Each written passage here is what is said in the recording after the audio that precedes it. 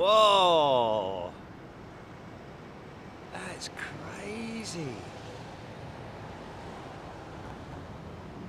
Mega calm conditions here on the ground. And yet, that guy at about 50 feet. Nice.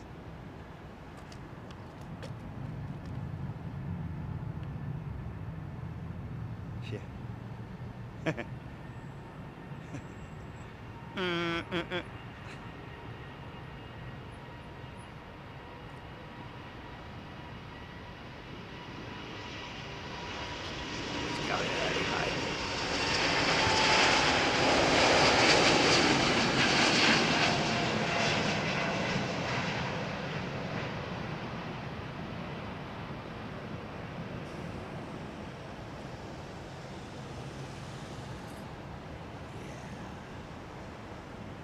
Clunk.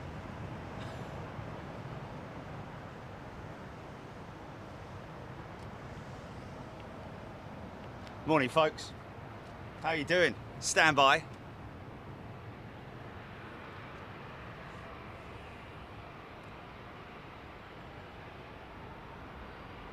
The old 777 winding itself up. Houston-bound 777. 200 with United. Now I think this is Pratt & Whitney powered, isn't it?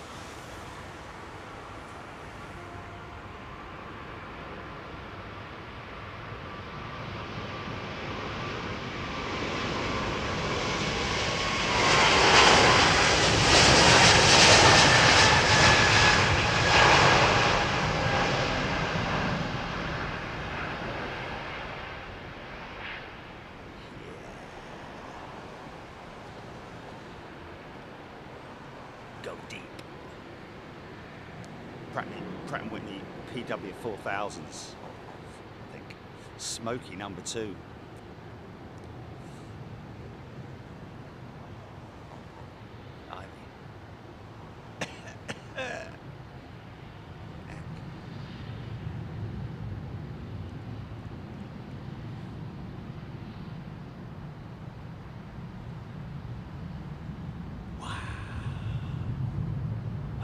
Listen to the rumble.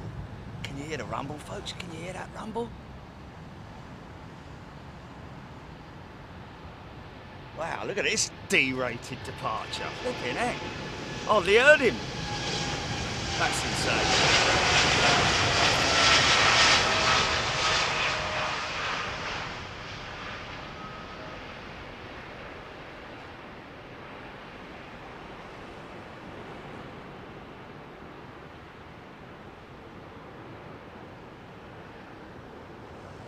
Oh, God, funky shot. Go on, you've got to go left, mate. You've got to go left, so that means we're going to get funky. Gotta get funky. Get funky with a 777-200. Go on, son. Left, go left, go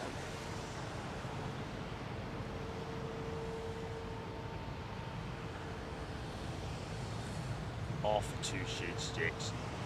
Very calm today, less than 5 knots of wind. Yes. Interestingly enough, well,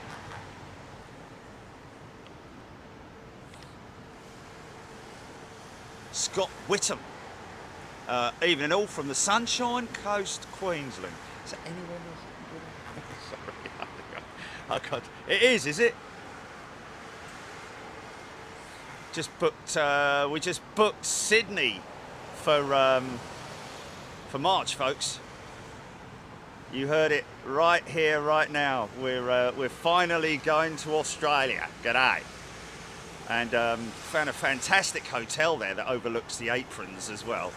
And that, as well as Shep's Mound. Have to get some Aussie stickers made up.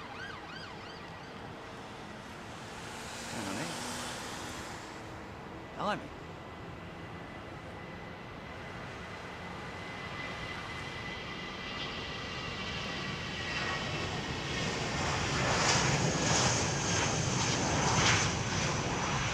Crazy, isn't it, that a little airliner like that, single aisle jet, pilot can jump straight out of that and more or less spend a week training on the A380 sim and then go fly passengers. Maybe not a week, but I know it's a very quick transition period between the A3, the minibus, should we say, to the big jet, to the 380.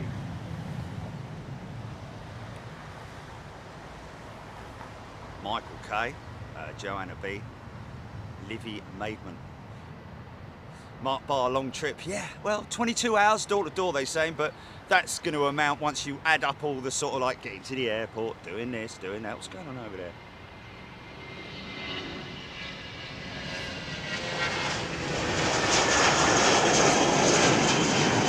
Wow, 25 hours and 5 minutes. Including the layover, 3 hours in Singapore, a beautiful airport in Singapore. So that will be an experience in itself. But once all's said and done and all the everything's ironed out, it'll probably end up being about 27 hours. I would have thought, once you've, getting to the airport, all that procedure of checking through. Once you get there, customs. Of course, the Aussies are quite strict, aren't they?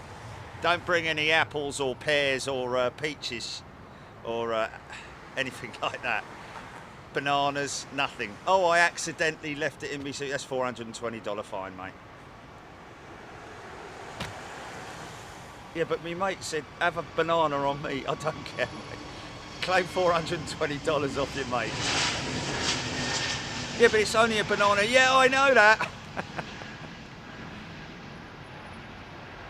But there's a reason for it, and I think it's good that they're as strict as they are in Australia in terms of like protecting their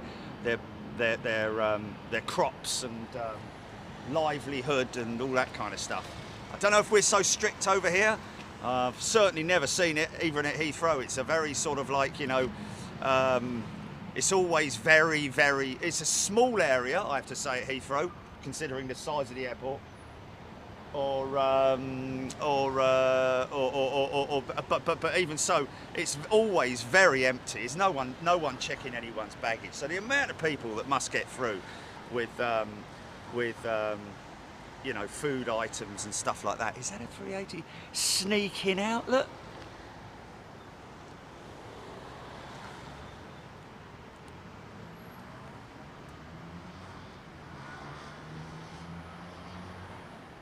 Eve Oscar, I had a half-eaten mouldy sandwich in my bag entering New Zealand. I had the sniffer dog right on my back. Yeah, the old sniffers do exactly what they're supposed to do. Love watching those shows, I've got to be honest with you.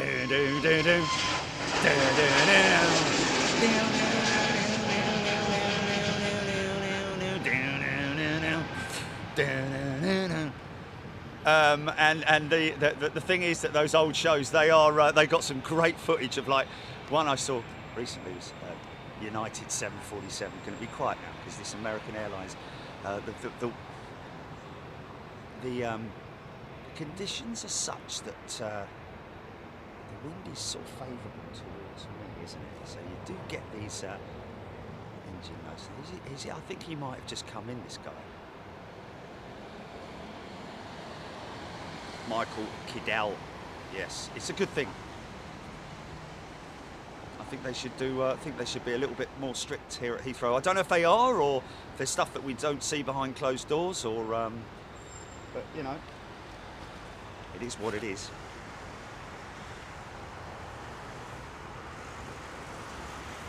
Yeah, Rolls Royce.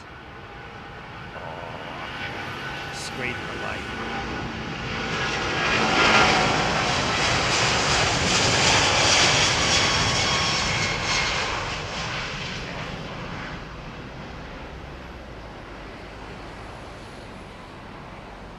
See the undercarriage tilt there, folks. The whole cart system you'll see is part of the gear up procedure. You'll see the gear tilt forward so that it can literally fit into the undercarriage bay. Part of the design on the Boeing. Oh, he is coming out. Good lad. Morning, big fella. Morning to you. Morning, Voltaire. Off to Miami.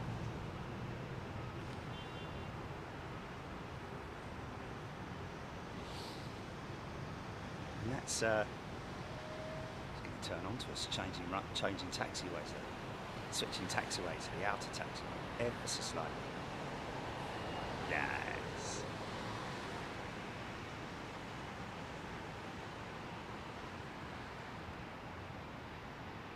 Yeah, Jilly's coming out on the Sydney trip purely because of the whole time zone differential is mega.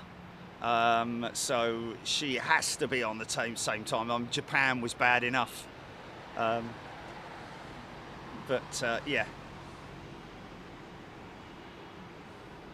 Unbelievable cost of getting there and back. I couldn't believe it. There was me thinking it's going to be like $5,000 per person. You know, it's the prices that, mind you, it probably is on like Qantas and stuff like that. I don't know, but unbelievable, under $3,000 for the whole thing. Ginny, you should become a broker. Because I tell you, people would pay for your services to getting service, because for flights and hotels and cars and stuff like that. Jilly's Travel Services, how can I help you?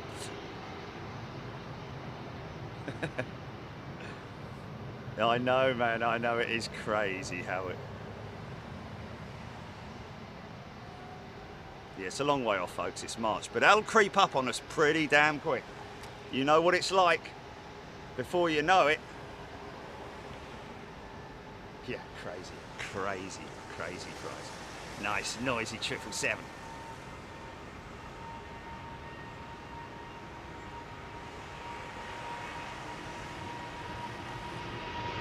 Singapore Slinger 4 times, how about that? Straining at the leash, she wants to go. What's the car?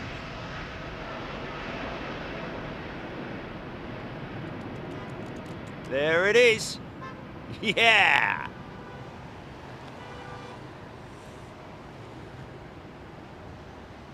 Yeah. Yeah, it's crazy, man. I'm telling you.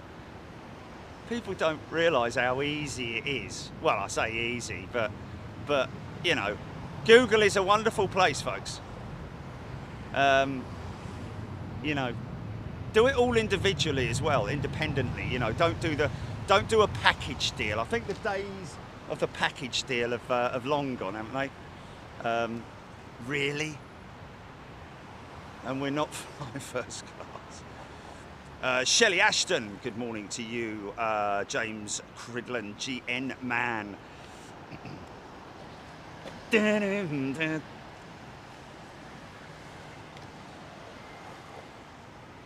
Nigel Armstrong, is that door under the SH on the BA380 shut right? Yeah, it will be, because if anything's not shut right, it'll be on the screens. It will come up as a flag. You know, all the cargo doors multi-bolted, very secure system of closure on all these jets, and of course all linked directly to the flight deck and onto the systems. Nice Max, here we go.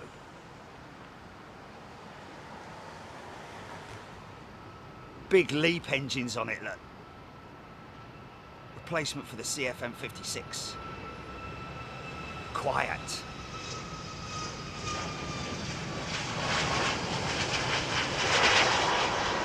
Scimitar winglet.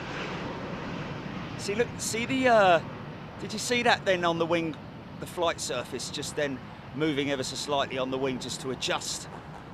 And that's all linked to the flight controls. So one movement will control, you know, the computer will kick in and sort of Is that a big spider web?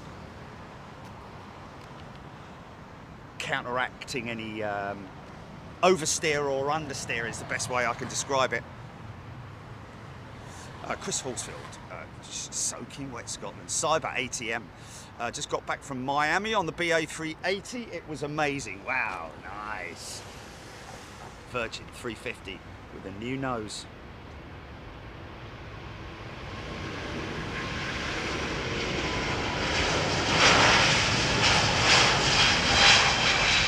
Look at that wing. Yeah.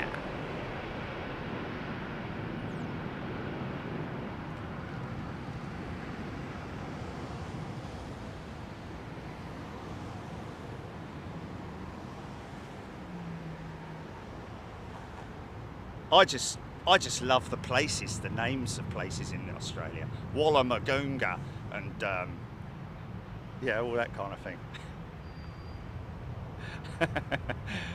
It's just great, mate. All works with the Aussie accent as well. Wallumagoonga. No such place. Right, up next. Elfie Wickens, yes we are. Michael Kiddell, all flight routes being redirected over the Middle East, question mark. Yeah, there is some diversions going on there. Clive Clark, Joanna B, Nigel Armstrong has gifted 5 memberships. Thank you, Nigel. Of course, don't forget, folks, long before Sydney, Australia, we've got Chicago to come in a couple of weeks. Actually, yes, in a couple of weeks, yeah, a week after this. And can I just say, this day in history, in 2021, was it, Jilly? 2020, the last flight of the 747, BA 747s out of London Heathrow, caught by Big Jet TV. Nice 200%.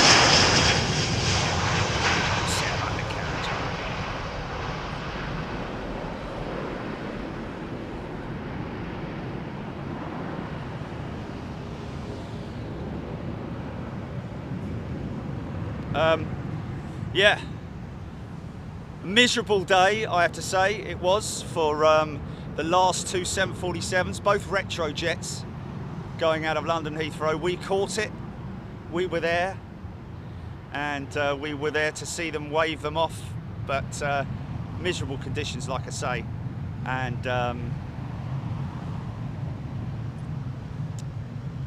yeah, fly past, there was a fly past, but it was pardon me.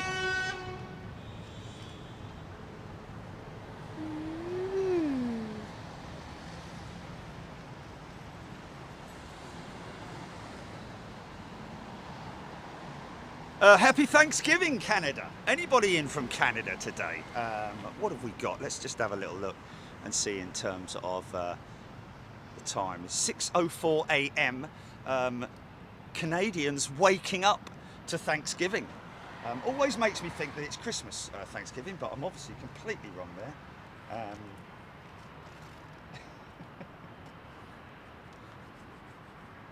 It's just a sort of, you know. Yeah, one was Negus indeed. Green zinc chromate, or chromate, zinc phosphate primer. Where are you going to see that, folks? Come on. Have a think about that. Where are you going to see that? Green, I think there's a big clue in that as well. Green zinc chromate, or zinc phosphate primer.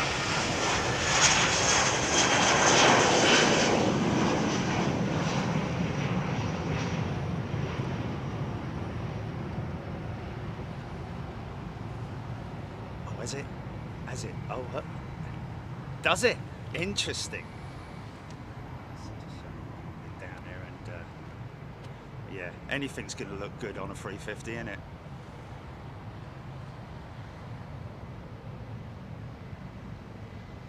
United Airlines just making an announcement, ordering 60 additional A321neos. Now that is interesting, because United are a very strong Boeing fleet, aren't they, in terms of their 737s.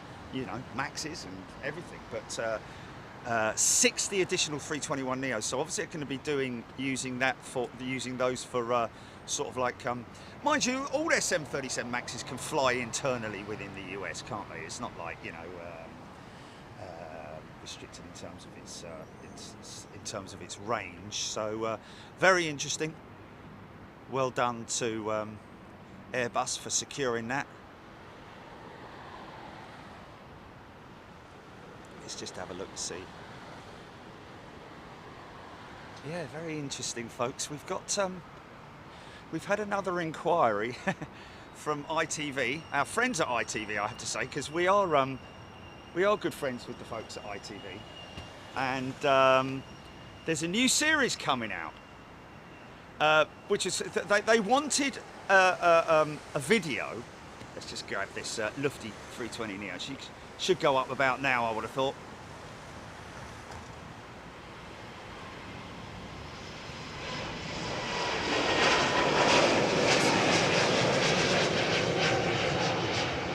So the Marlowe murder mysteries.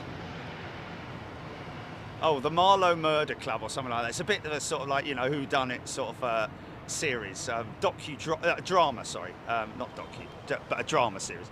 And it's funny because they called us up and said, messaged us and said, like, you know, like this, can you supply an image like this, like a video like this? And I'm like, how does that fit into the context of Big Jet? Why would they want to be? I couldn't figure it out. So I gave the producer a call yesterday, or the other day, whenever it was. Wow. Those Neos just float, don't they? And I said, forgive me for asking, but he's a fan of the show as well, you know. Crazy, isn't it? Oh, well, here we go. We're going to get funky. We're going to get funky. A little bit of funk. Ah. Yeah. Yeah, Jilly sort of like figured it out, but I still couldn't quite understand what the hell was going on. So I called him up and asked him, and he said, right, well, what it is because they wanted a plane landing in the rain. The way these things float, man. I know I keep going on about it, but absolutely ideal conditions to fly. We did have a funk there. And I said, how does it work then in terms of the why do you need it? And he was like, well, what it is we've during the show. Oh, listen to this. Hold on a minute. There's a girl who's flying back from Jamaica. Oh, I need to hear these engines, man. And you definitely need to hear these engines, man. Big old lump.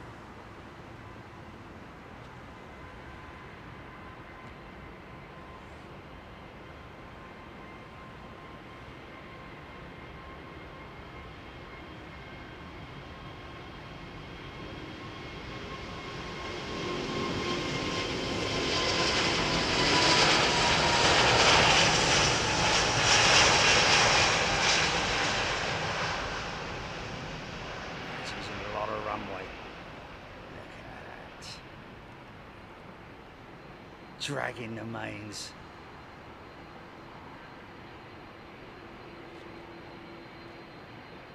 Yeah, but there's engine sounds, mate. I can't talk over engine sounds. Gonna have to wait. Oh, look at that Air Belgium 330 Neo. Is that mine? Is that their Neo? I thought they were taking that. They'd taken that out of blah blah. Yeah.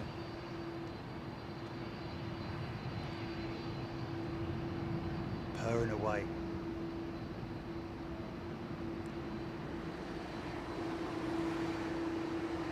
CF6 engines. See the big pointy exhaust cone there, folks? The back of the engine, right at the back of the engine. It's uniquely sort of like if you're doing an engine recognition, if you've gone past your aircraft recognition exams. Now you're on to engine recognition.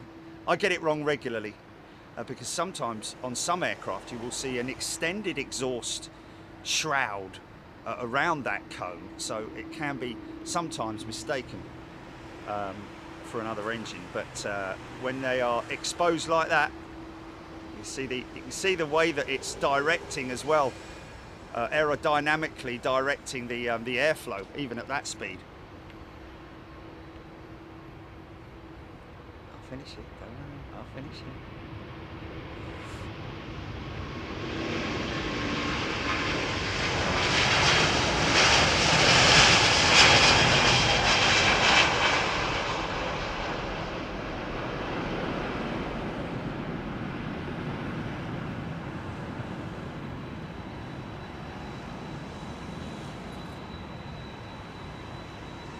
So yeah. Apparently during the show, there's a woman or a girl or something, and she's travelling back from Jamaica. It's in the rain, and they wanted, and I said, because they sent us a message showing the Emirates 380, and I was like, oh, for God's sake, let's make sure we get this right, because there's nothing worse than seeing a production where the researchers haven't done their research, and she's flying back from Jamaica and she's on an Emirates 380. It would be like, it happens all the time, doesn't it? That this guy's going to go up quick. So they grabbed one of our BA jets arriving. Yeah, look at this.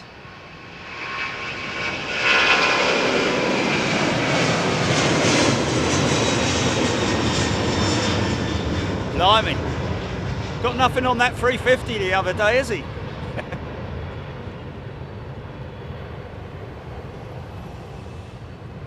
So yeah, we will obviously, once he did say that they will hopefully be airing it in December, around about December time, hopefully. So we'll keep all of you folks informed on that. I did tell him that they'll probably have quite a big spike in viewership. Mind you, they're talking millions on their viewers, aren't they, compared to us? But anyway, might see a little spike. Might see a little spike. Oh, very funny, Hilly Hog. Nick Gray, Airbus with a flapper on. Indeed. The one and only Airbus with a flapper on, has to be said. BA319 arriving from Jamaica. Philip Lowry, yeah, it's just brilliant, isn't it? So thankfully, having spoken to their researchers and also the producer, we've made sure that they've got the right clip. Actually, we better make sure. Better make sure which aircraft it is, Gilly, because we'll have people saying they don't operate the 777 to Jamaica, or the 350, or what. We better make sure they got the right clip. You know, I don't know. It was a 777, right? Okay. It's Ben Brown. You need to speak to our researcher, mate.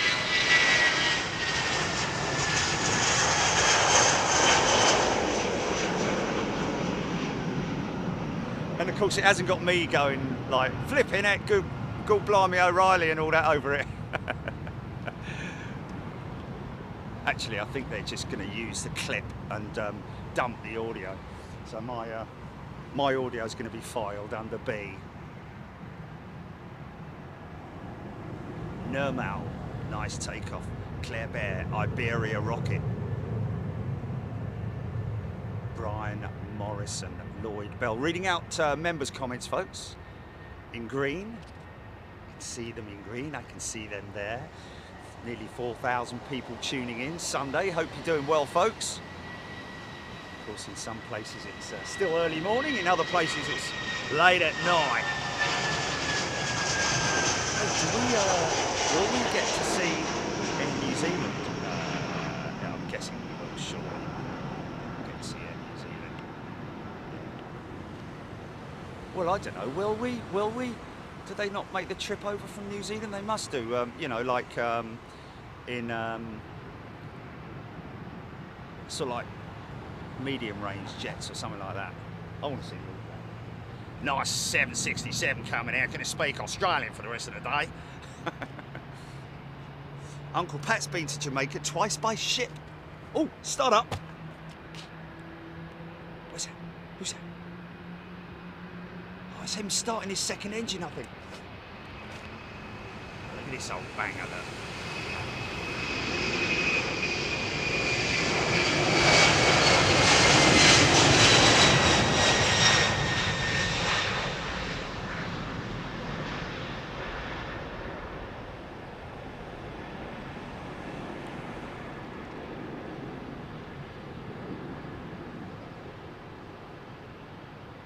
Smoking. Wow, that's quite a shallow climb out, I have to say.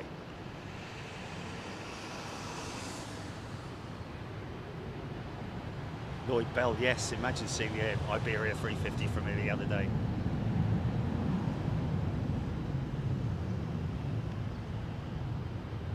Most peculiar departure.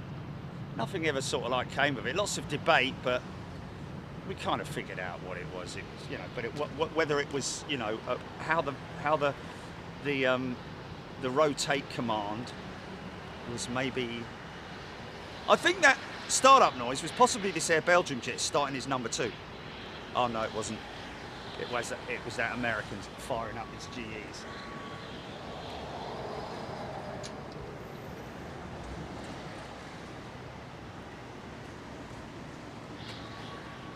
Chris Clark, Brian Morrison, just released Sabina. Remember those Sabina jets? 707s, didn't they? 707, the Sabina.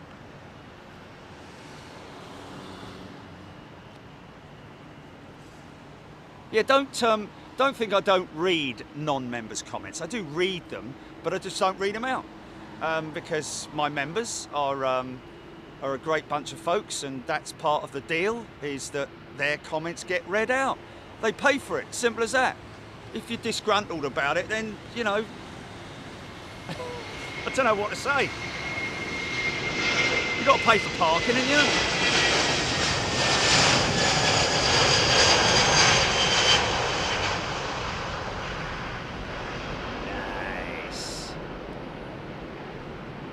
Do love an old school 330.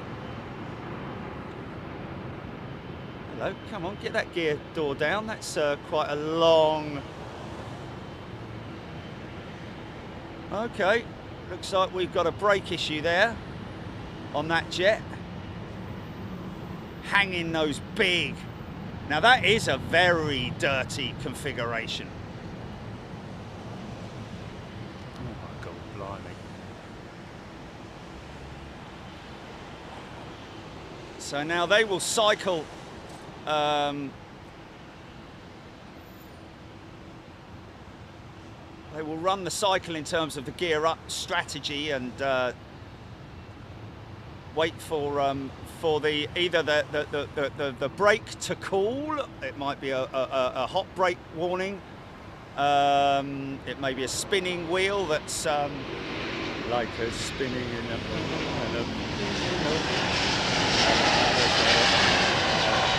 without a sing and a mother and a fizzy and a do. Oh, we're going to get funky with this one with some Malaysian jet.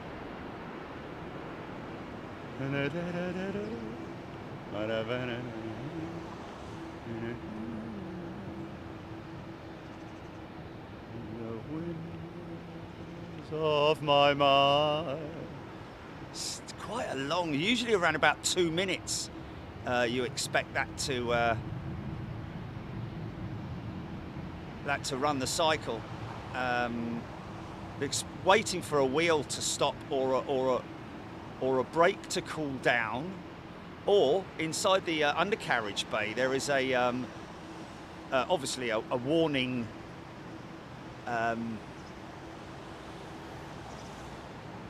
alarm that goes off in the instance. There we go, gear going up now.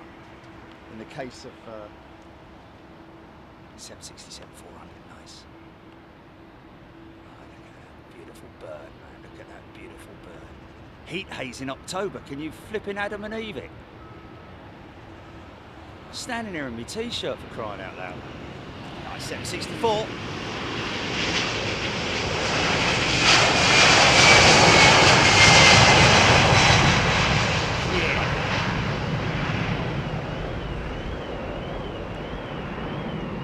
Set the alarms off. 767 400 with the raked wingtip. Bit of funky in there. Mixing a bit of funk. Arrow. The sun's not up in YUL yet, but I am on this. Wow! Can you hear that rumble, folks? I want to hear if people heard that, if the mic picked that rumble up, man.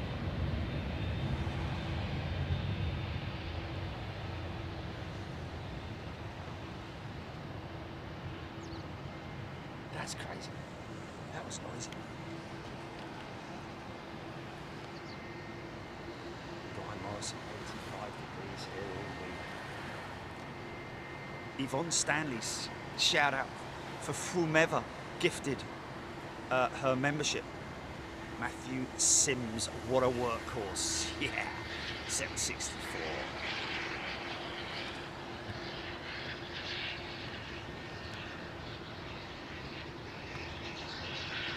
Deborah Davies, snorkel and flippers. Paul Rob Probert, I did, Jerry. Bootle lad, rumble in the jungle. Dave Mack, yes, I heard it, early birdie. Current time in Sydney is 9:23. 9:23 p.m. That is, isn't it? It kind of works.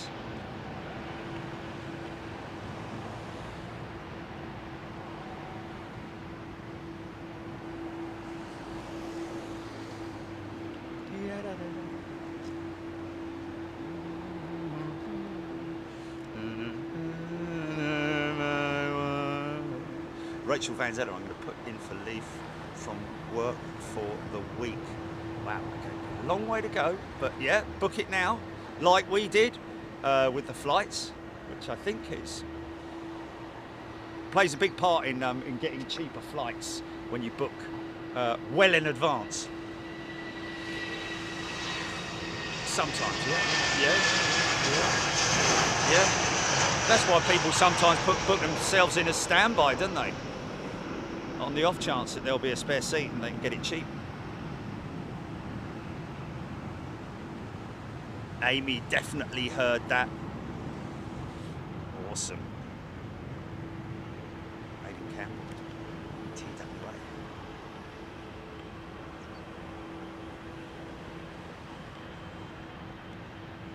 TWA. That's crazy. They will, man. They will. Captain Bob, sounded great on the headphones, Bruce saying. Bruce, that's fantastic. Yeah, I have to say, watching this kind of thing is probably the best experience is via a decent set of headphones.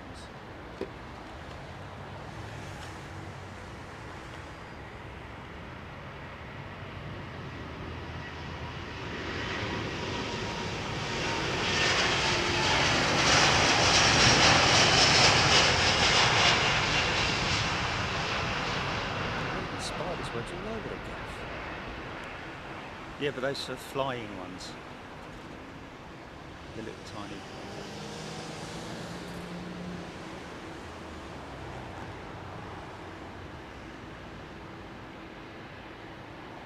Mark Appleby caught the train from Campbell a couple of weeks back, looked over the field towards the airfield, and the BA 747 was parked up.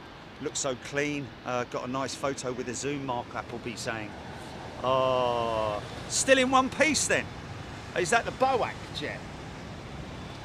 So this is Air Belgium's A330 Neo, soon to be switched out with the older CEO variant. So if you're lucky enough, getting a fly on this one. Chicago bound, isn't it, or something like that? They're using this on the Chicago route.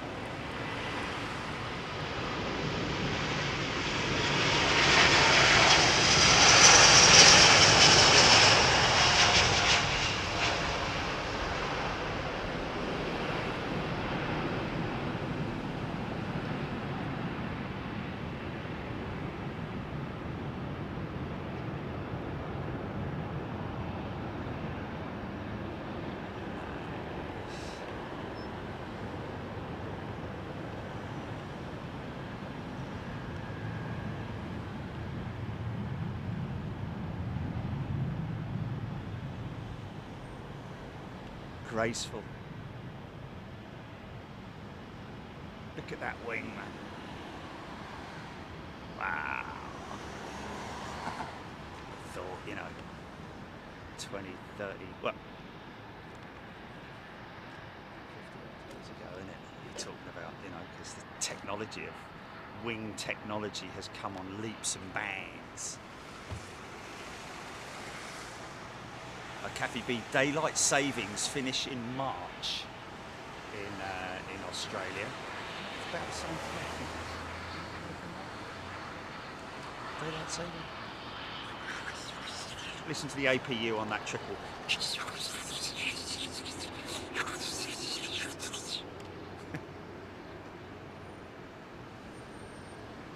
Beverly George, Giant B.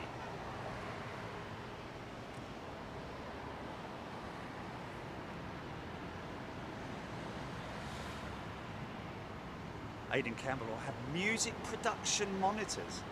I mean, yeah, fair enough, fair enough. He's got it really sewn up, hasn't he? Wow.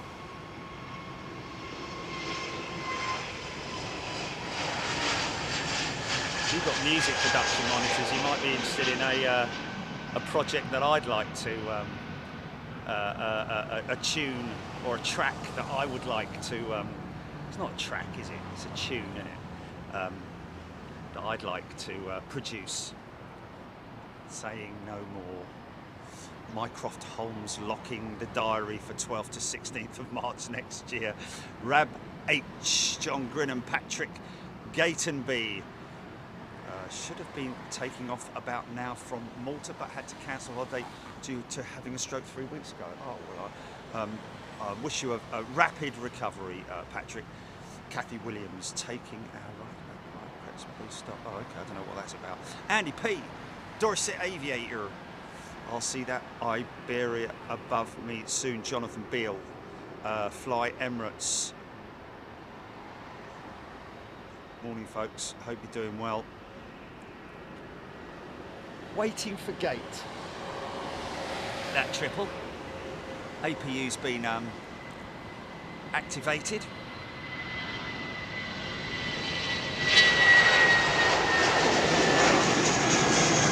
VR Shanghai, Changi is like a cathedral, more like a bleeding,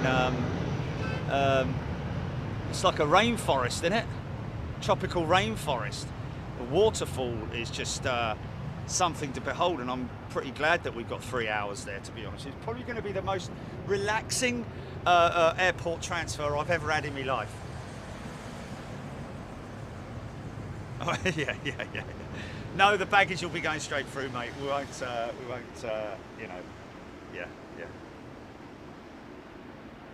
Karen North and Karen, have you ever thought of releasing an album on plane sounds? Well, you know, it's funny you should say that, because it could quite easily be done. But I remember when I was a kid,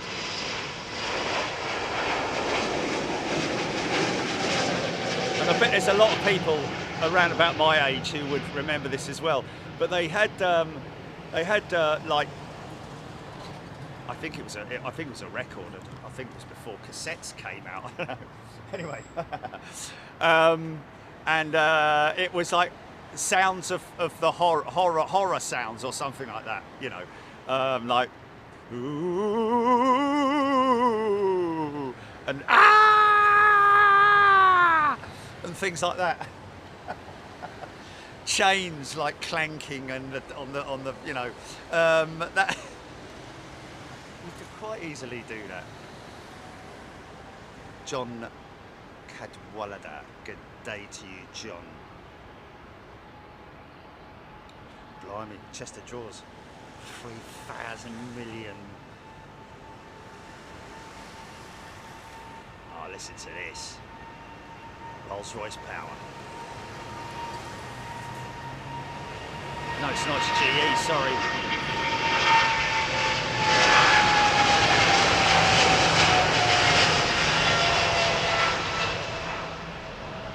Nice. General Electric. Trent 800s. Sorry, what am I talking about? General Electric Trent 800s. What is the matter with you, son? Got Australia on your mind or something, I don't know. General Electric GE90. What a calamity. You big gabar. Mate, it's October, Jerry, okay? Too exciting. GE90 Trent 800s. Brilliant. Paul Glover's sound effects LP, that's it. That was it. Ooh. What made me scared was it when he went, Jeremy.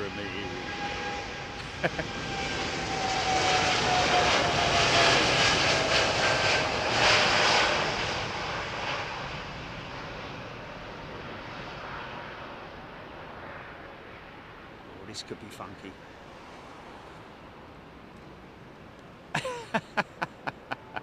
This could go funky. This could go funky. Partially funky.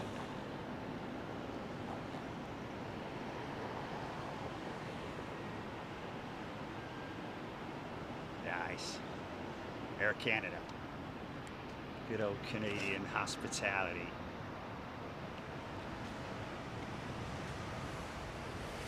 Brian Stewart wishes the engine ID will be shown on all the nacelles. Yeah.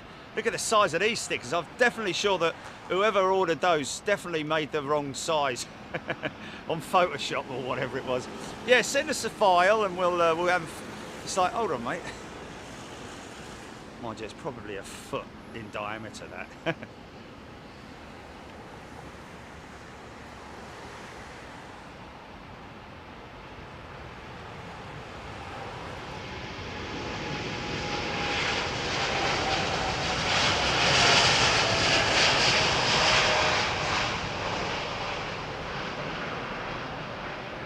See that vortex over the wing there from the engine nacelle?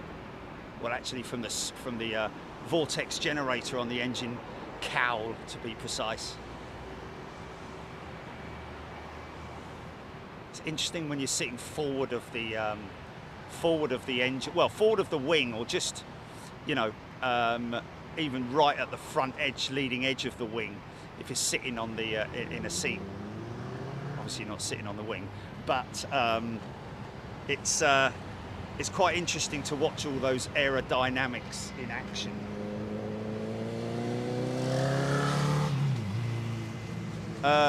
Jan Justison Christensen is a very new member. Very warm welcome to you, Jan, and Sheila. Welcome to Premium, Sheila. Struth. Martin Ogden. Aidan Campbell, Big Jet TV, the album. Tony O'Reilly. Tony O'Reilly. Probably not the last to know Tony, I'd imagine, but yes, we're off to Australia, folks, but not till March, okay? Should have never said it, really, should I, Jelly? Because it's like, you know. Are we there yet? Are we there yet?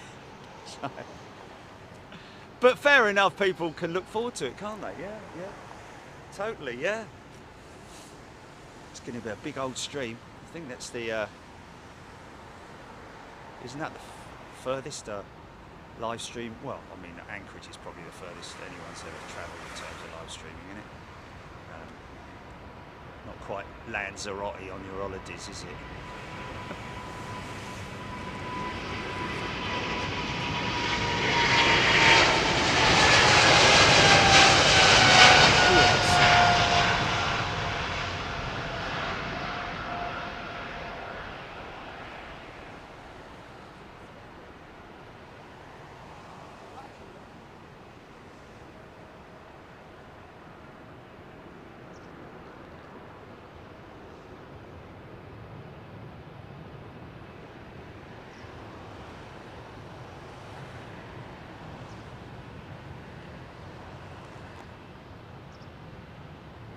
Dave Mack, Chicago, 16, 17?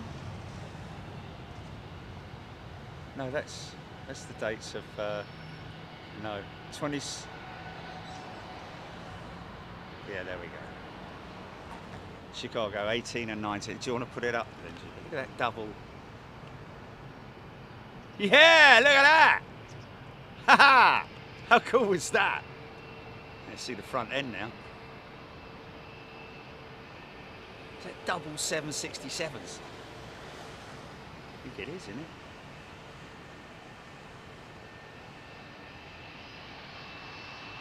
How cool is that? Steve Ricketts is in Oz. Looking forward to seeing you there.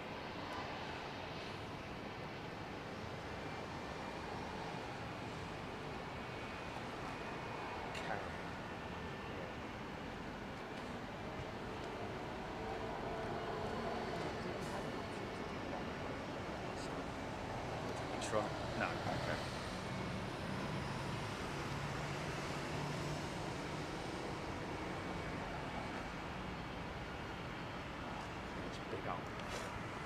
Super stretch 777-300 defo on the GEs here, look.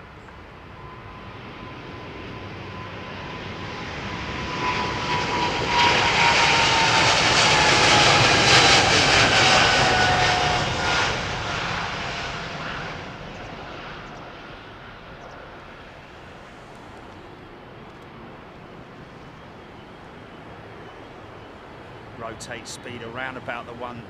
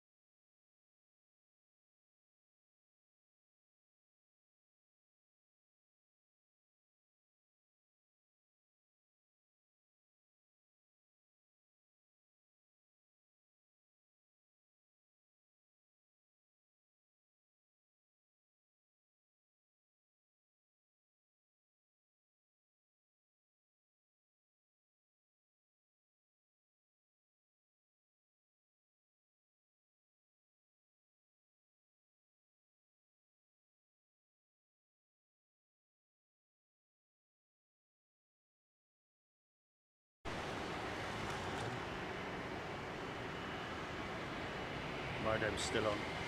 Modem's still on.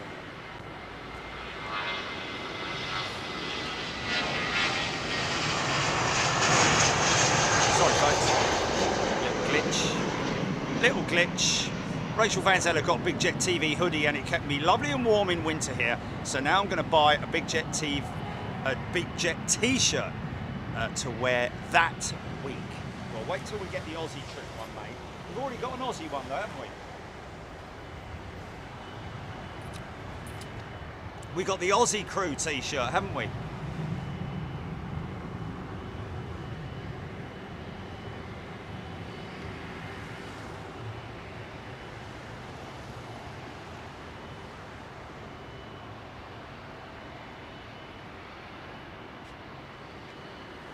Derek, Andrew Adams, Durset Aviator, RD UK Diesel 13 Claire Bertonio.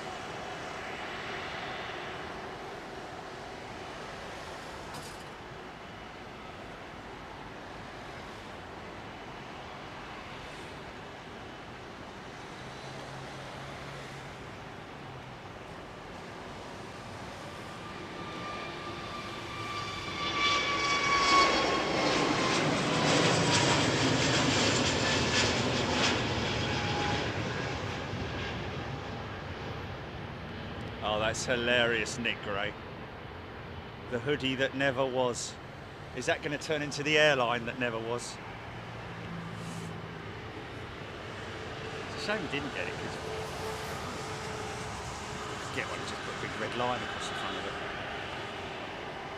No longer in service.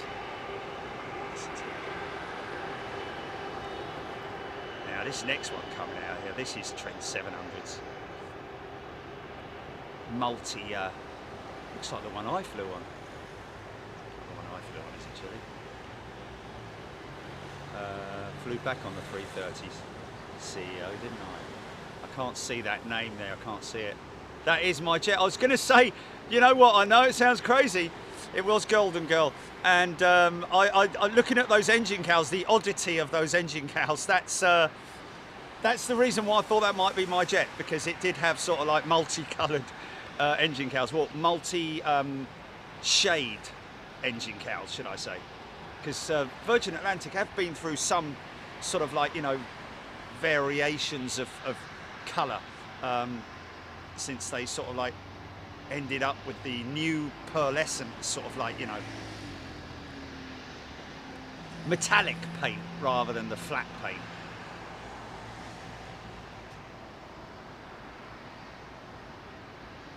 Aidan Campbell, I have a green Big Jet TV t-shirt, highly recommended. Yeah, gotta say, they are comfy, even if I say so myself. It's interesting, what's going on with that? Why is he stopping there, I wonder?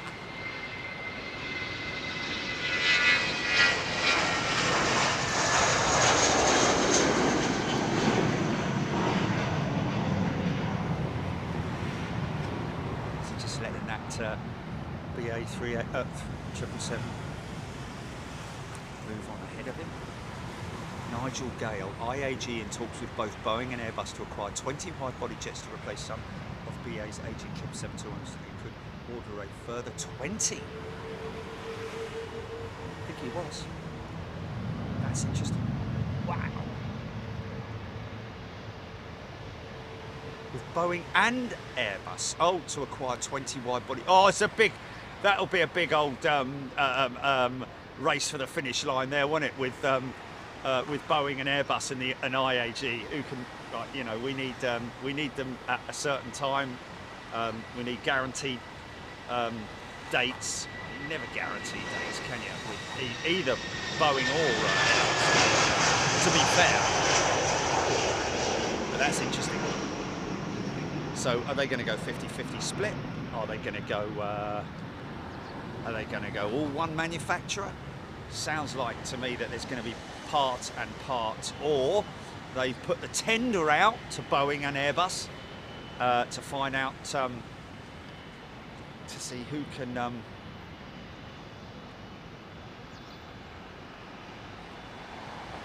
he was waiting, he was being courteous and waiting, because he's just switched taxiways.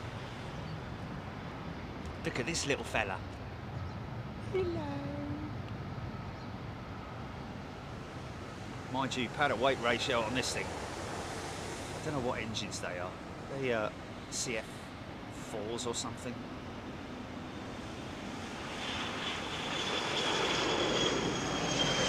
CF34s or CF4s are some of the old CF34s, I think it is. I don't know, probably not. Might be IAEs, I don't know. But I do know that Embraer do use the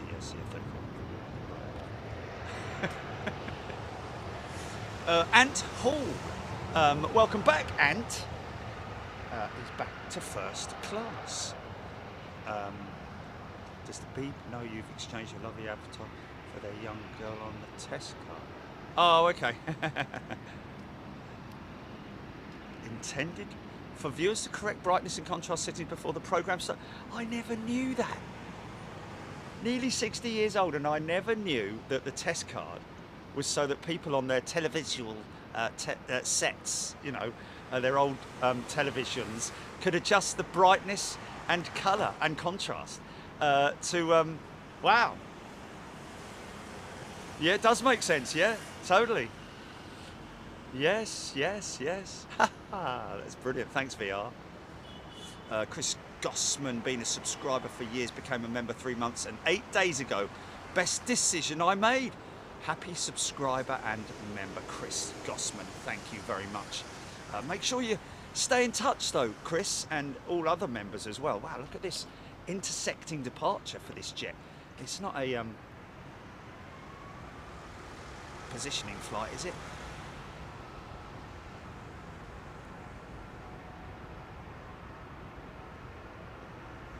It's going to Delhi. Fair enough. She's screaming. They are Rolls-Royce.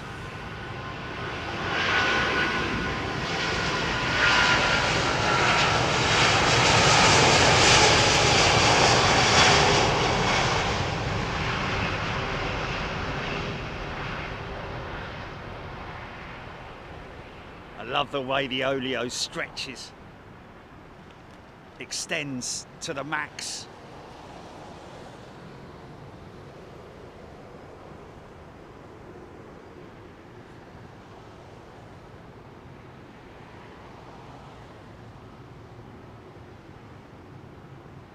John Graham, 777-200, indeed.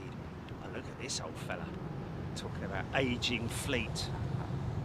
They are looking a bit long in the tooth now, aren't they, the old BA 777-200 fleet.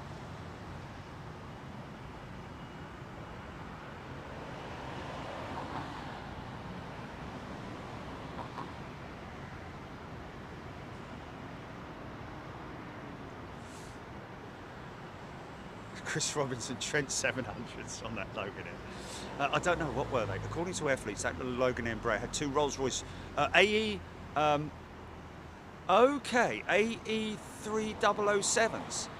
Interesting.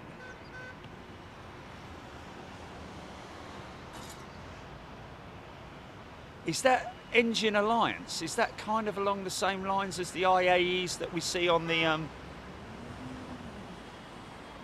International Alliance engines? Is it IAE on the on the AIRBUS fleet?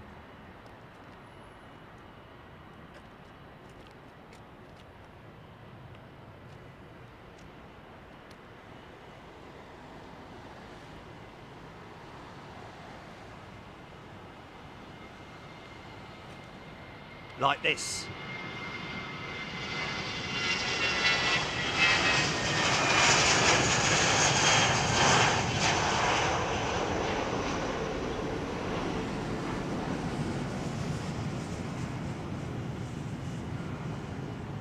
Diesel 13 Singapore 380 on radar for Singapore, and that's what we're going on, isn't it?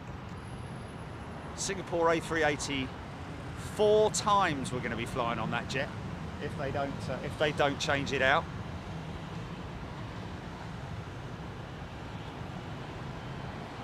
Claire Bear also confirming Singapore Slinger just come up on flight radar 24. If you're wondering what we talk about when we talk about flight radar, folks, there's 4,000 odd people watching now. Good morning, good evening, good afternoon to you wherever you are in the world. Just coming up to midday here in London. Flight radar 24, brilliant app, folks. Try it out. There's a free version of it.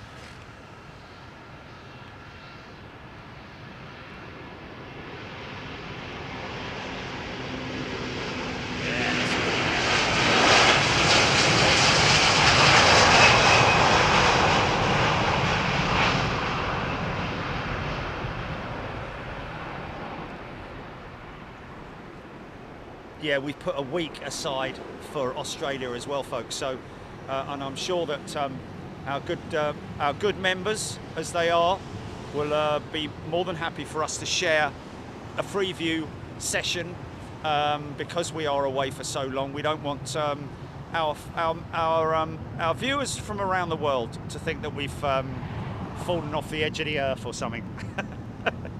Maybe do a free view day. We might do a free view day. We'll see how we get on. But as we're out there for so long, we'll obviously have a lot of things that we can do and a lot of things to film.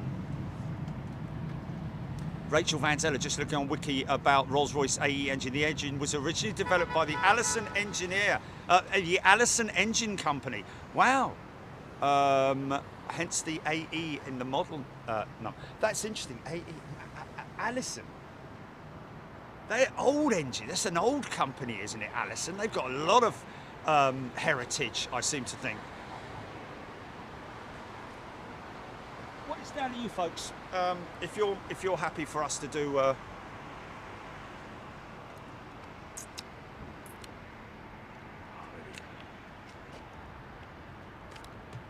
Thank you, John. John Surtis, gifted a membership. Thank you, John. Yeah.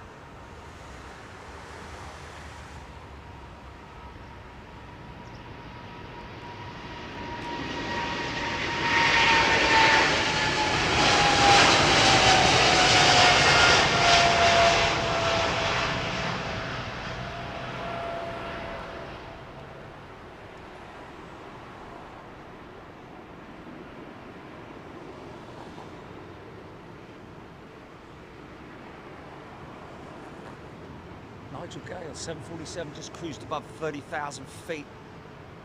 Oh, I did it wrong. I think that's it there, isn't it? It's very high cirrus right now. I'd say that cirrus is, ceiling height for that cirrus is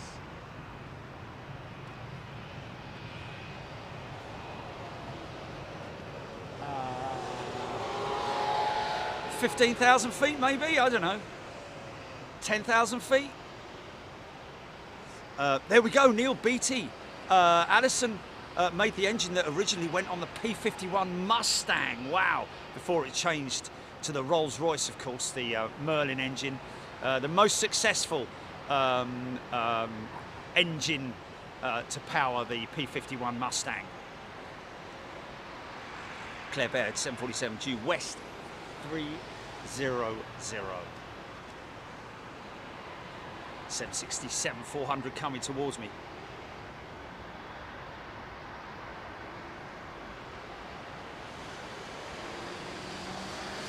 Yeah, we're not going to be giving out times until the week before, or maybe even when we get there. We're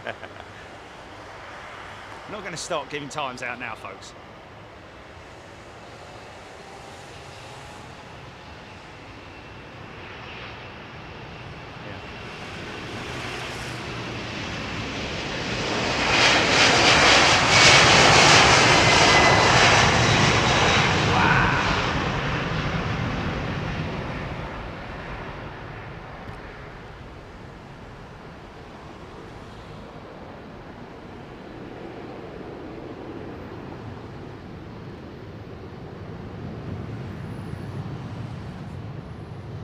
Lowry, what wide-bodies jets did Singapore use in the 90s? Oh, 747s. I think you'll find 747 1990s. Listen to the rumble.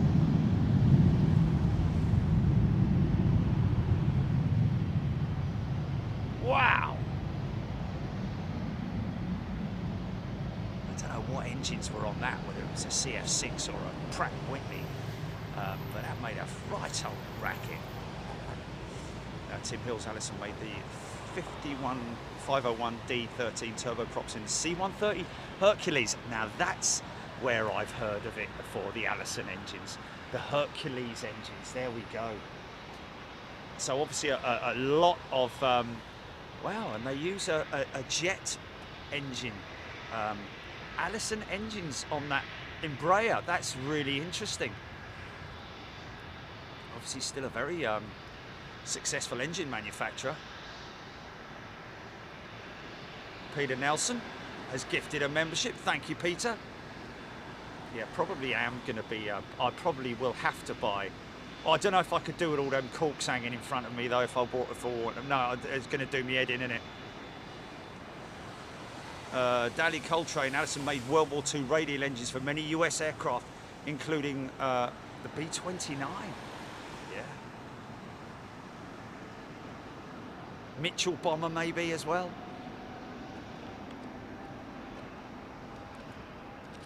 Yeah, we're here she comes.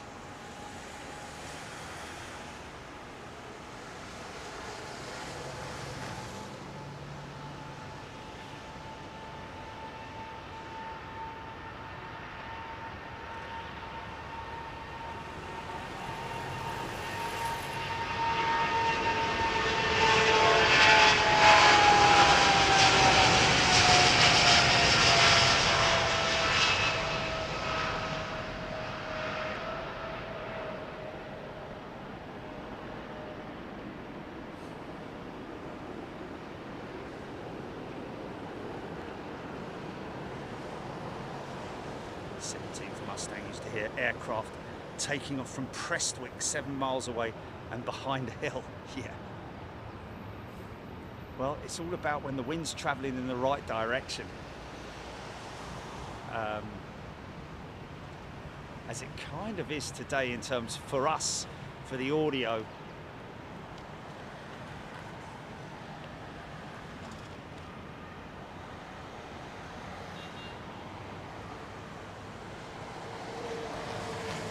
Phil Sky Singapore Airlines were also using the A330s, Boeing 777-200s and A340s as wide bodies in the 1990s. Yeah. Was that on the Heathrow route as well, though? A340-600s, I'm imagining, or maybe the 300s. Air Canada 860 inbound with a medical pan, Saffron servant saying. Where's that then? Captain Bob, yes, Singapore had the mega top. Yes, they called it the mega top, didn't they?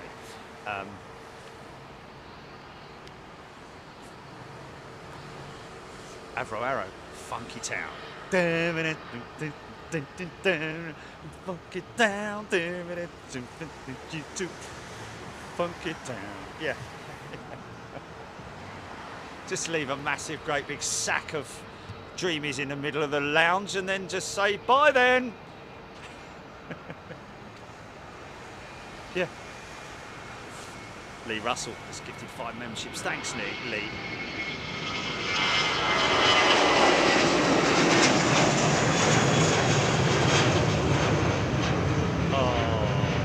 Hope you're well, Lee.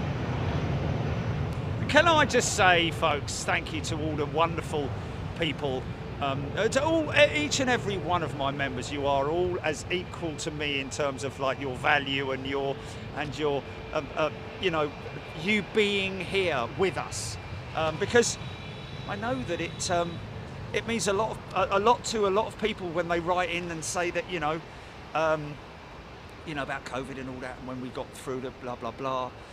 But in terms of the you know the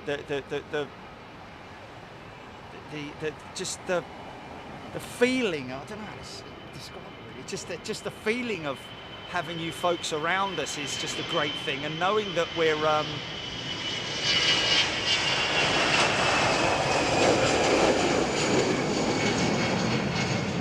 we're going some way to brighten up people's lives and make them happy because of our presence, and we're really glad about that. That's what really keeps us functioning, is obviously the planes, bringing you the aviation content and doing the travelling that we do to make you happy. So thank you to everybody who writes in. There's so many of you folks that do. It's very difficult to keep track of it, I have to say. It's a nice, it's Eater's jet landing, isn't it? I can always tell it because it's absolutely situated.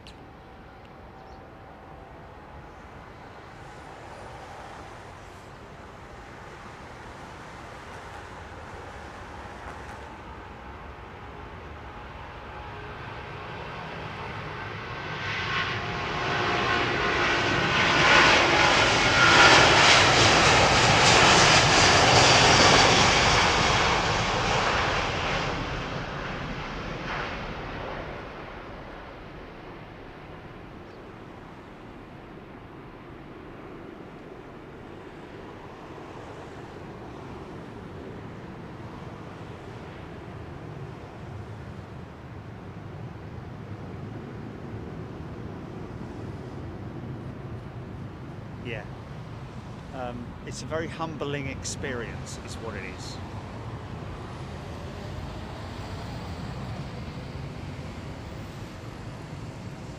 Jason Clayton, thank you. True comment, I have to say. But we have built it, but it has taken a long time to build. Construction time has been somewhere in the region of 6 years, isn't it? Crazy. Nick Gray, Heathrow is 777 heaven this morning. Jonathan Beale. Yes, of course we will. We already have cat sitter on the books, and a very good one as well. Someone who we know who comes highly recommended, and we know they're looked after. Although I do leave a camera in the house to see Chachi on the way. Mind you, goes on and on and on, in and out, flipping it. Just every time I get a notification, there's a big cat's face in the camera. Steve Vincent, how long does a gifted membership last? 1 month, Steve. So all those wonderful folks who've gifted memberships in the last 20 days or so, will those folks will be coming to Chicago with us. Biggie B. It's a good question, that Biggie B. How does Heathrow cope with the amount of fuel required by these jets on a daily basis? Well, there is a fuel line, a main fuel line, and it's a very, very long one that comes into London Heathrow. And there's a part of the fuel storage area, and there is another one over the other side of the field around about the same size. Millions of litres of fuel every year. Jason Clayton, I remember the free 30-minute intro, yes. Jerry trotting through the fields of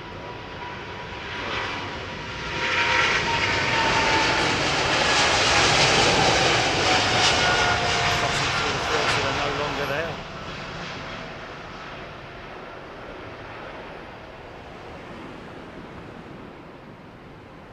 Would expect around about this time of year, folks, to be seeing a certain amount of aerodynamic floofage over the wings.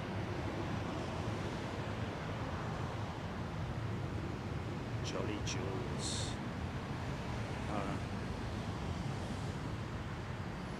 How far back is it? Or is it not come up yet?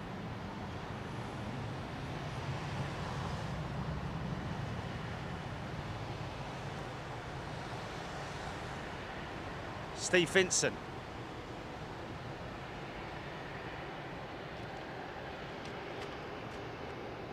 Thanks, Steve. Thanks, Sue. Jerry. I'll give some for the Aussie shows and hope folks can make use of them. Steve, I'm sure they will.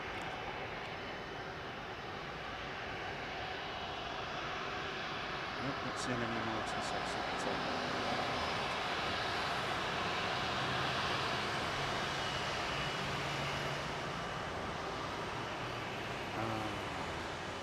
Probably not.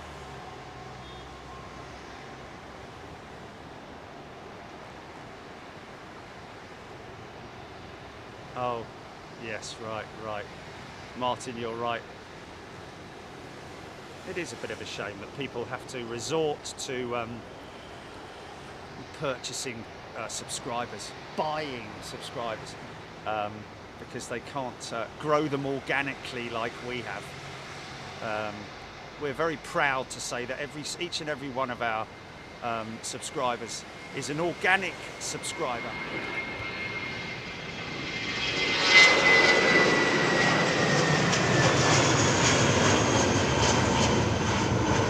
Grown in the garden of life. No, it is a wonderful thing. Not mentioning any names. But while I'm at it, please, come up with your own ideas about t-shirt designs, please. Honestly, really? You know. Oh, that's good. Let's copy that. Okay. You know, use your own imagination, for crying out loud, man. And if you're going to do it, don't use the obvious one either, you know. Blimey O'Reilly.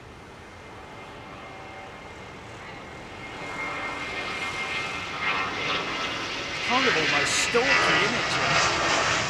It's almost like, you know.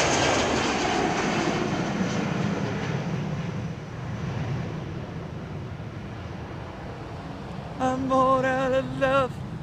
I'm so lost without you. Sorry. Yeah, all of our members, all of our subscribers have got lots of like wellies on and lots of potatoes. And big muddy potatoes.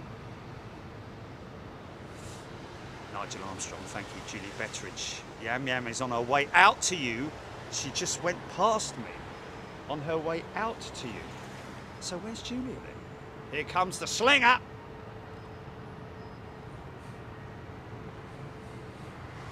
Okay.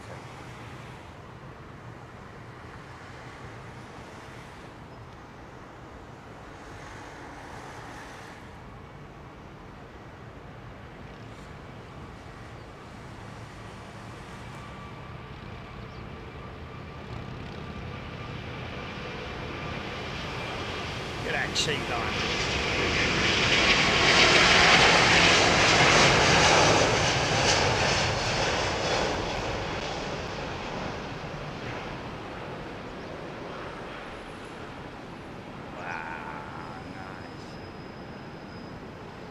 Ryan, welcome back, Ryan. As a member on Big Jet TV, welcome to all our amazing members. If you're watching this on replay, by the way, a big shout out to you. Funny enough, like I've said a couple of times before, a good thing to do when you're zipping through when you're watching a show like this that is quite extensively long, you know, 4 hours or so or whatever. Hello.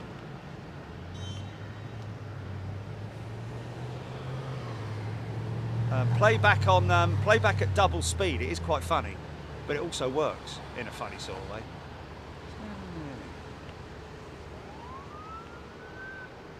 Okay, we do have definitely. This is not a drill.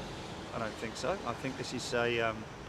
Do we have a fuel spillage or something around one of these jets that they've just noticed?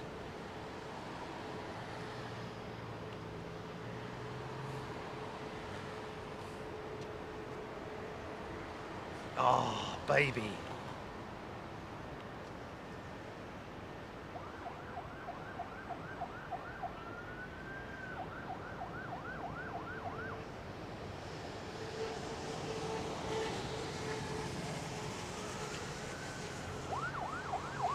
What's going on here, man?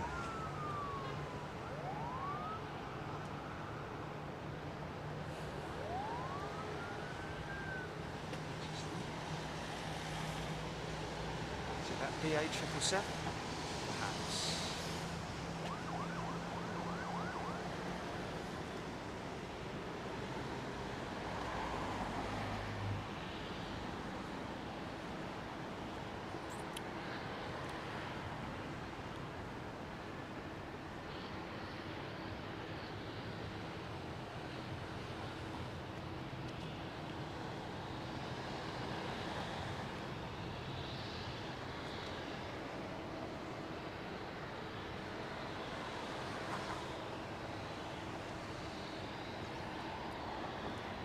Kenny PJ's loving the slinger, the banking slinger.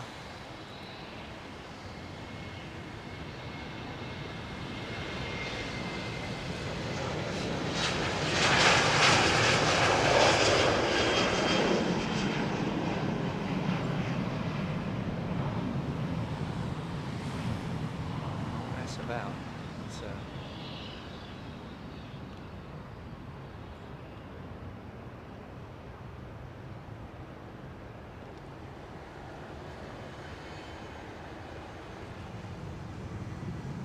Yeah, this is for the BA jet, definitely for the BA jet. I think that's the governor, obviously, in that vehicle there, vehicle. It's just obviously maybe some spillage. I'd imagine it's spillage related.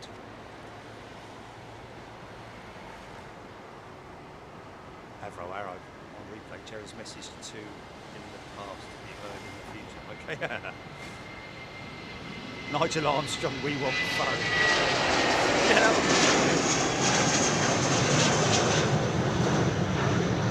Well, move a couple of these. Oh yeah, they're definitely, yeah. It's definitely engine related. Look. Oh look, a truck's in the way. Surprise the bleeding prize.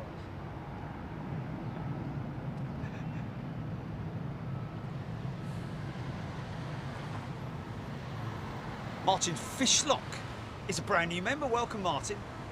Sure, I've read. Come on, Steve, hurry up. It's all over in 5 minutes. Get dark at 7:30. Oh, I've got an old vehicle, haven't I?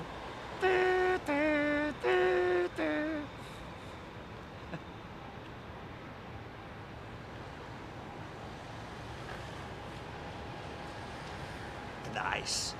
El Bandito.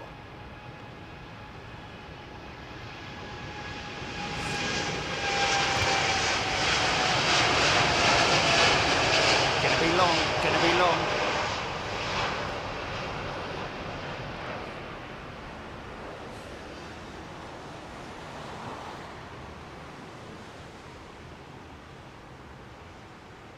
Quite surprised they've kept those vehicles there, to be honest with you, and haven't moved them.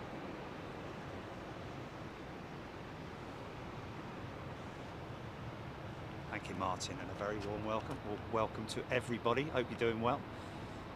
Hey, listen, if you're new to Big Jet TV, hit that subscribe button, folks. You'll be glad you did, only because, you know, you get a notification. Make sure you turn your notifications on as well. You've only done half the job if you subscribe to the channel. You've got to put your notifications on so that you know when we are live. Because we obviously do send out notifications. You can also download the app if you like.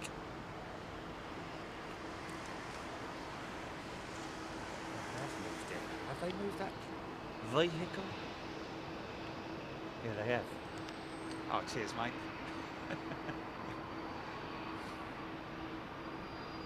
Tony Rivers. Tony Rivers, wider than us. RDUK, beautiful livery. Matt Jeffrey, Singapore used DC-10s during the 90s. What, to Heathrow? I think the original question was what aircraft did Singapore Airlines use wide-body-wise into London Heathrow during the 90s? Or was it?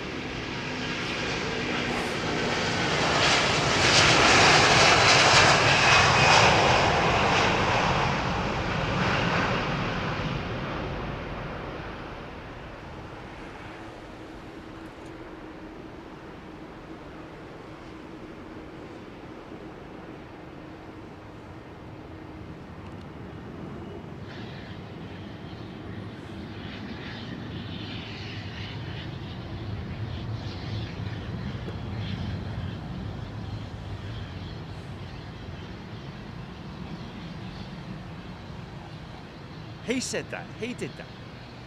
No. Oh, that's thrown a completely different light on him then, isn't it? Bleeding.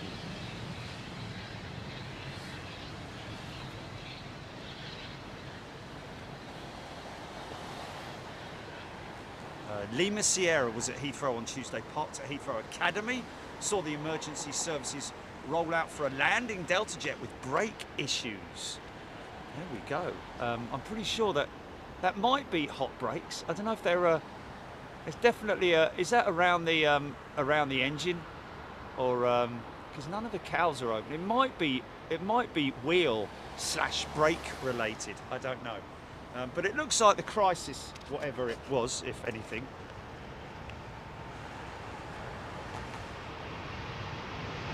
Coming your way, Australia.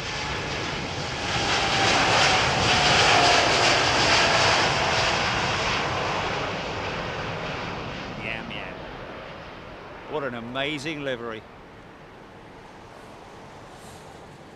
Yes, I know that. The little Joey, bit of a funky shot going on there.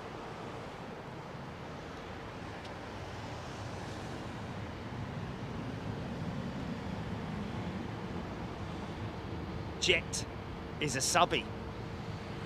Welcome, Jet. Awesome. Joanna B, what's likely wrong with that BA engine? I don't know if it is the engine, Joanna.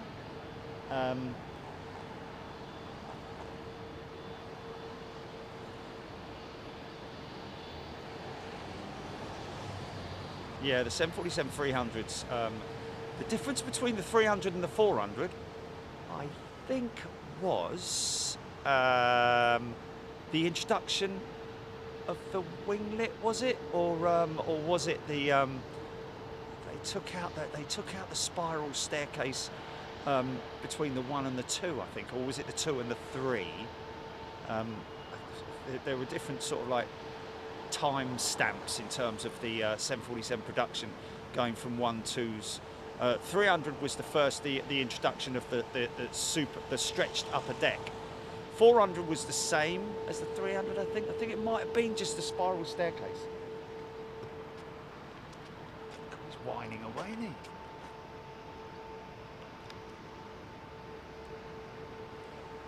Jordan Charlie. Big Jet TV app is gold, apparently, according to Karen. Thank you, Karen.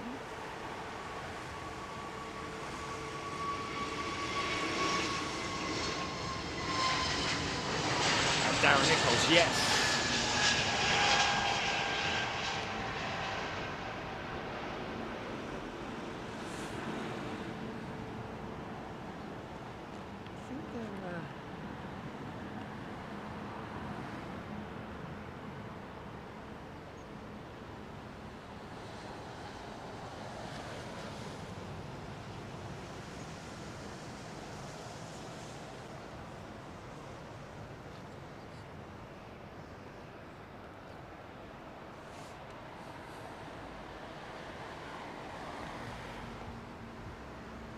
I 17th Mustang. I think it's only a day's flying to get to Sydney.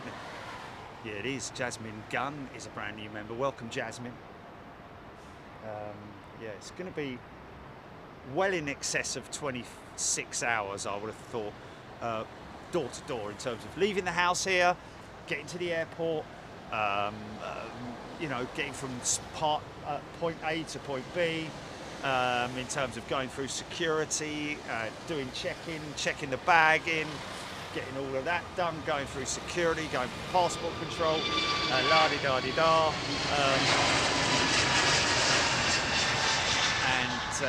You know, amongst other things as well that are hanging around at the airport, which is kind of what I always like to do. I like to get to places very early, just because you avoid any sort of, like, you know, delays on the roads, getting there, all that kind of, not that I have that, you know. It's just Air Canada's Bandit 777. Nice. Got another DHL jet coming out. It's an interesting Star Alliance 767 with United there. Phil Sky, interesting, the A380 fairing nearest to the fuselage on the left wing is much longer than the one on the right wing. This is a unique feature on the A380. Oh, interesting. I never knew that. The A380 fairing nearest to the fuselage on the left wing is much longer than the one on the right. Longer in what set, like from the back of the wing to the front of the wing, or deeper, wider? What when you say longer, something that you can't really see until it turns. Well, can you see it if it turns head on to you?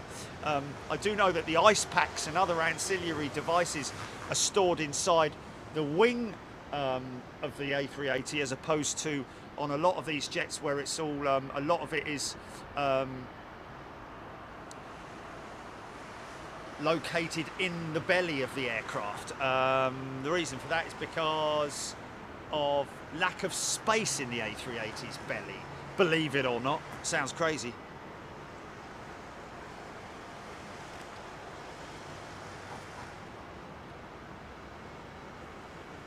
Jeff Anderson, you'd be amazed how many times the emergency response roll out at a major airport. Yeah, he's not wrong there, you know. This one's going right the way across the Atlantic, folks. This isn't an XLR. It's got to be an LR, though, long-range jet. All the way to the east coast of the United States of America, that jet there, folks.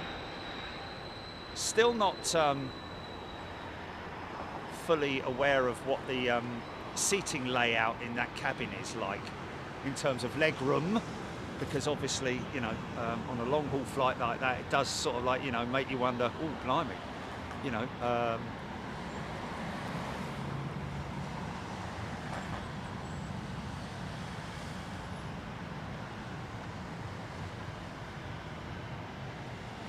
Steve Callahan, Qatar 380, due 45 minutes. Due in.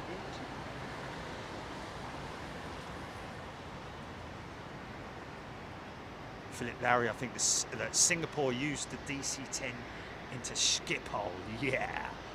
Wow. Well, yes, I can imagine they did. Oh, hello. Now, which way are they going to push this cafe jet?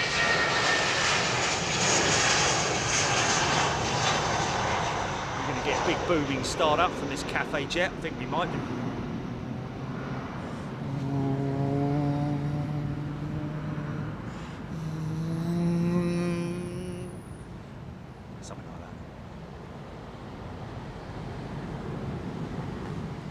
Andrew tuning in from Perth, Australia. G'day, Andrew. Well, no, she's going to be facing away from us, which is quite interesting. She's going to go around the top.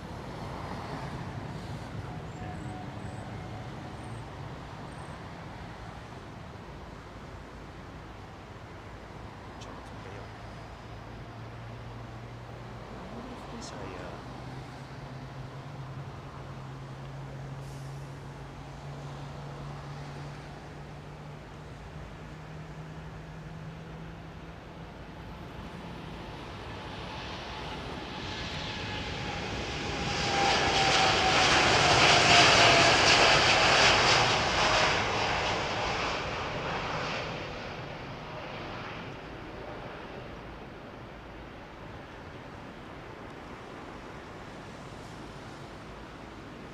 Phil Sky, thank you. Singapore using 747-400s into Heathrow in the 90s. Number 2 start.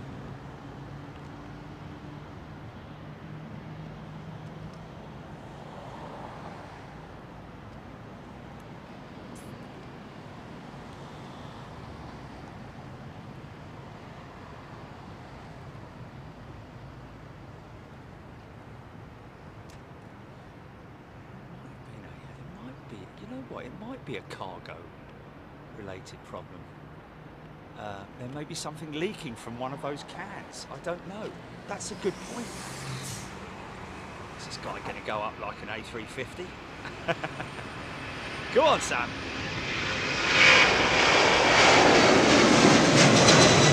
He's going up steep, mate. Yeah. Go on, girl.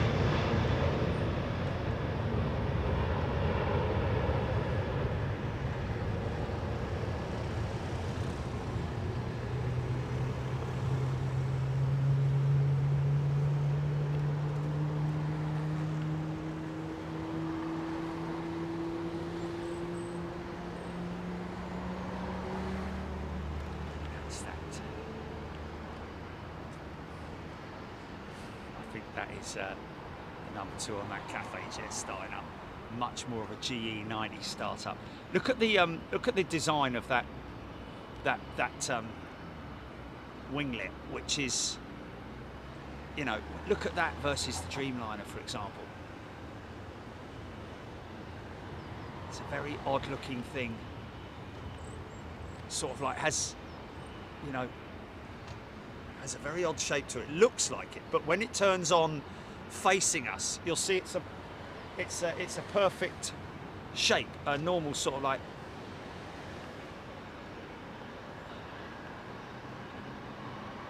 I think that may be.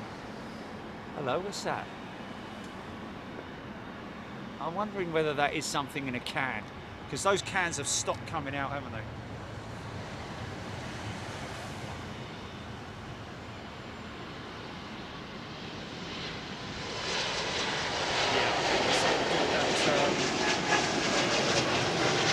I have to say, it is tilting at an odd angle, that scissor lift. What it is, folks, is you see that scissor lift there? Well, not the same, but based on the same sort of... well, let's see if we can see another one to give you an example. That's a can remover. this one here, look, these ones here. So it's one of those vehicles there that looks like maybe one of the struts has failed, and as a result of that, that's why the cans are. So it's not engine related, it's not aircraft related in any way. It is purely down to that equipment. I mean, I'm quite surprised they haven't said, right, everyone stand away, unless the failure is visible, and it means that if you try to bring that down, it's going to collapse.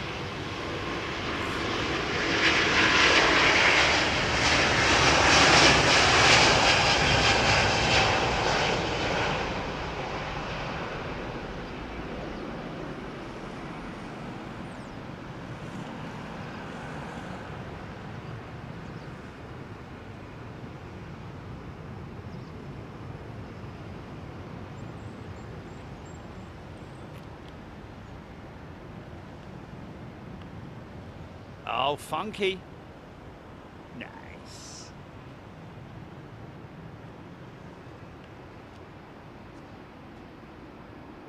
Miss Wings. Happy that we're coming to Sydney.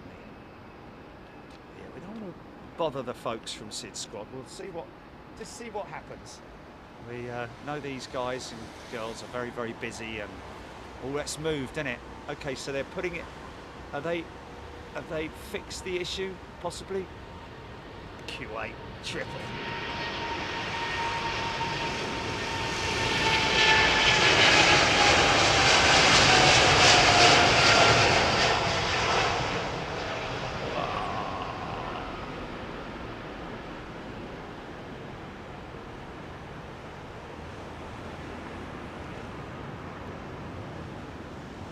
Oh, we're going to get funky, potentially, a little bit.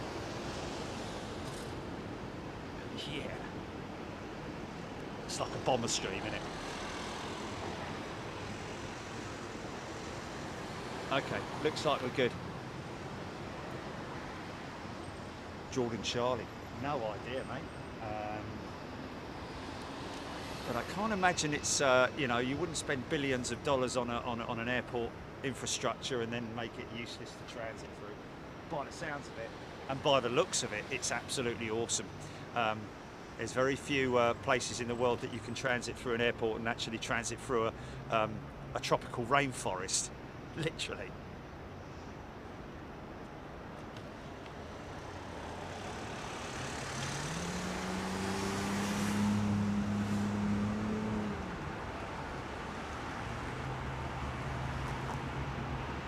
It's a Rolls-Royce powered jet. Easy,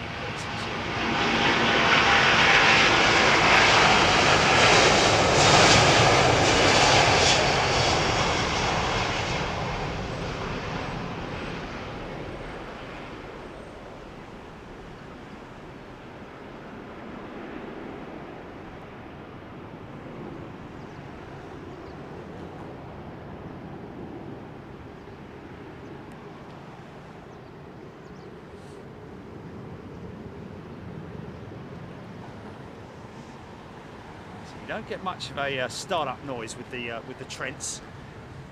Got the capability of a dual electrical start. When we say electrical start, we mean the starter motor system, which is normally powered by high-pressure air, which is generated by the onboard, the third onboard engine, which is at the back of the aircraft, the auxiliary power unit. So instead of an air starter system, it's an electrical starter system. Let's turn to traffic.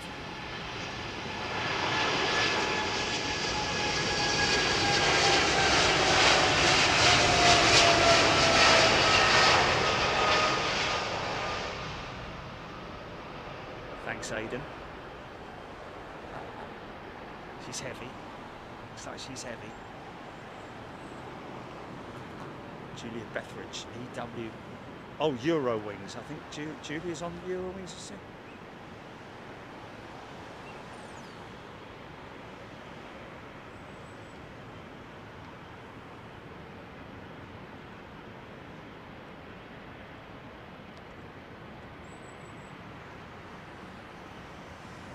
Simon Morris. Pulling out all the funky shots, yeah. Should have a big cape, shouldn't I? Reverend Dyer. Hallelujah. Jeff Anderson still missing seeing the smoke from the L1011 engines on a cold day. I had a dream about an L1011 TriStar the other day, and it had bellowing smoke coming out of the number 2 for some odd reason. I'm not sure quite what the reason was of dreaming about an L1011 TriStar. I have no idea, but there we go. That's just the way it goes, isn't it?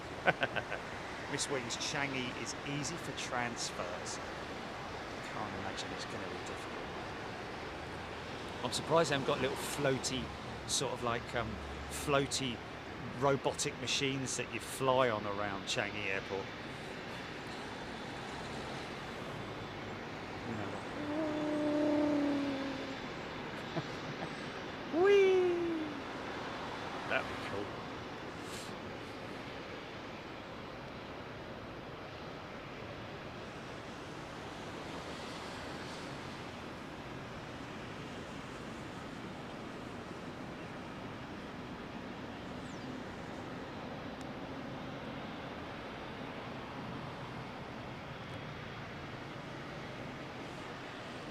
John Sharrett flew on an American CRJ-200 last week. Has to be the smallest, most uncomfortable and cramped plane in service. John, I flew on a CRJ-200, didn't I, Gilly, on one of my connecting flights. It's like being in a bleeding go-kart, I'm telling you. Yeah, yeah. Crazy. It might have been Memphis, yeah. Yeah, wow. Seriously cramped. Not good when you're on it for like 3 hours as well.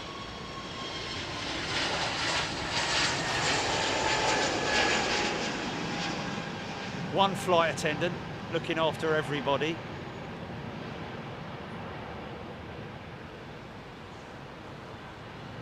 Everything's just minute on those things.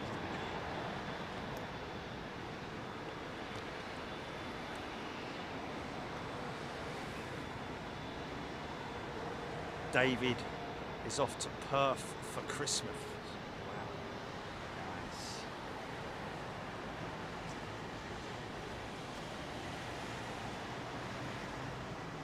Haps Gear, Yokohama tyre. Okay. Shell Checkos got the Yokohama tyre on it.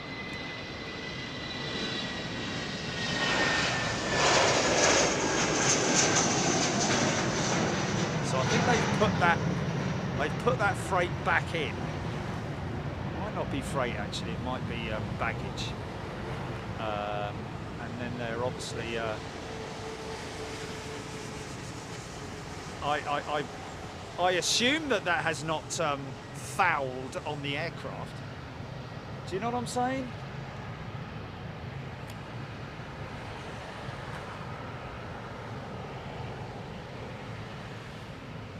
Chrissy, Changi is a dream of an airport.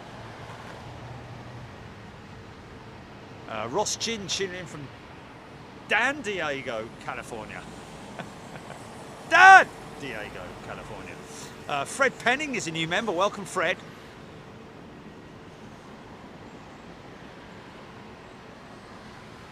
Ian Hanna, nothing quite like a Dan Air ambassador. AGX 321 Neo.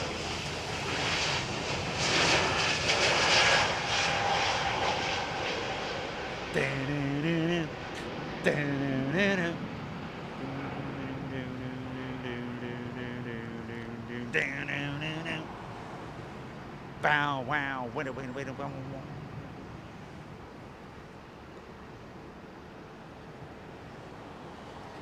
Rab H ATR 72, shortest flight ever, 18 minutes. Flipping heck. That's crazy, isn't it? Takes that long to taxi half the time. Is that her there on that Eurowings jet there, Gilly? It's a shame if it is, because we would have caught her waving, wouldn't we? If she's on the left side. Is she on the left side? This is nice. United 777, second one of the day. Pratt & Whitney powered, I think.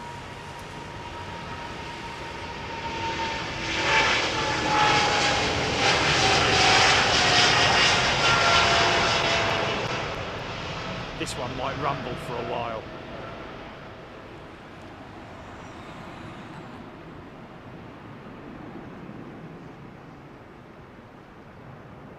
Jasmine Gunn, how do you pronounce Aegean? Aegean, I think. Or is it Aegean or something like that? Ryan, Emirates and, what do you say? Etihad and Emirates 380s only minutes away. That's a shame.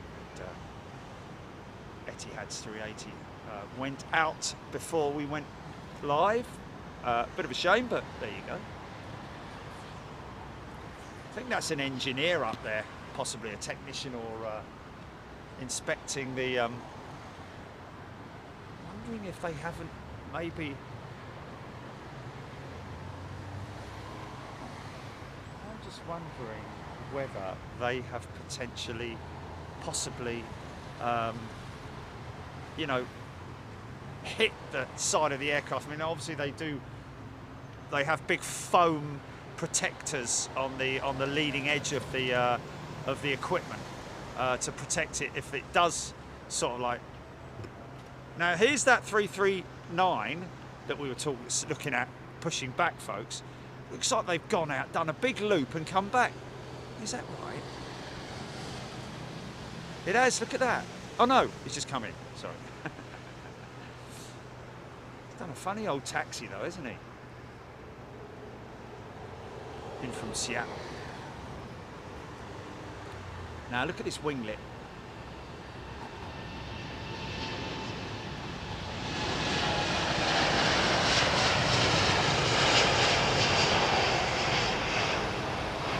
Looks nothing like it does when it's side on. It's a very peculiar design, but one that works perfectly for the platform, for the airliner.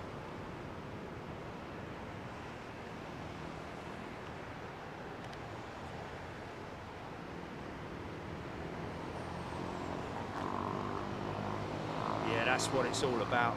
You're right there, Jordan. Big jet shed dedication, can't even say it. But yes, it is. We are fully dedicated to each and every one of you folks. Purely because we love aviation. We have it's you know, it runs through my veins, folks. My dad flew the big jets as well, 747s with Saudi. It's,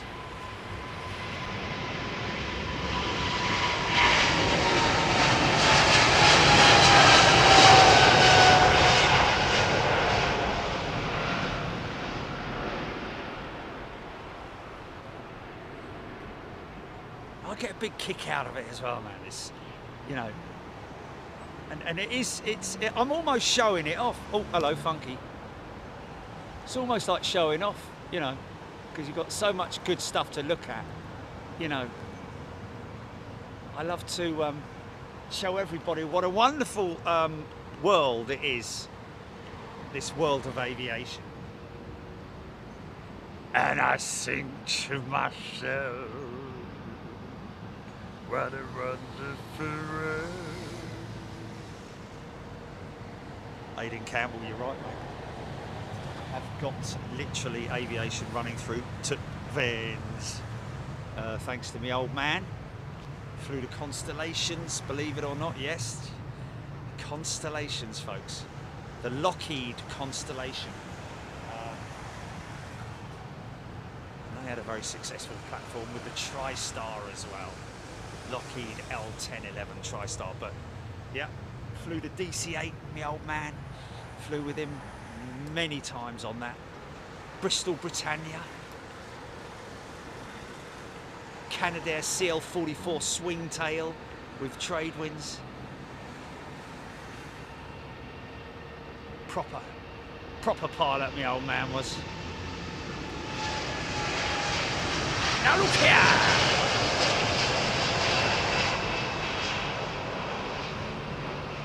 Best way to describe me dad is just for my dad, think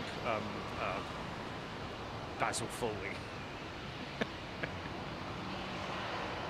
Oh, missed that, man. Missed that turning on taxiway. Gutted. Kevin Barnett being lucky enough to have used Changi Airport several times. It's awesome and can't wait to go back. Wow. There's not many airports, not many people you hear say, I can't wait to go back to an airport, is it? There's no, you know, airports that I've been to that are like, I can't wait to go back. It's like, you know, as far as I'm concerned, they're just, you know, I mean, it's great sitting there. If you've got a half length of time for layovers, if you've got a decent viewing area through the glass, if it's well laid out, you know.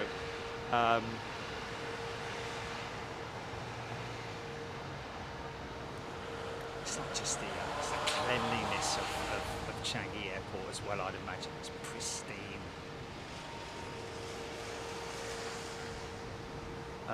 Simon Willoughby. Why does a single airline use both Boeing and Airbus? Would have thought sticking to one would be easier. Well, Simon, yes, I know what you're saying. It would be easier to do it that way. But at the end of the day, it is what is offered to them in terms of, you know, aircraft efficiency. The deal itself, you know, in terms of maintenance and all those sorts of things, is a perfect example. Virgin Atlantic using both Airbus and Boeing aircraft, and of course what works best for them on specific routes. This year's now, isn't it?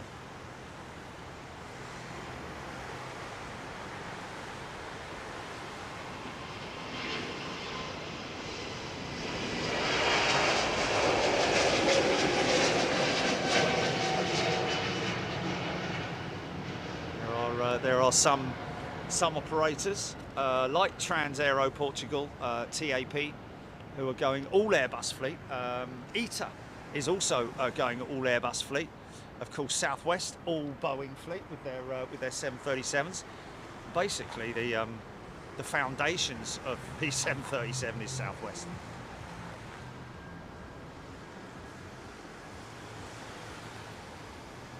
No, going to leave the cats to fend for themselves. Yeah. They should be all right for 7 days on their own, shouldn't they? Yeah, no water and no food, should be all right. What's the matter with them?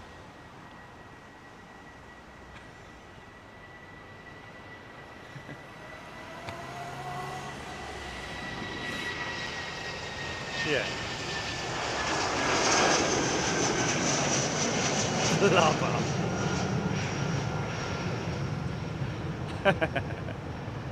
I just thought of a big a sea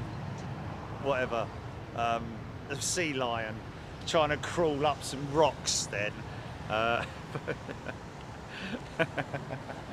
Big walrus. Anyway, Wendy White, what's a Singapore slinger? That's a great question, Wendy. Well, the Singapore sling is a cocktail. I call the Singapore A380 the Singapore Slinger. That's why we have named her the Singapore Slinger. Double usage of the word. Birdman, Jerry, A380 use single slotted Fowler flaps, and what he's talking about, those Fowler flaps are additional flaps on the back end of the main flaps. Something that these 321s use is a Fowler flap, which is an additional flap on the flap. You can see it there. It's a little tiny flap there. You can see that. See the inboard flap there? You see the additional sort of line that you can see. That's called a Fowler flap. That was developed for the particular aircraft type, of course. Slots allow high pressure air to move from bottom surface of the wing to the top, which generates additional lift on top of increased surface area with rear movements. Thanks, Birdman. Explaining the usage of the Fowler flap. That's not Mark Fowler from EastEnders. I think they've got that down now, haven't John and Charlie think EasyJet are all Airbus. Yes, they are. They probably were in big talks with Boeing. I mean, at the end of the day, it's a non-stop thing, folks. You know, it's exactly the same as you going and buying a brand new car, yeah, and you looking at the market for what's available in terms of the best car for what you want, and you make the decision at the end of the day. But there are times when the manufacturer might come to you. You know, if you're looking for a new automobile, but that's kind of you know, what I'm interested in is the fact that American Airlines have just put an order in for 60 new A321 Neos, because they're a big was it?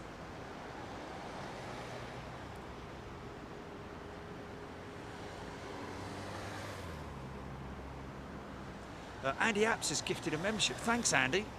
Wonderful thing to do. Thank you, everybody, for gifting memberships today. Here's a United Dreamliner picking up speed around about 120 to 130 knots rotate speed on this thing, but they'll use all the runway.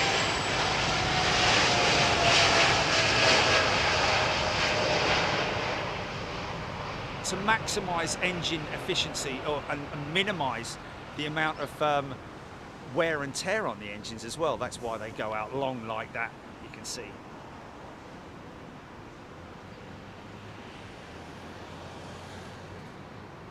Or was it United who, I think it might have been United actually, who put the big order in. Yeah, it was United Airlines, sorry, not American Airlines. It was an American airline, but it was United Airlines.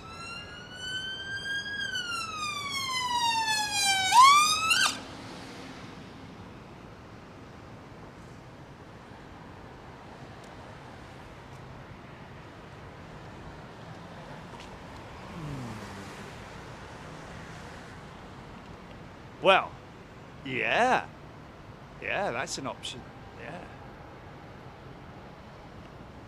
Oh, well, we'll have to test it, yeah. Test it out, try it out. Nice Thai Airways jet, here we go.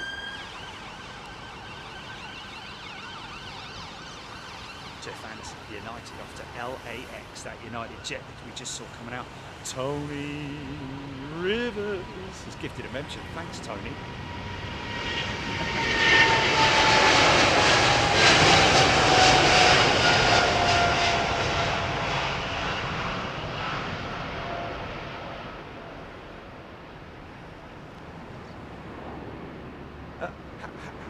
How about this then?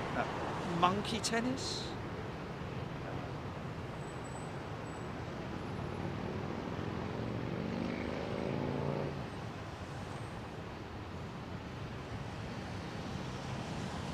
Youth hosteling with Chris Eubank.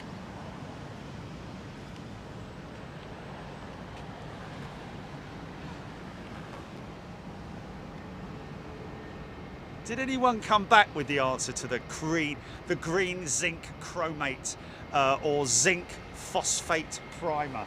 I'll give you the answer. It's basically VR has gifted a membership. Thanks, VR. It is the green that you see. The only time you see it on one of these jets would be when the engine reversers open up, and we're talking about the sliding type as well. We actually do see them, little sections of it, green paint that these aircraft are coated in for to prevent corrosion.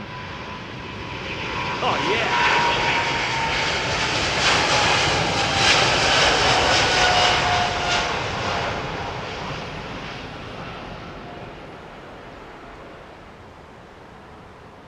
Mark Appleby has gifted a membership. Thanks, Mark. Jeff Anderson's daughter loves the Thai livery because it's purple, her favourite colour. It's a lovely colour. It's does always make me think of milk chocolate, Cadbury's, etc., etc. Other chocolates are available. Okay, this Virgin 350 on a positioning flight by the looks of it, I think. This one, look at that double 380 stacked, man.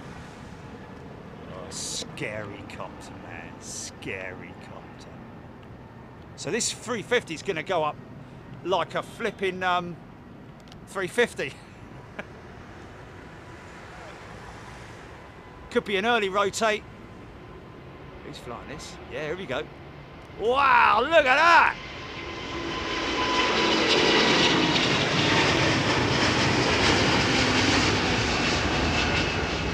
That's insane. That's insane. That thing literally went off the ground like a balloon. That's crazy, mate. Wow. Nick Gray has gifted a membership as well. Thank you, Nick. That's insane. How steep that... Well, not steep. Wasn't particularly steep. She's levelled out now already. 500 feet. There's another alert message. Charges.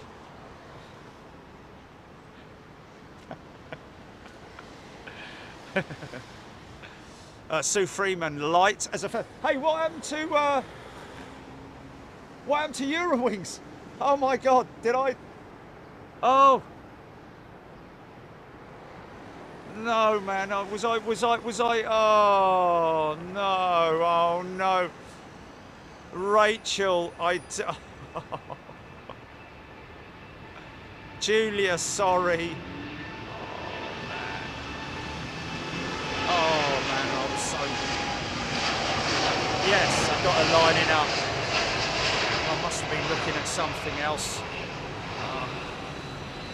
Sorry, Julia, if when you hear this.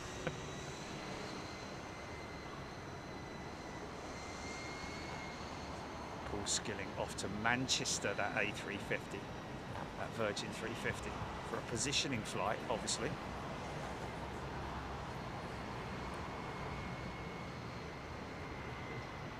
Ollie Rodrigo questioning, why is that jet going to EGCC? Alex Hilton, beautiful aeroplane. Oh, what was I looking at? What was I doing?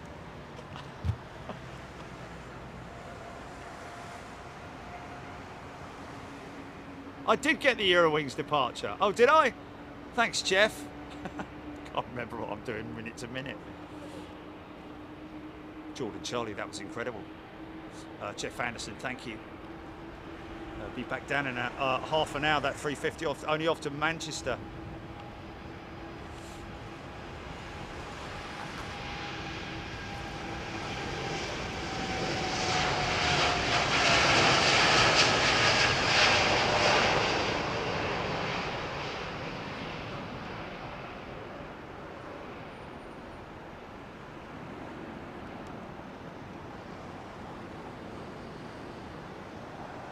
See it. Apparently we did see it. Apparently we did get it. Gay Pinnock incident now standing down. Thank you, Gail. Oh, we just got a puff of smoke there from that jet, possibly firing up their APU.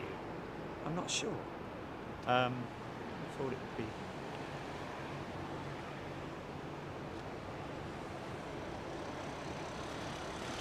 Ryan, I'll be going to EGCC for the Orlando flights that leave. They use the 350 as well as the A330s. Now, there we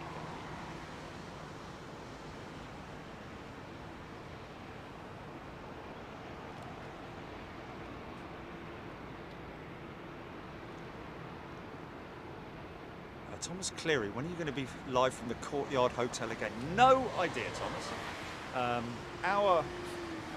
Our filming locations are literally decided upon the day before. Purely down to weather, operations, and also trying our best to mix it up as well, of course. Aidan Campbell, BA Airbus A350 1000 to Washington.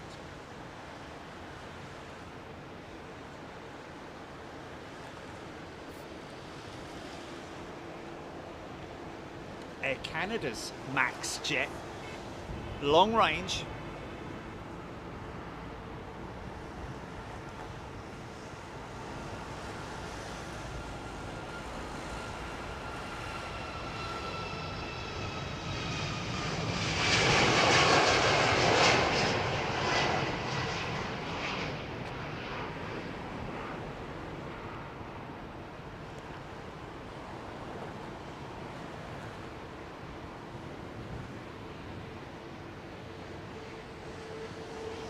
Jeff Anderson mentioning that British Airways, Virgin Atlantic, sorry.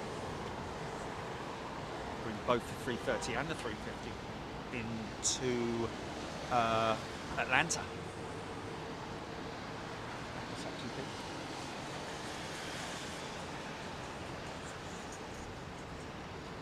Jason Galt.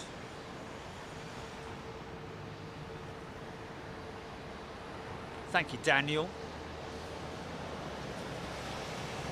Dave Minion.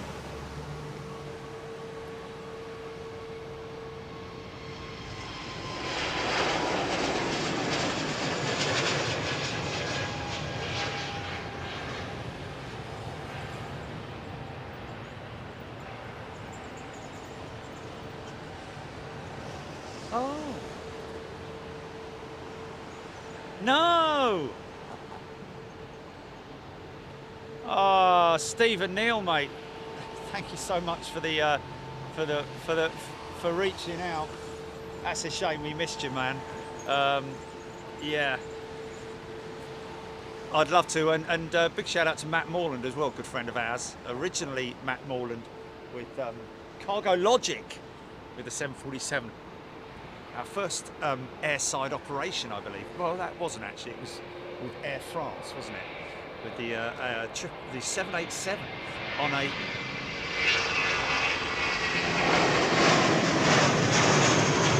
That's Jason Galt. He's a brand new member. Welcome, Jason.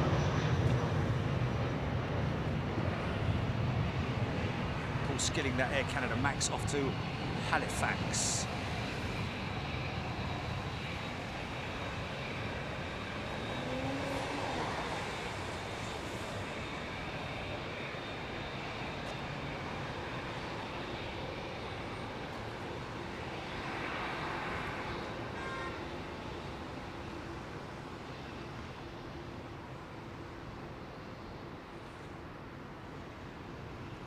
Well, yeah, but he probably couldn't have. He wouldn't have been able to get discounts on flights and stuff like that, Julie. But it's just a shame that proper Aussie send-off would have been quite nice, you know, to let the air crew know that we're flying with them, because I can't think that Singapore Airlines would be all that interested. But you never know.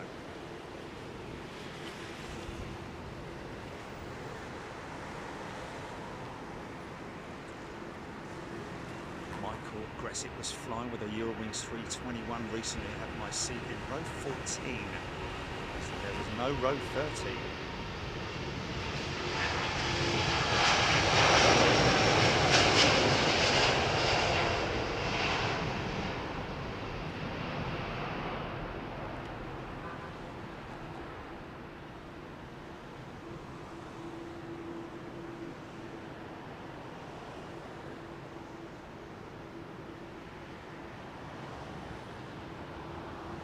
Virgin Australia about to start BNE to Narita service with the 737 MAX.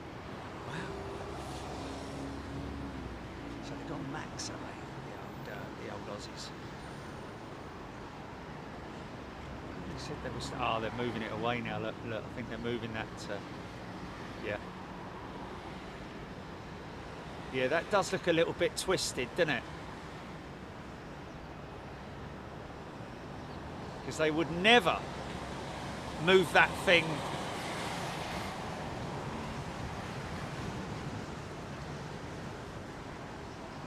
Oh yeah, most definitely. Yeah, I'd love to do that. I think it's landside he's talking about there.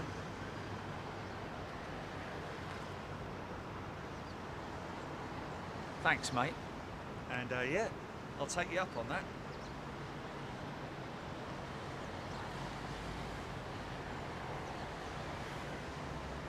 Jordan Charlie, ever thought about reviewing airlines or vlogging flights? No, Jordan.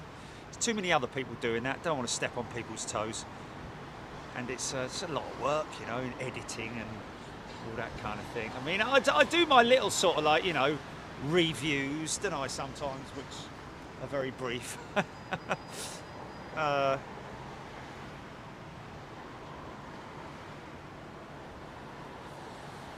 I've got to put that Trent 1000 engine reverser landing in Miami video up, haven't I? Now, why are we holding here? Do we have a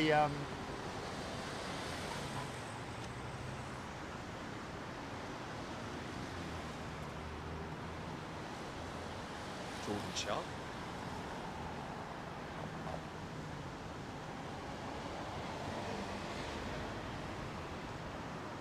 So why do we have a hold up on this runway? I'm wondering. Got one of the. He's coming into the north gate. That gate there. That's airfield access. Nothing to do with that. I think it was just literally holding for clearance. I just want to say.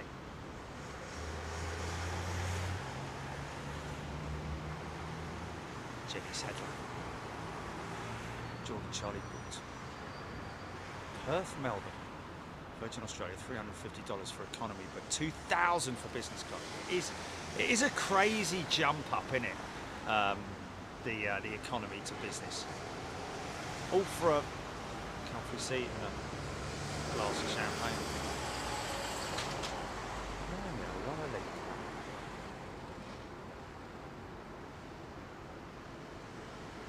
Wow. Are you sure we've got this right, Jelly? Are you sure?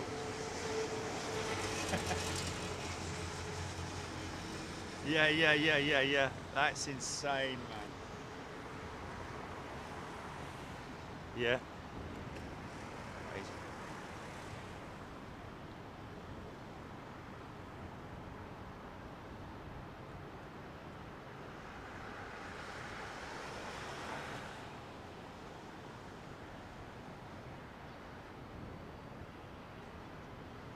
Trent XWB engines on the XWB 350. 1,000. How quiet this thing is, man.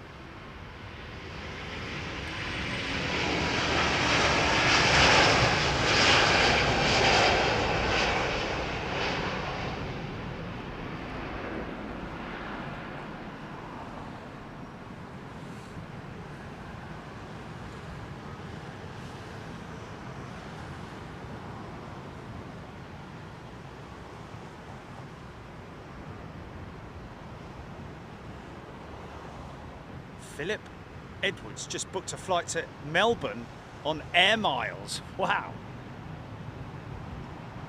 Cool.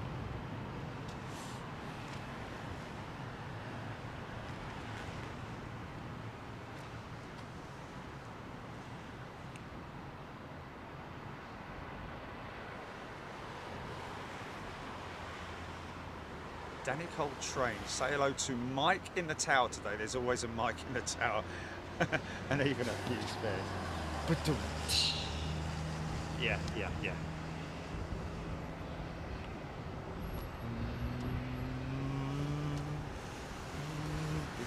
Healthy stack of wide bodies up there.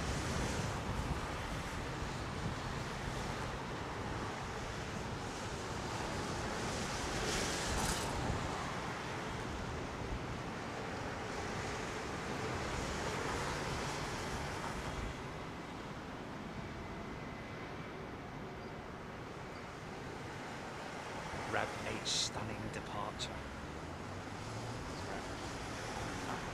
Brad loving the A350 1000. Philip Edwards 55,000. What's 55,000? 40,000 feathers on a fwash's foot. I know that.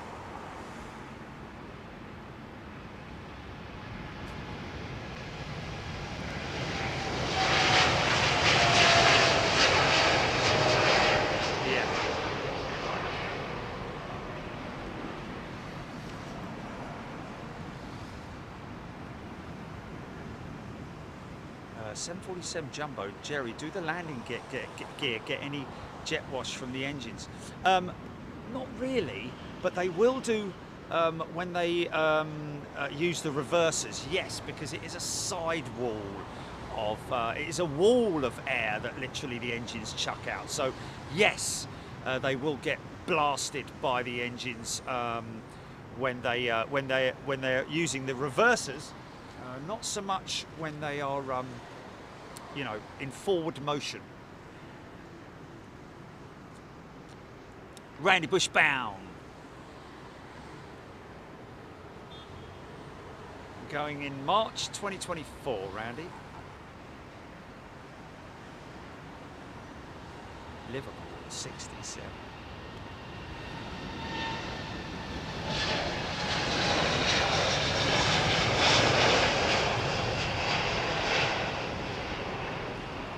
Oh, awesome.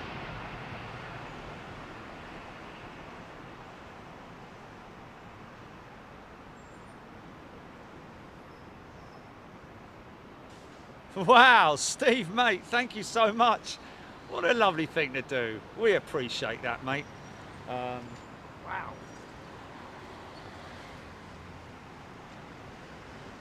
No, Singapore's T3, isn't it? No, Singapore's T3, yeah. Did he say T3? Sorry. Okay. Okay, yeah. Well, that's it then. Oh, Steve, mate. We'll be in touch.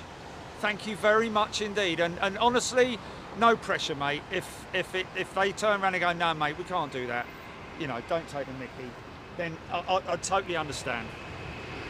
Just the thought that counts, really.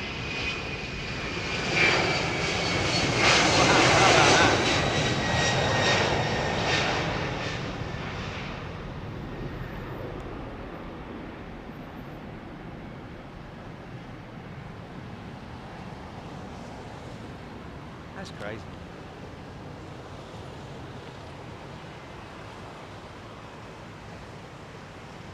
Now what's the deal there? Now what I'm surprised at is have they bought another unit in there, or because I can't really see because of the glare on me from the sun. Have they got another unit in there, or is that? No, they haven't, have they? Have they or not? I don't know if there's another platform there, but I would have thought by now they would have had another platform in there. I'm wondering whether it, you know, whether they did make contact with the fuselage and sort of like maybe, you know, bent the structure as a result.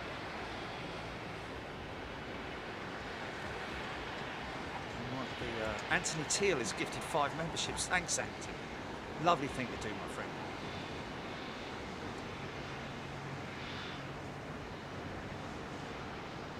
Big old set of undercarriage.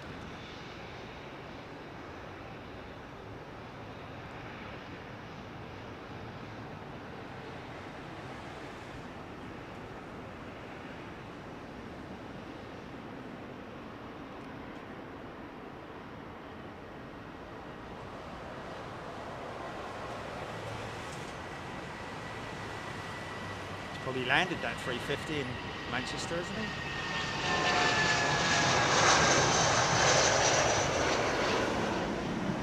Not yet, no. 40-minute flight, something like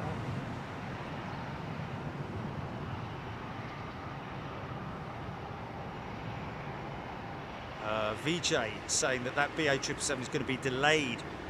Supposed to be out at 2 p.m.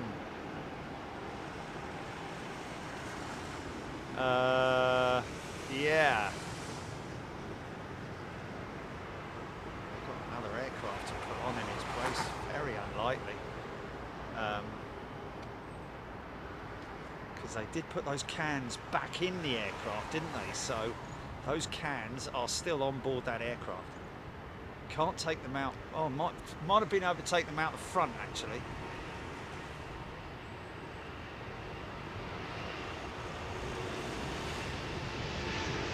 That's another thing you need to consider. They've got an issue with removing the cans out of the back of the aircraft. They'd have to leave the ones in the front on the aircraft, because that would obviously be an issue with the weights and balance of the aircraft, the overall balance of the aircraft. BA380 on the push by the looks of it. This is nice old BA330. See how the rear section of windows ramp up, folks? You can see it quite clearly in a second. You'll be able to see the line is actually, you know, maybe a little bit difficult to see with that pinstripe there, but you can see the last sort of like 10 or 15 rows are they're at an angle, and that is to allow full access or maximum access to the or better access, or you know, level access to the folks loading and unloading cargo.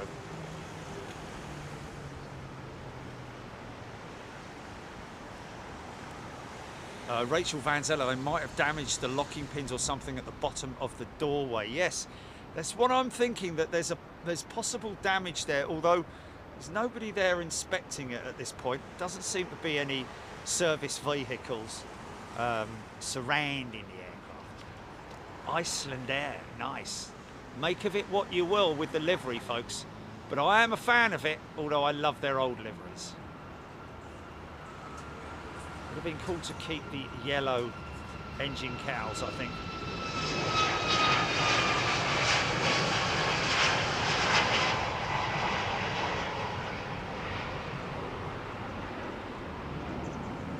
Reminds me of a Raspberry Mivy, that one.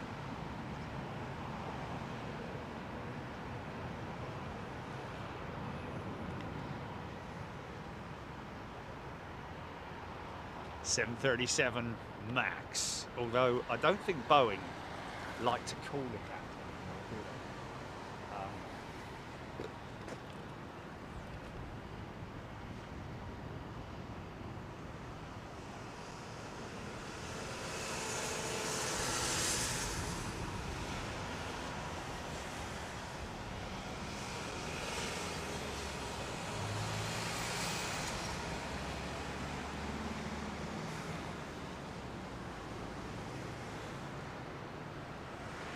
Thanks for the likes in advance, by the way, folks. Appreciate it. Again, do not feel in any way obliged to do that. We just appreciate it. Just wanted to let you know that we appreciate your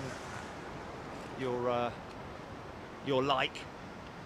But what's more important to me is that you like and appreciate and enjoy what you're seeing.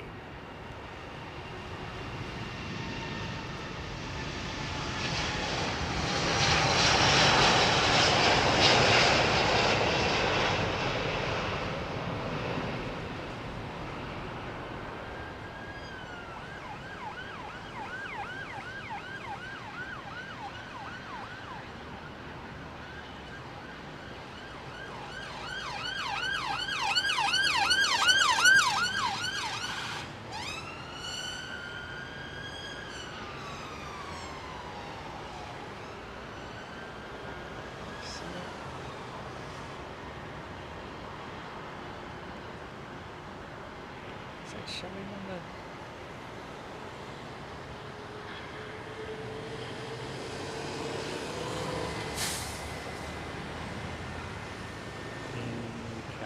the big bang. Now the crystals, the water crystals with the sunlight. I don't know if that's if I'm seeing that, or I can't actually see because of the bleeding glare. Mind that! Oh, there it is, there. Yeah, there it is. It's pretty funky, isn't it?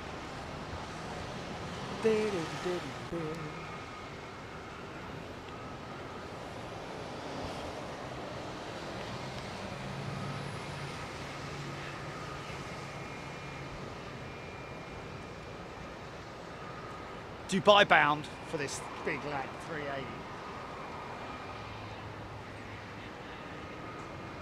What's up? You got it. Oh, okay. Yeah.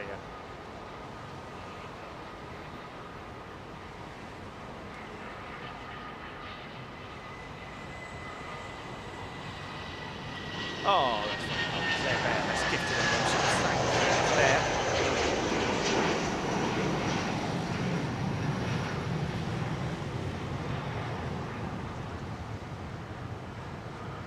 Daryl. I had a watch from the start, and that second 777-200 with Pratt & Whitney engines bound for Houston, sorry. Had two of my friends aboard heading for their first trip to Merca. They'll be stoked. Oh, there we go, Daryl. Yeah, how cool is that? And how ironic is it as well? How lucky is it that we call? I can't see that. I don't know if you're able to see that.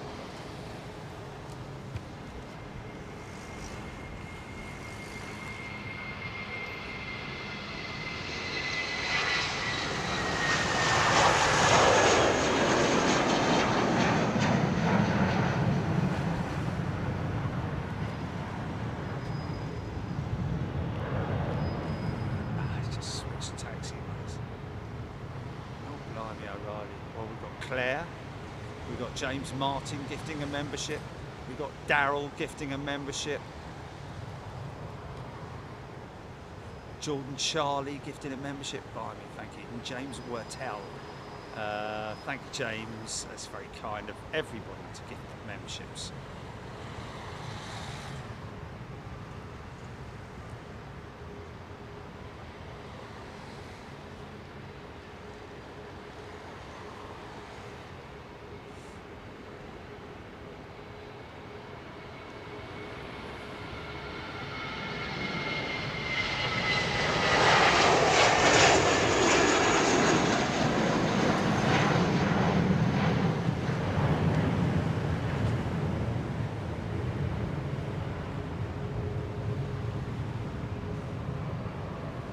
Cali Monkey is a returning member. Welcome back, Cali Monkey. I'm taking it there from California. Chris Baker, the flight is the best part of the holiday. You know what? It is. He's not wrong.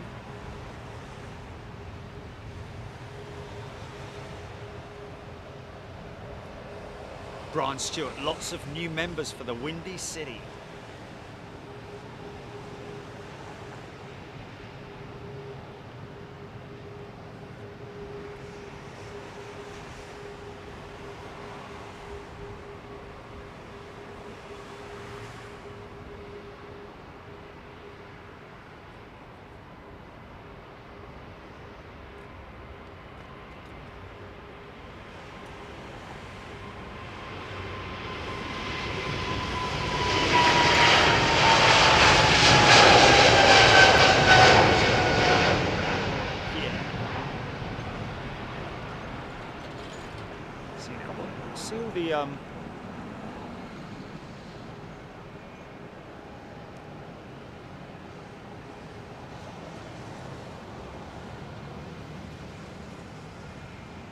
It's just much nicer for any pilot when that gear is up.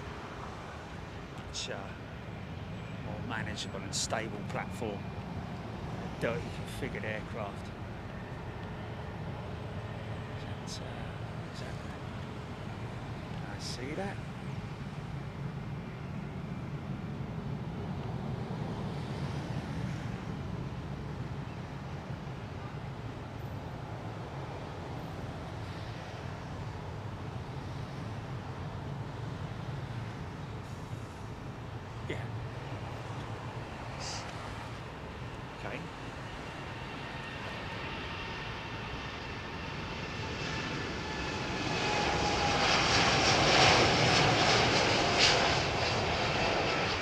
James Whitell, find the engines in the air sound make me sleepy. Oh, is that the yeah? Well, that's a good thing when you're flying, that's for sure. Nigel Coxon has gifted a membership. Thank you, Nigel. Yeah, it's quite. Just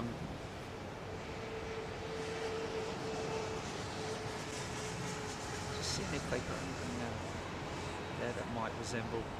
Got a can there.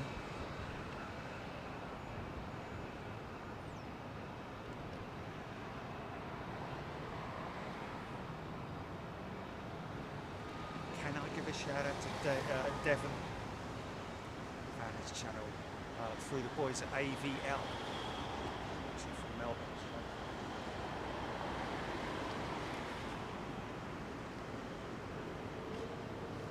Oh.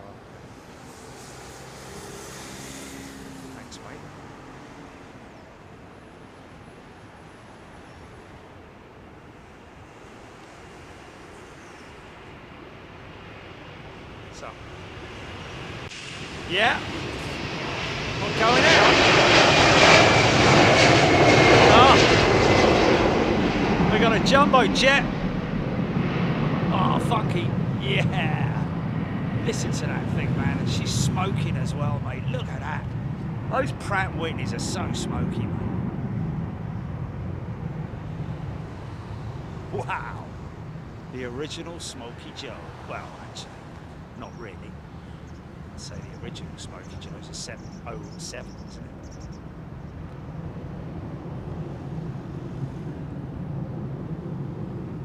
Skilling Aero, Transcargo 747 on radar for Hong Kong, ladies and gentlemen. Tell everybody. Share now. We have the 747 taxiing out for departure. Lula lula loo. Jumbo. Lucy Crookshank, love watching this like a movie. Brilliant. Lucy, that's fantastic.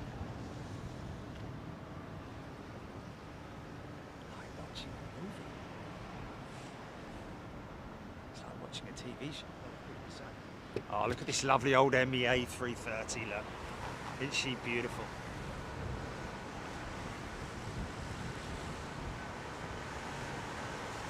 She could go up quite quick. Potential.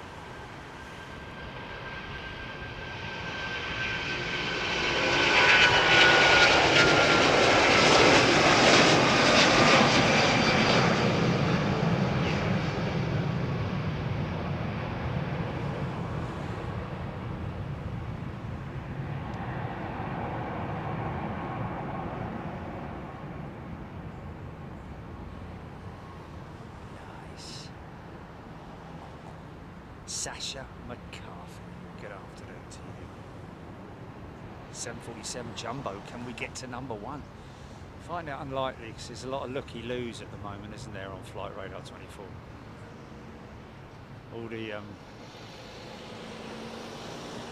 All the drama merchants.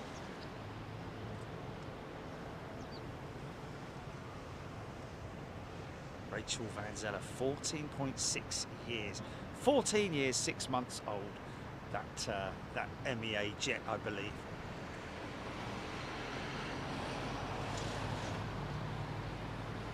Jordan Charlie PD 130s, Boeing 767.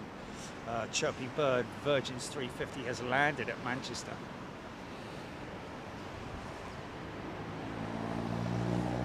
So that was possibly their usual Manchester service, but she was here for maintenance, perhaps.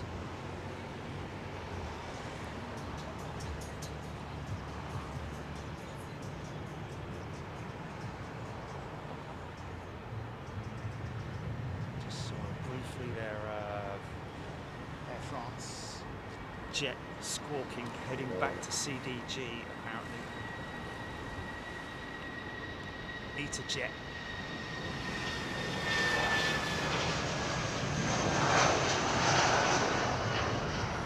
Rab H saying that Air France is squawking. Everyone's watching that, aren't they?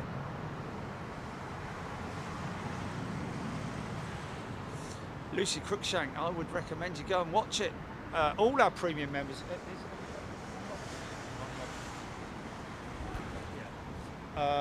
Miami's available for all of our members to watch. Premium members, go grab yourself some Miami. It's fun. Watch it in 2-speed. In double speed, if you're sort of like, it is quite funny, but it is actually still understandable. It's not like Pinky and Perky. It's just like me talking very quickly like that. Anyway, look at this 350. Whatever she's gone, and look at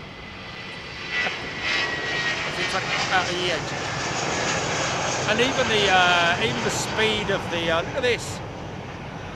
350 Brigade.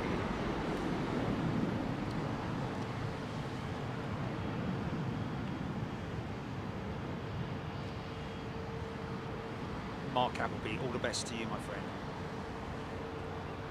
Got a tri-set of BA heavy hitters coming out. Mind that.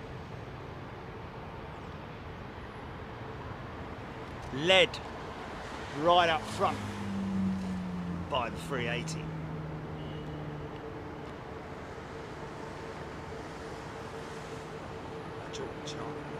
Holly, yes. We have many people who've written into us saying how Big Jet TV has helped them overcome their fear of flying. Amazing. And it's all, you know, it's all on us.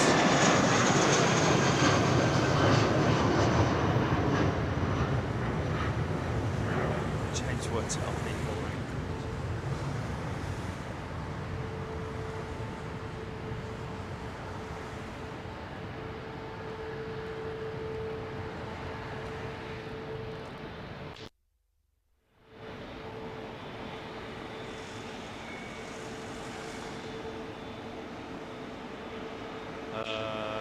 Everything policy. Okay, yeah. Need to get VPN, isn't it? Yeah.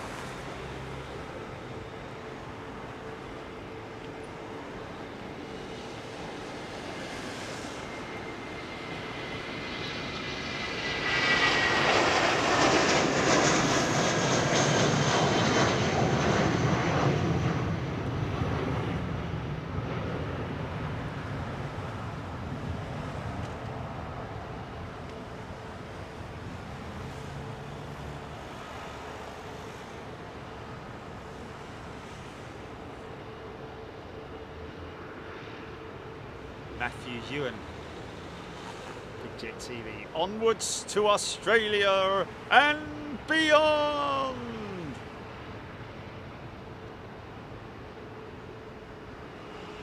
Walter Waller, custom leather. Fear of flight is the fear of an abrupt landing that was unscheduled that scares the heck out of me. Yeah, people's fear of flying is generally related to fear of crashing, really. You know, which is, everybody has a fear of, you know, sometimes travelling in a coach, for example, or, you know, travelling on a bus, travelling on public transport. It is, but at the end of the day, aviation is proven to be the safest form of public transport, is it not? I believe, statistically.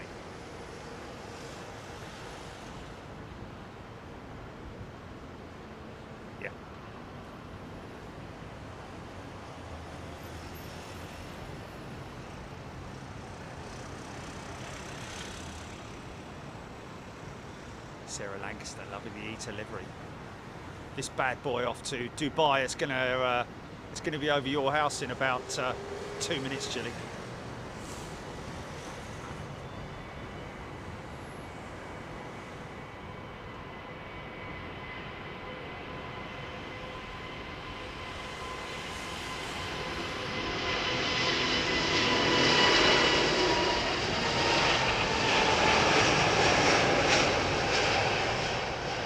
Can't go outside the airport, Chilly.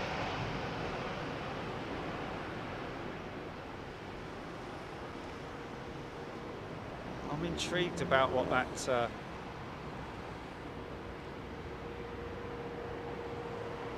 you'd be able to buy them in the airport, won't you? But those SIM card stores in airports are not official SIM card stores. They're just like, you know. Remember we did that.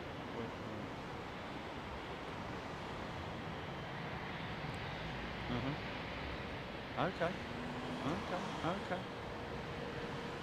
RD UK, beautiful.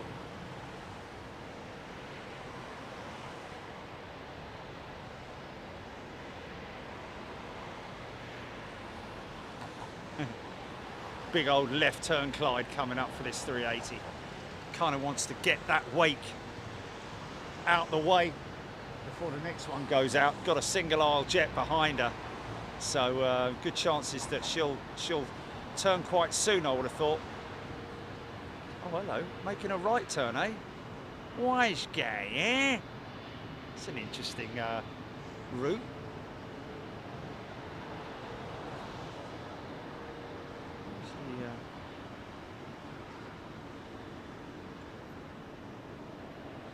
That's interesting.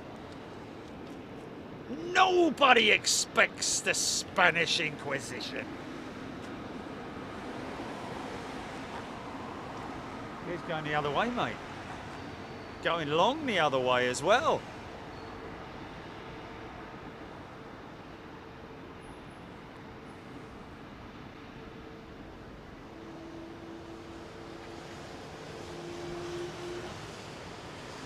Ah, now, looks to me like they have, they're back in business, I think.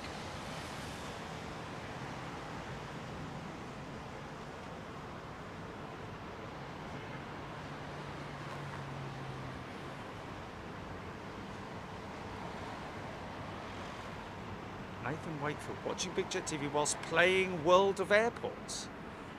Is that what game's that? World of Airports. Is that a bit like that one where you build your own sort of like town and city and structure and things like that? What was it called? Something of Empires or something. A game that advertises on TV, World of Empires or something like that, where you construct your own villages and towns and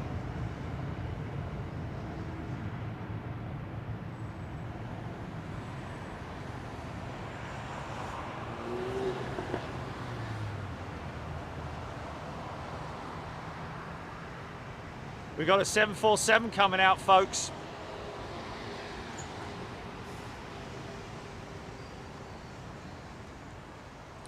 Pauline Barkley, thank you. That's very kind of you.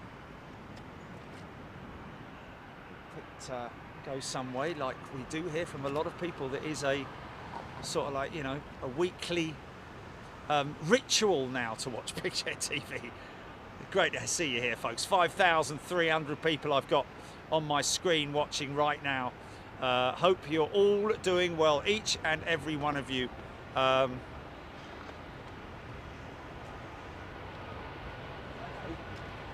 making a bit of noise.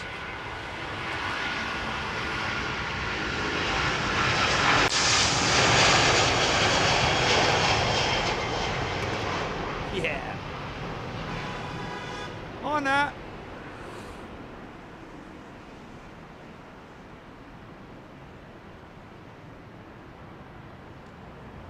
$1.55 billion. Blimey, you see that, Julie?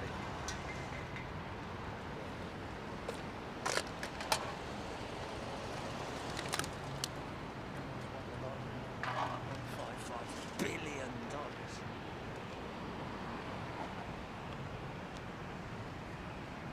Powerball in USA, $1.55 billion.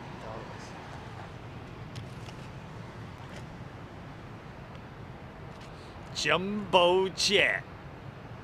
Yeah. It's a converted passenger jet, 747-400.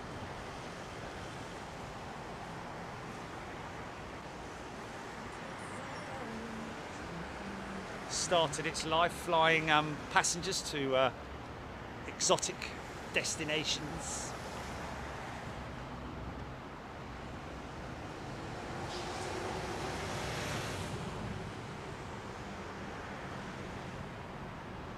Triple seven Paul, that's getting unloaded vehicle round the wrong way.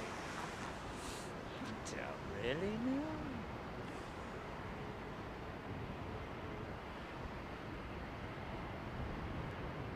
It is getting unloaded. They haven't taken the cans off yet, as far as I'm aware. They were waiting for the...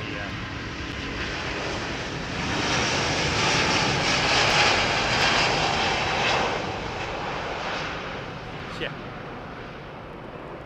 I'll take you up on that.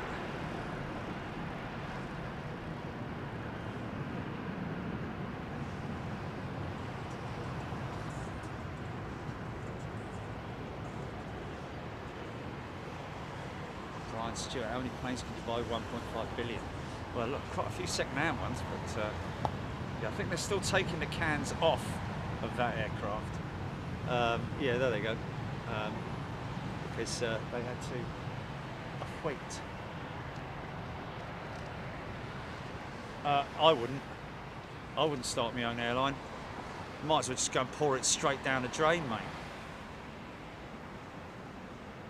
I'd probably give at least 70% of it to animal charities. And other worthy charities as well, and end up with sort of like, I don't know, a couple of million or something like 2 or 3 million or something like that, because you can live on that for the rest of your life, can't you? 2 or 3 million.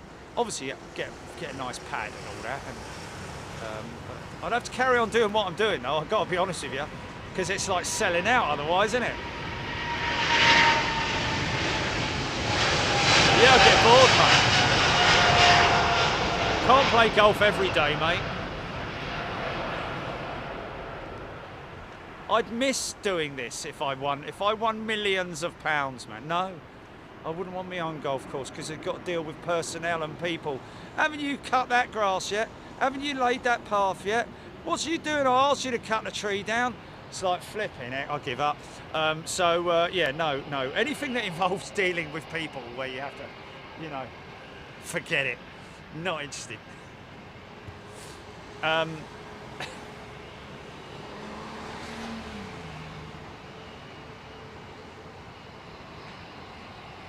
Yes, we would get a new van. Get a tour bus, mate. Get a tour bus. And have somebody earning money driving me around as well.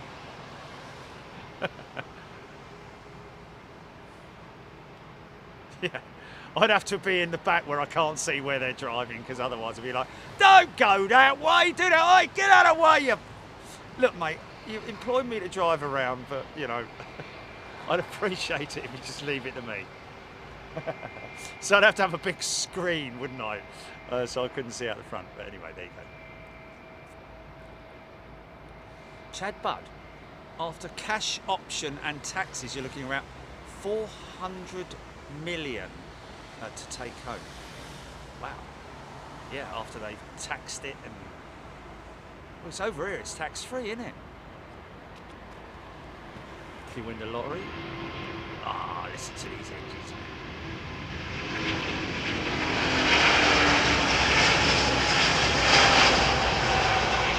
Yeah.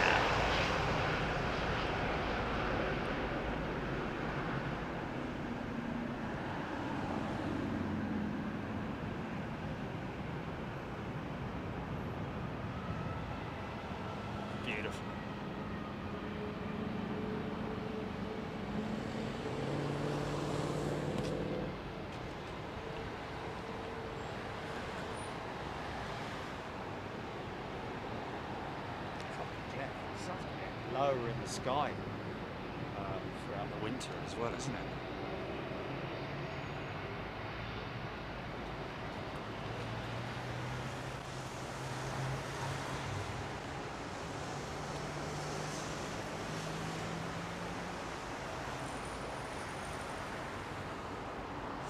By the way, folks, can I just give you a paddock update? After looking at various options, it suddenly came to me, literally like that, like a light bulb moment. And we're going to test it tomorrow, folks. We're going to test it tomorrow. It does not involve any building of any structures or anything like that. It's just something that we're going to test tomorrow. If it works, it'll be brilliant. That'll be all right.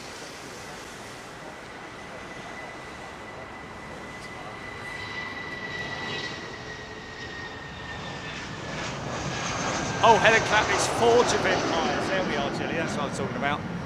Forge of Empires. Rachel Van Zeller. I think that's a little bit far-fetched, isn't it? But I know what you mean.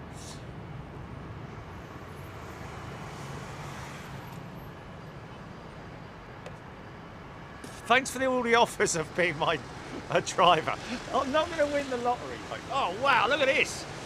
There's another 380 coming out.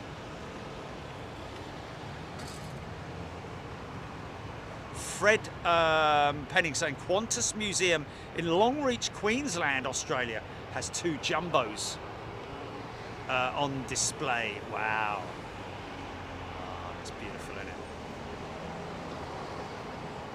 2 jumbos on display. It's pretty good.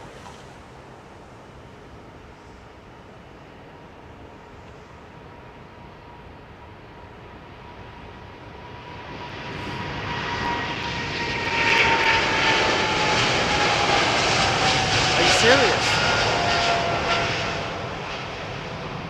Oh, Matthew, thank you. Again, I've got to say, Matthew, please, no pressure. Don't worry if they're like, you know, no, there's nothing we can do. Then that's fair enough. But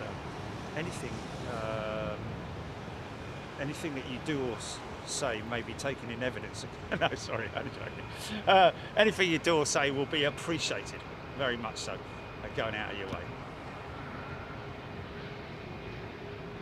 Jules Harris, is it me or does this 747 keep going on and off flight radar? Very possibly. That's what happens with a lot of aircraft, not just the jumbos, of course. Brian Stewart buy all the property.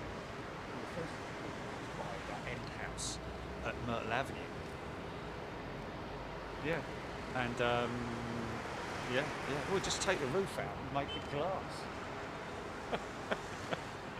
And have a big platform out the top of it. Yeah, no, absolutely, yeah. Here we go, folks. 747. Now, this could be light as well, so she might go up kind of opposite us. I don't know, but here we go.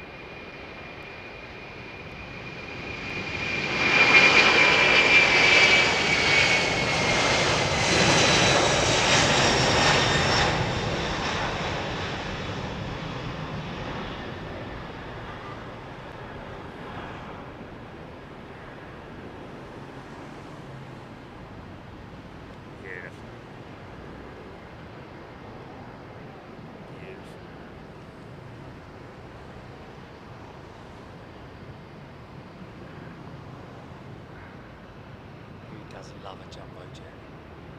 Who doesn't love a jumbo jet? She's gonna go left, mate. She's gonna go left. Paul's so chuffed I got to fly on a 747. Alistair Burkett gonna be on holiday during your filming. There you go. Come to Sheps Mound and say hello. G'day. There you go, Jilly. Coming your way, mate. There's no better shot than that. Look at this. Oh, goosebumps, mate. 60 years old and still getting goosebumps from seeing the profile of an aeroplane. Sorry, Air Canada, but you're going to have to take the back seat on this one, son.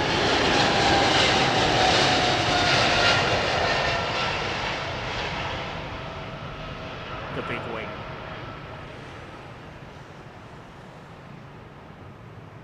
That's a tight turn as well, mate. Look at that.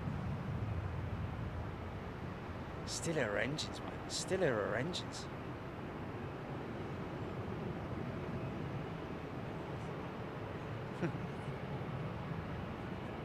Well, just probably strolled out, I would have thought.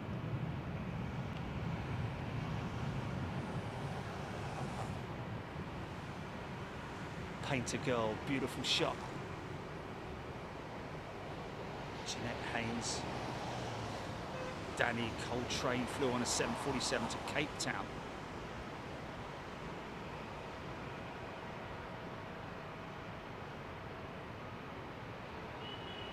Mycroft Holmes. Got to be honest with you, Mycroft. I'm a lover of old liveries, worn out, sort of like, you know, distressed or.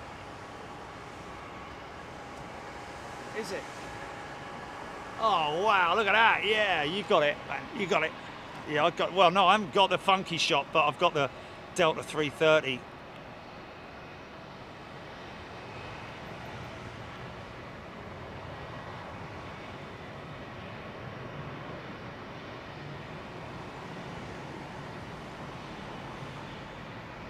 Condensation.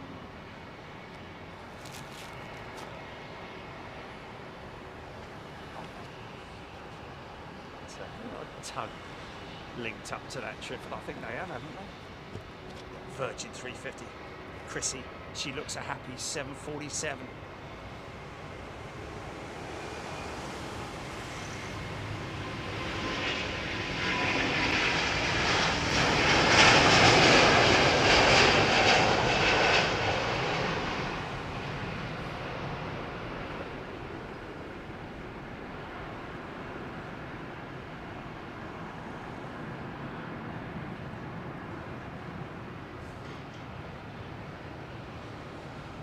Got to say the SID squad were obviously a big part of our reasoning behind going to Sydney. Has to be said, folks.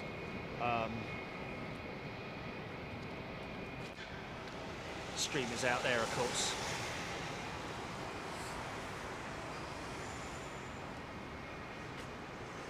Jasmine Gunn. Beautiful 747. Nice camera work, Painter Girl. Thank you. Jamie Horrobin. I went to Mexico on a Virgin 747. Wow. Yeah. Two things there. Virgin 747. Quality times. Catherine, first time on a plane was Singapore 747 to New Zealand. Wow. Singapore 747 to New Zealand. Brian Stewart, thank you. Ian Morrison. Ex-China, apparently, that's 747-400. Tony Duty. Off to Hong Kong, Rachel Van Zeller. Michael K. New state-of-the-art Big Jet TV mobile unit. Joe will be going live on one of the ponies in the paddock. Whoa there, horsey. Queen of the Skies. Paul Skilling has gifted a membership. Thank you, Paul. Paul's son is going to Miami, I believe, and going to be staying in room 920. How about that? I should have left a little sort of like token there underneath the, like a, yeah, like an old peanut or something.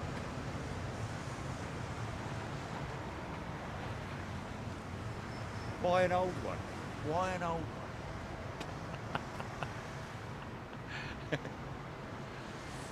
I should have just put something. Well, I didn't know he was going, so there we go. Forget about it. Forget about it. Ruby Campbell, British Airways A380. Hope you're all doing well, folks. Enjoying your Sunday. Well through it down in the Far East, of course, now. Getting into the late PMs, isn't it? Or the early AMs in New Zealand, I'm guessing. Odd looking aeroplane, this.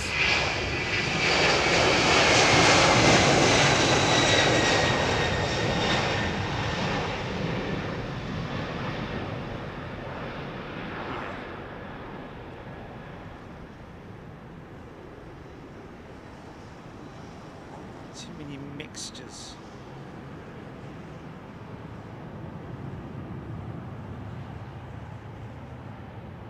Oh, g'day to Qantas in Sydney. Who was that?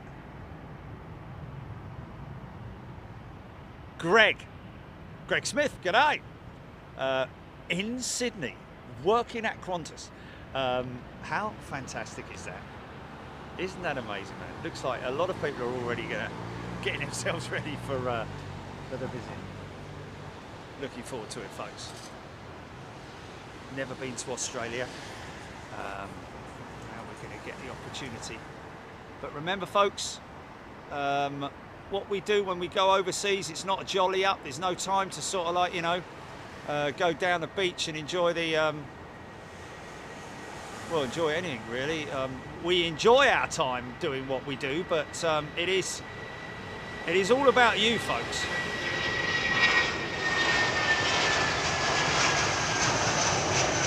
To be honest with you, I kind of feel I feel wrong if I'm doing anything other than filming planes when I'm away. It's like, you know, what are you doing, son?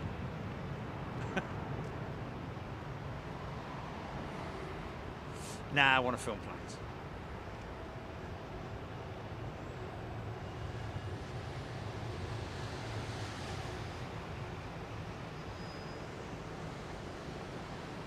Yeah, that would have to be in a sort. Yeah, that would have to be in a sort of like before we go live moment, wouldn't it? Yeah. I mean, I can imagine them at passport at customs, like, so what you coming in for, mate? Planes. Yeah, but what are you going to be doing? What are you going to be visiting? Planes. You're going to go out and see anything else while you're here in Australia? No, planes. But don't you want to see our beautiful country? No, planes.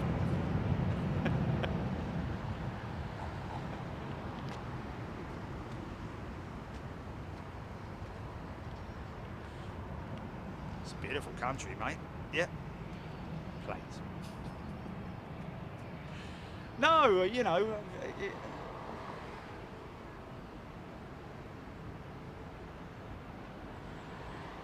Yeah. But obviously, you know, as long as it's sort of like not like hours driving and this, that, and the other, because I feel any time that I'm sort of like not there doing what I'm supposed to be doing when I'm there, like, yeah.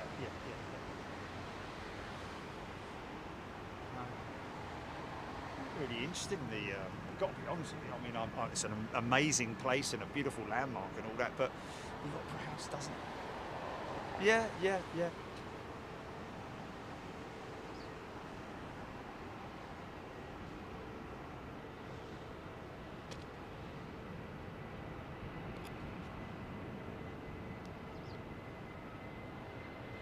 Gordon Freeman, yes, EFW, one of the major freight conversion specialists based out in Germany. Really know what they're doing, and it's quite interesting because when we were in Miami, we did see a 737 that had literally just recently been converted and was still sporting the green that we'd discussed earlier on. You know, the primer, the phosphate primer as it's known, that all the metals on an aircraft are coated with to prevent corrosion. And it was very interesting. You could quite clearly see the areas that they cut when they convert these aircraft. And they literally cut the aircraft in half. That's why it's very, very impressive.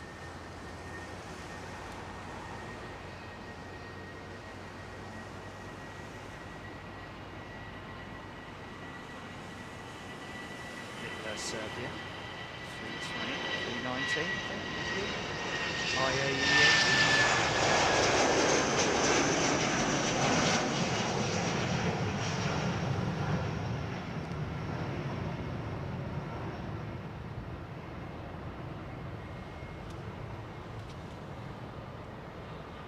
Gordon Freeman, professional plane spotter. Ryan Crossland, Emirates 380, new livery, landing in 20 minutes. Caught that the other day, didn't we? Just like didn't even sort of like realise it until until it was literally lined up in front of us. Thank you, Ryan. LFC Ian. Don't think anybody would begrudge you a bit of sightseeing around Sydney. Wow. Yeah, okay. Well, you know.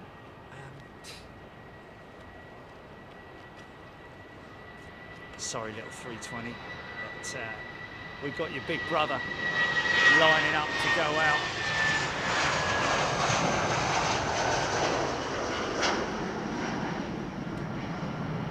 Claire, so you can do the Sydney Harbour Bridge climb and film planes from the top. Interesting. No, I will. Oh, that's the sort of thing I do. Oh yeah, 100%. Especially if I can go. I don't know. just make a point of that, Julie. Sydney Harbour Bridge climb. Do you literally climb it, or are you assisted?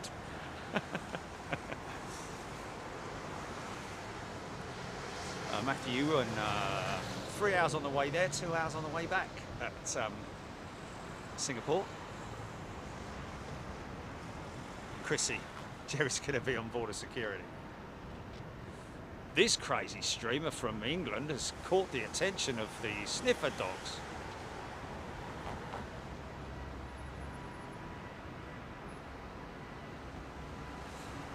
Nah, not interested.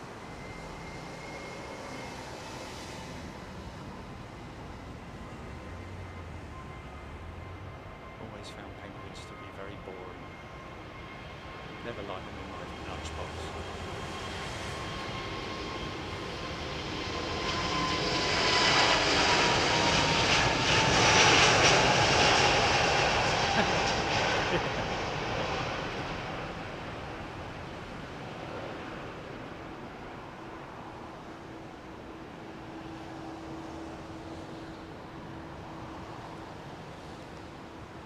I'll have some of that. No, probably not.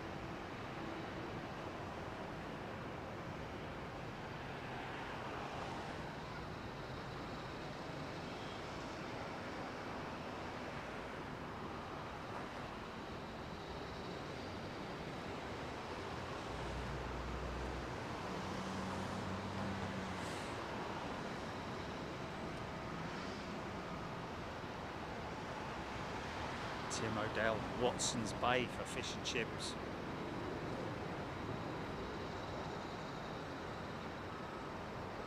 Captain Ron, this one's coming towards you, GP, I don't know. Or is she just making a left turn and then lining up for the United States of America?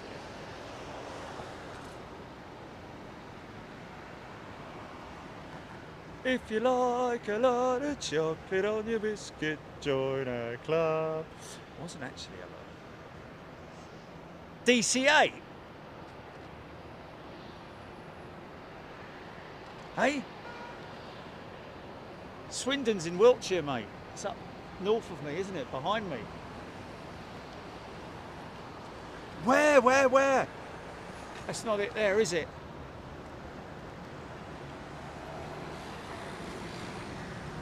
Oh, it's gonna... Can only be, I would have thought. Ladies and gentlemen, we've got a very rare Samaritan's Purse DC-8. Last time we saw this was in Miami. Obviously not this one that I'm looking at here. Directly north to south, Julie, is it? Is it directly north to south?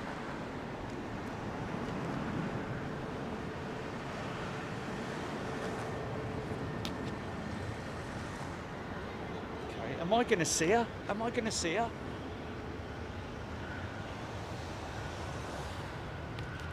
We've got a DC-8, folks. I don't know which variant it is. Is it a 62? Certainly a long one. It's not a...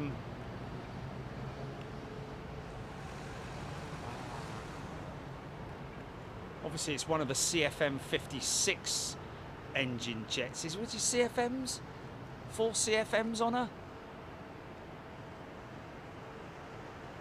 Screaming Amy, tuning in from Texas.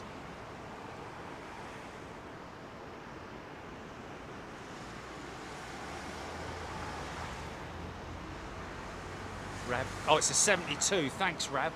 It is the super stretch. Wow.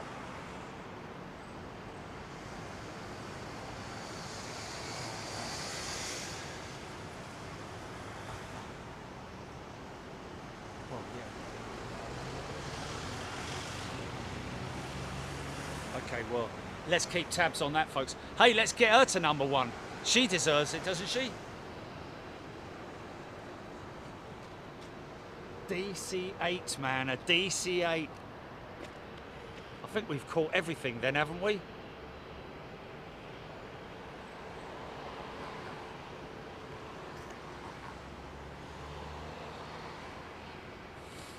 Yeah. It's a long way up though, isn't it? The long and winding road. Dun, dun. Sorry. Philip Lowry. Where is the DC-8? I don't know, mate. Chris V. Jules Harris. Screaming immediately regretted bidding a normal line this month the minute I checked into the hotel room and heard a concert outside my window.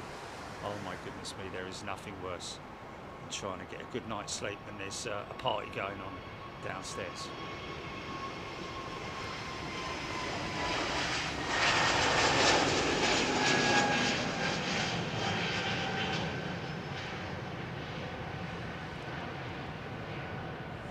Paul Skilling, the DC-8's coming from Shannon. DC-8's coming from Shannon. Am I even going to see that, Gilly? Which way is it going? Is it going... Oh, okay, okay. Oh, blimey, right, okay, awesome. Okay, take it easy, I say.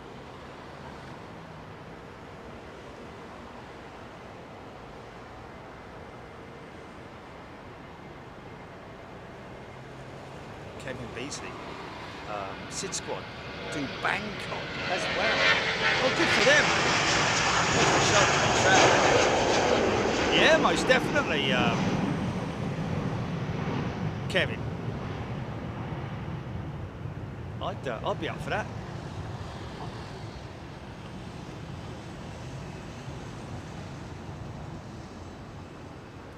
Google it, mate. Google it. Philip Lowry. Found it. Phil W. Isn't that beautiful? Rab H looks like the DC-8 will be directly overhead in a few minutes. Oh my goodness me. Daddy, Daddy!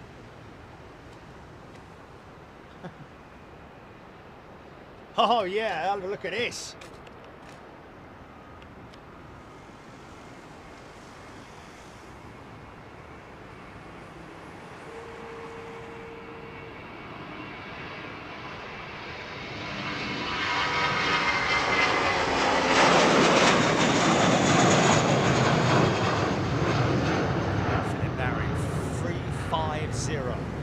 Okay, so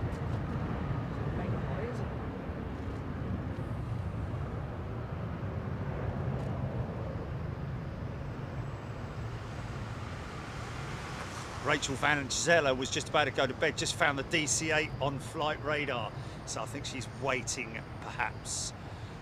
Tim Hill's about to pass north of Reading. She should be coming into view. Oh really? Don't tell me she's not going to trail. She probably won't at 350.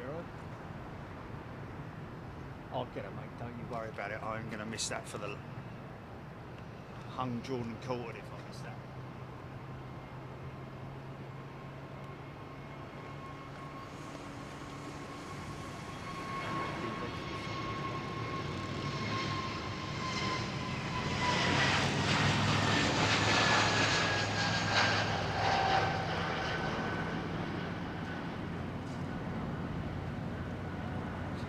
Just yet, is she? Loco Delta 767 400 GE CF6 taxiing out. Thank you, Loco. Ethiopian 777 200 freighter in the lineup as well. Heading towards me from the right, obviously.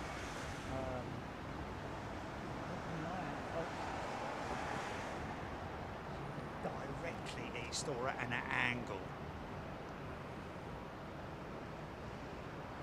Wow, Ian Hanna, first flight in a DC-8 was by CP Air from Prestwick to Toronto. Oh my goodness me. CP Air, remember that? That's right,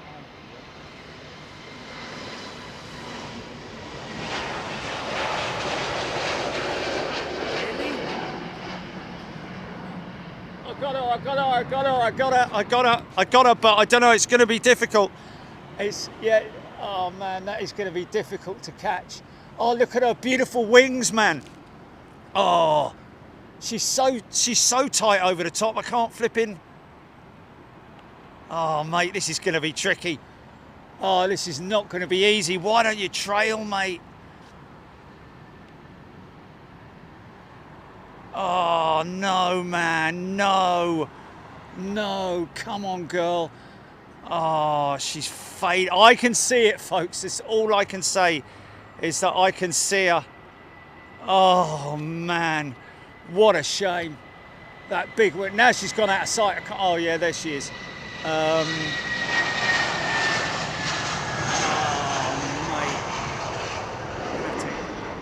mate. Guess it.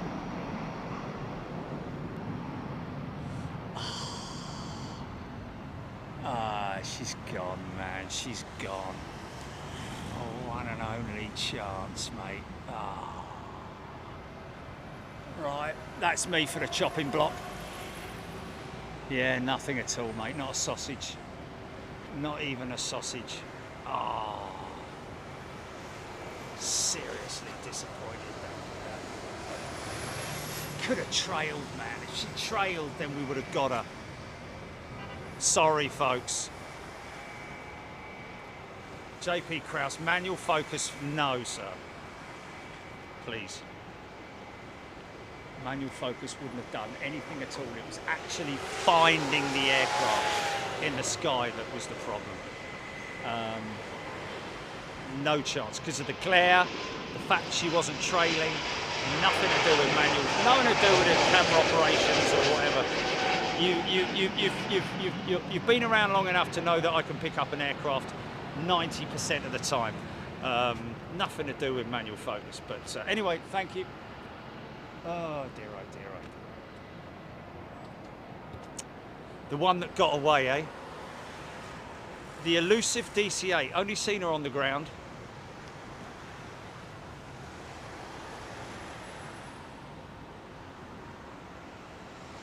Gordon Freeman, gotta let it go. It's hard to do. RD UK, yes. He and Hannah use a black magic marker pen, and we can pretend. Really? That big wing, there's nothing like it, mate. There's nothing like it. Plus, she's got a blue fuselage, hasn't she? Samaritan's Purse.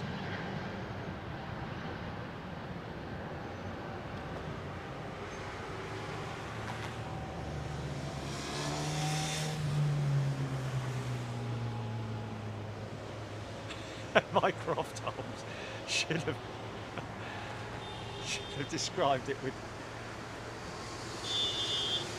See, when they look straight in when they're.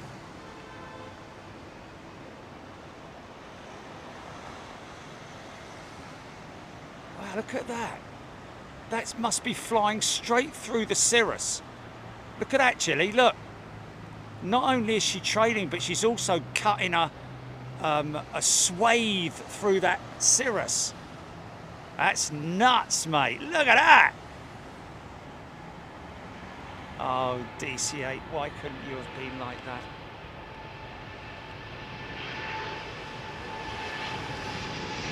Has it? Has it?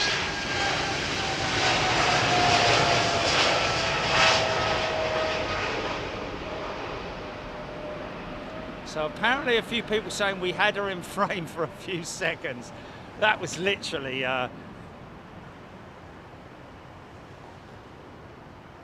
Carl Hanlon cloaking device switched on.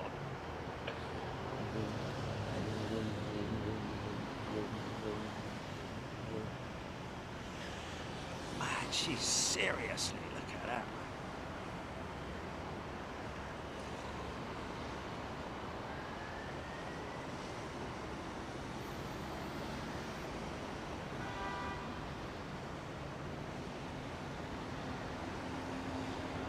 That's insane, that is, man.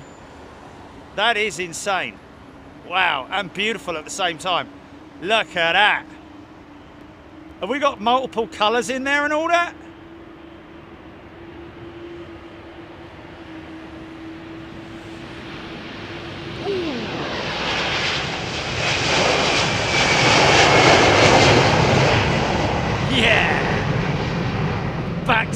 action, man.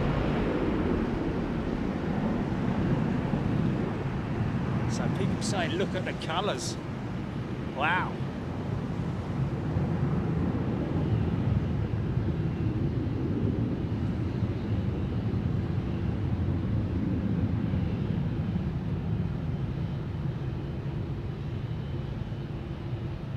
It's a United 777. That's insane. I've never seen that before. It's floofage. It's live floofage. We got a cross track.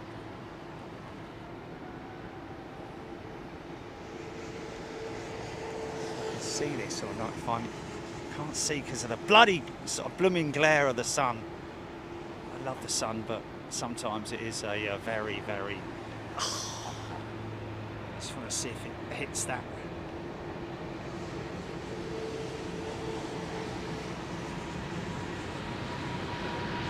Yeah, here we go.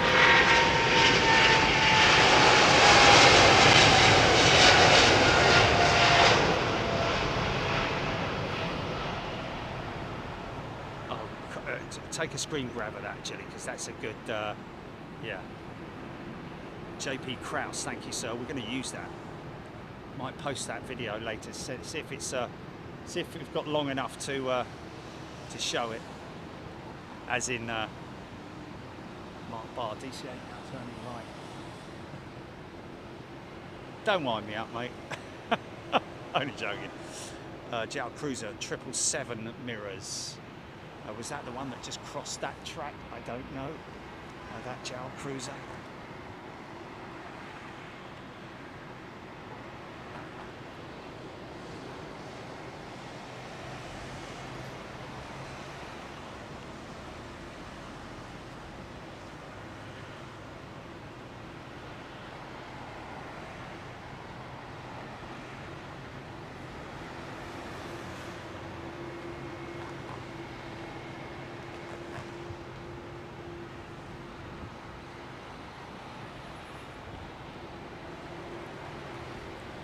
Yeah, Rab, everything else is trailing, innit? Everything but the bleeding DCA.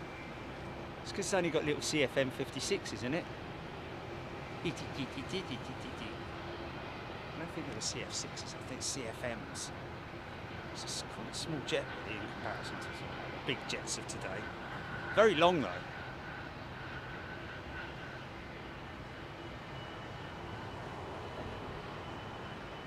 Mycroft Holmes, that was a Boeing 777-300 with Air India. There is jet going out.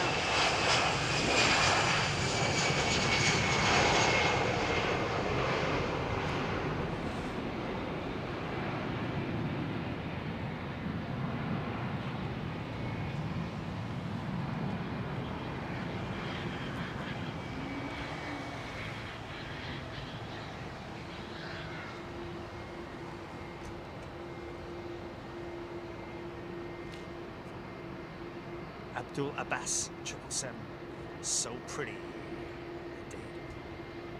I don't think it would like you to say call it that, no, quite, because it's a masculine plane, isn't it, the 777, I think. And they are just about to push this triple back, I think. 350's sort of like on the fence in terms of whether it's male or female. I kind of put it in that sort of like, you know, highway, dandy highwayman sort of stand and deliver your money or your life. DC-8's newer engines were pretty big, high bypass and decent radius. Yes, screaming at you, right. Yeah, the later DC-8s were, I don't know if they were manufactured straight out the factory, rolled out the factory with the CFMs, or whether they were retrofitted with CFMs, because obviously the original DC-8s ran the JT3Ds, I think. Brian Stewart, I've seen the rainbow floofage on a video from 747, 747 pilot who takes video on occasion from the flight deck.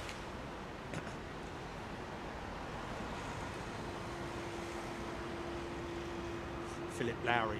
Amazing we don't travel any faster today than the aircraft from 68. DC-8 was travelling at 573 miles an hour.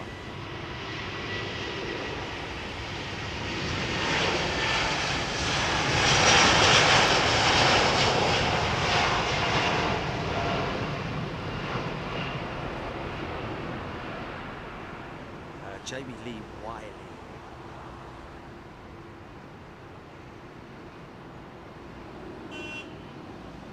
Pardon me.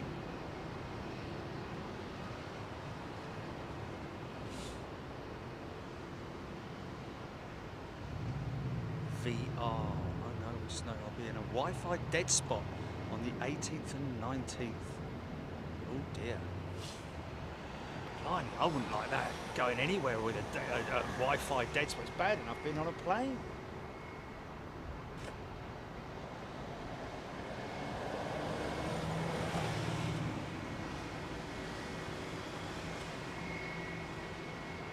Oh, Jamie Caldwell. I heard that name before. Jamie Caldwell. Is that them taxiing out now? That's him. That's him. Jamie Caldwell and crew. A very good afternoon to you. We'll catch your departure, if I remember.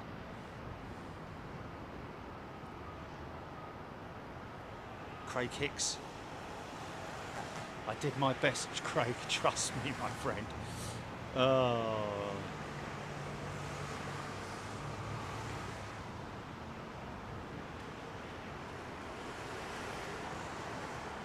Darren K.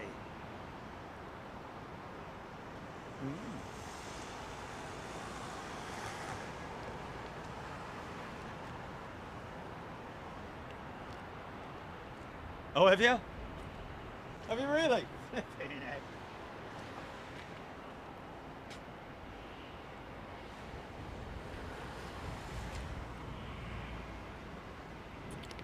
cool. Oh, yeah, that's right. That's all I remember you saying.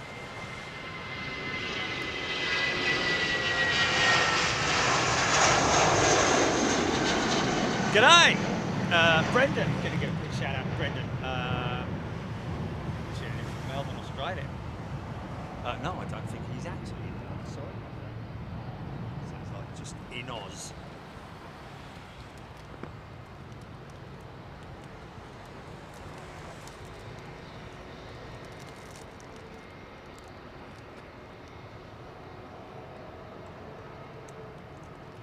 Thomas Cleary, how long have I been into aircraft? All my life, my friend. My dad was a pilot. Go on our website, look at my bio. You'll be able to get a clear picture of my how aviation is literally running through my veins.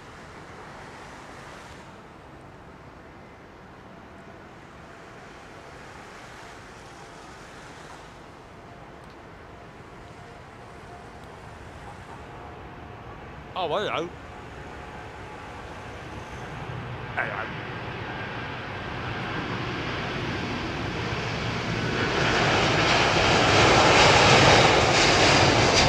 Yeah. Wow. Whoa. Hello. That was a bit of a pitch down and a pitch up again, wasn't it? Dragged the mains as well.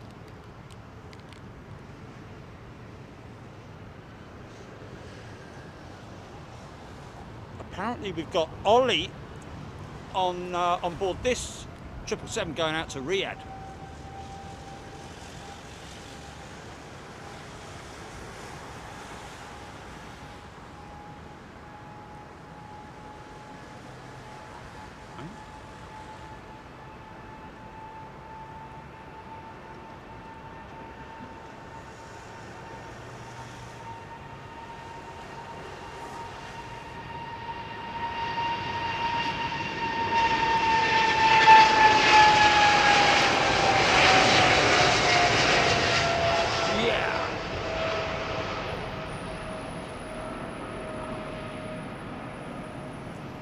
heading towards a funky shot here, ladies and gentlemen. Go on, mate. Keep climbing, keep climbing. There she is.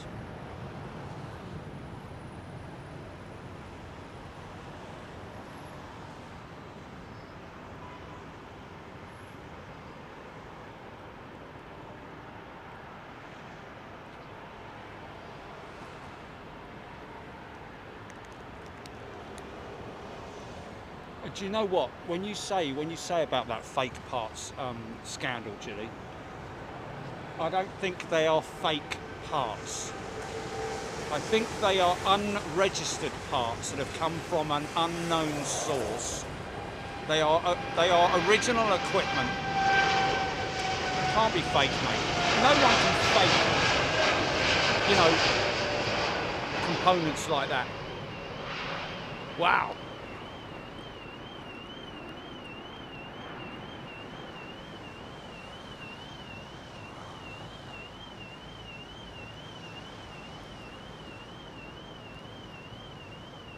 Yeah. It's been sort of like not it's been misrepresented in the post yeah, unapproved components. In other words, they haven't come from an approved source. That happened on BA with BA on one of their 747s many moons ago, where they were fitting a part and went through the serial numbers and all that kind of thing and traced it back, and they were like, well, hold on a minute, where's this come from then?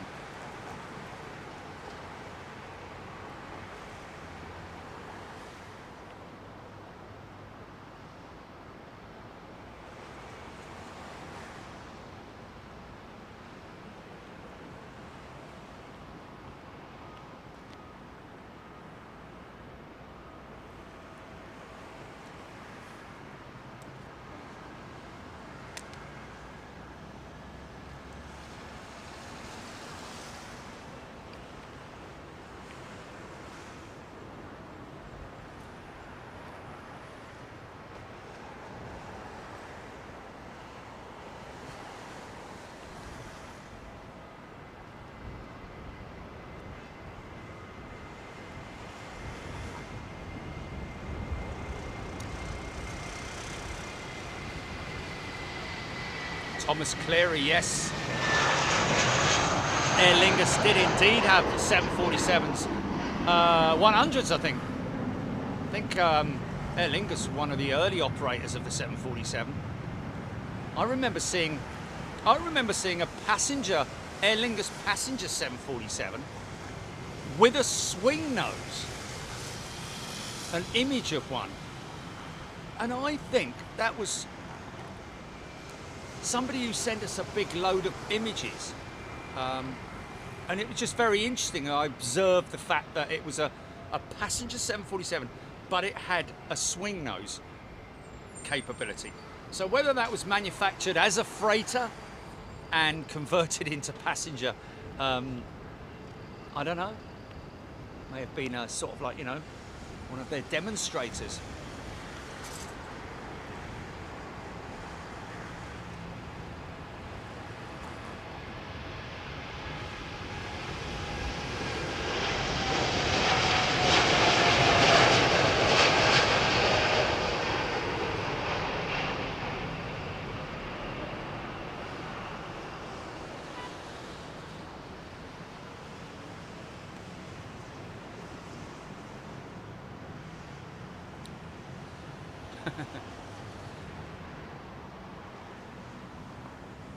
Norwegians seem to have run out of people for their tails. Well, I think they're done with Norwegian, because all their Dreamliners were sold, weren't they? And so they've, I'd say they've probably got a surplus of tail liveries, i.e. their the artwork that they use or used. I mean, of course, they're still operational with their 737s, I believe. Of course, their Dreamliners not so much so.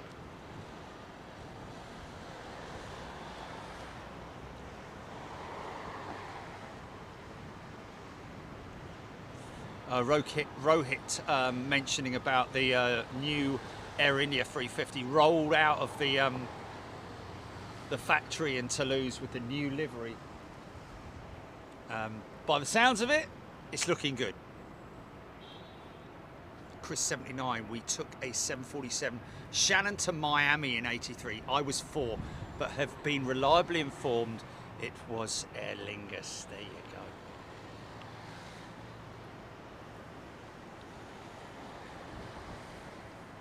go. Jill Blakeney, 747 cruising from Southend towards London.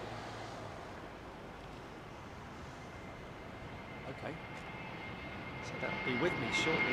Is this our guide going out now? November, is it? No. Or is this no. I think we've still got him.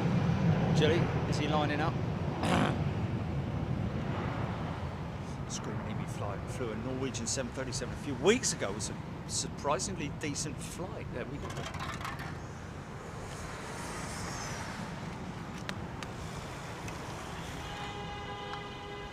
Morning, Nat.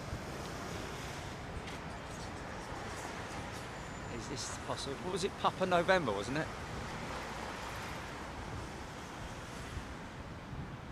Darren Nichols, I remember back in the 80s, Aer Lingus leased one of their 747s to Kenya Airways briefly. Well, I don't know which is which. I need to, I don't know if he's in on...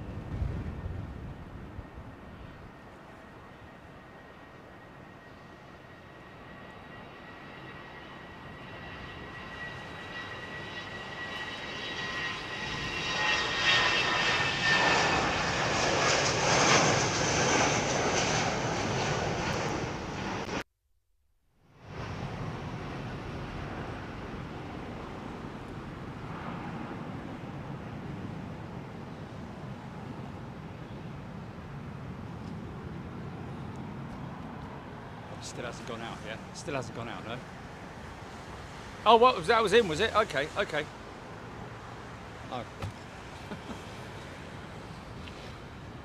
Flight.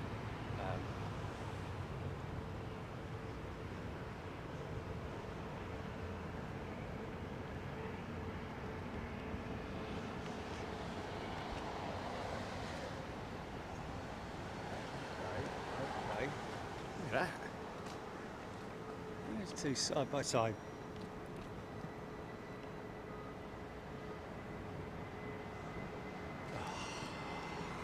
I've got a sun glare right behind me. I can't see sod all.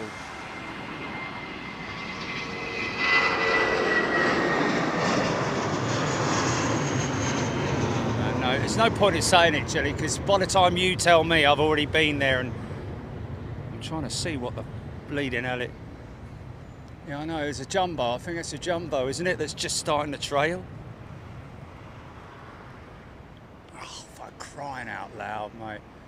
That's a jumbo, man, that's a jumbo. Bleeding sun's right in me thing fong. I'm trying to see.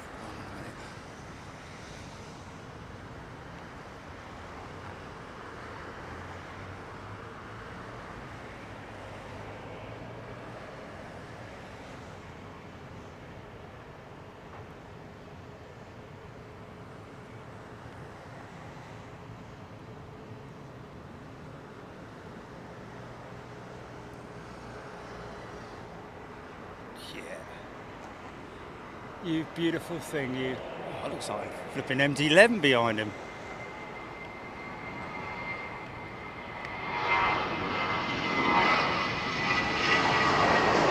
No, the one behind him is a 777, isn't it? That's a 777 behind him though, isn't it? The one that's trailing.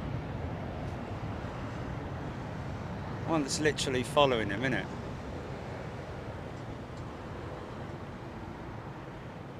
Lufthansa by the looks of it. Dreamliner, right.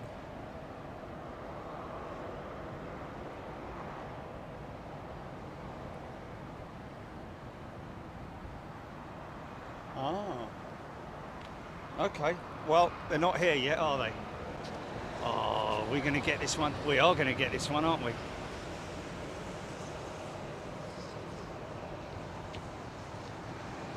Oh, I've got one of them. I can see one of them coming towards me, GP.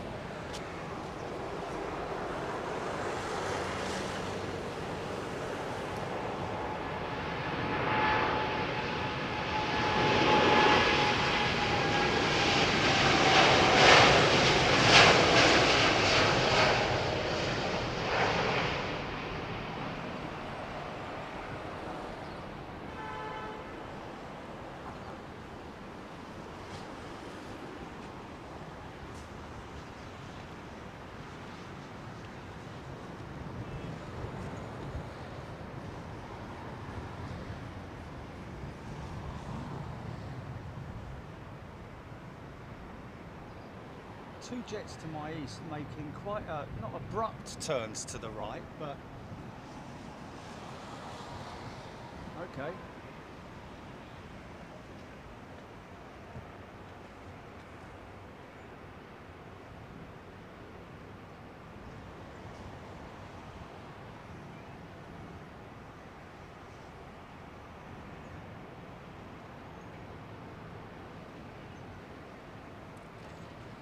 Is that Nick Hanmore is a brand new member? Welcome, Nick.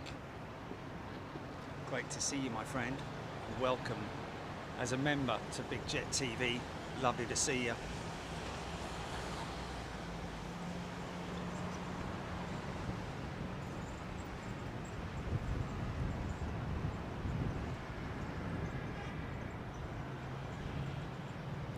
Brian Stewart. Magma 747, there she is. I should be able to get that because that's quite clean.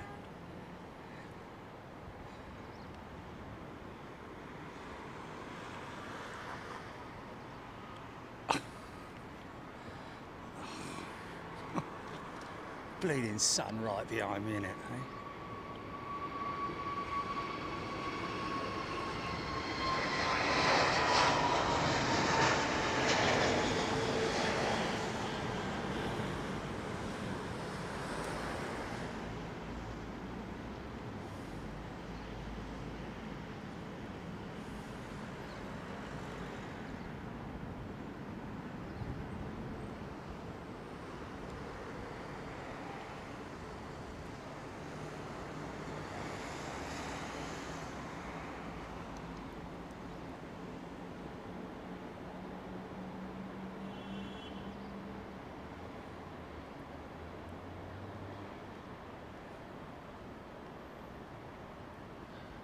Nice.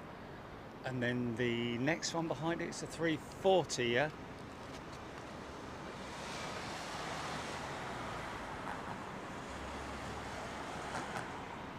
Wow, Julia's landed in Dusseldorf, or Dusseldorf, should I say.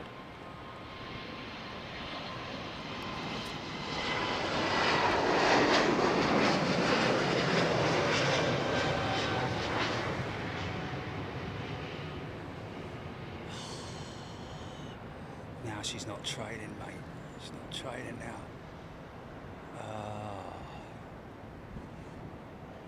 Oh, it's going to be a tricky one, I think. I might have to wait till she's right over the top.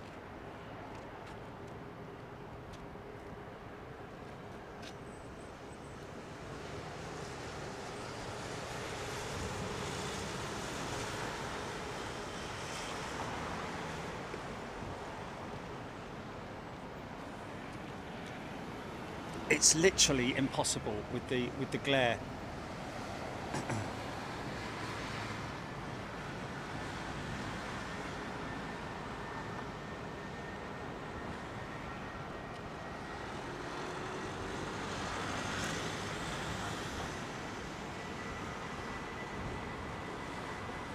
Yeah, it's nothing to do with the aircraft, whether it trails or not. It's down to the climatic conditions.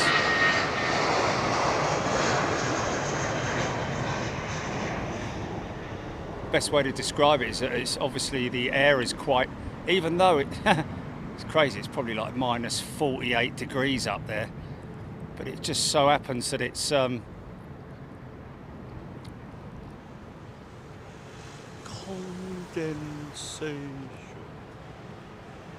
I don't think they turn that Air Canada triple around as quick as that.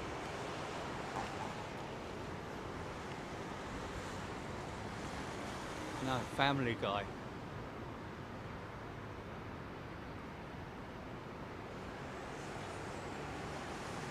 Okay.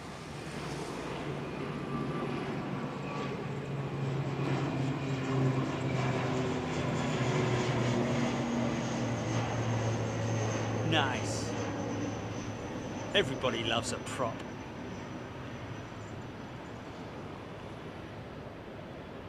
Everybody loves a prop. Everybody loves a big super jumbo as well. Look at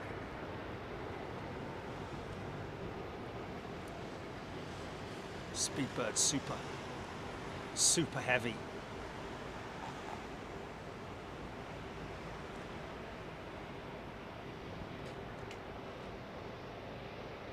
Oh, is that another jumbo? Is there another jumbo?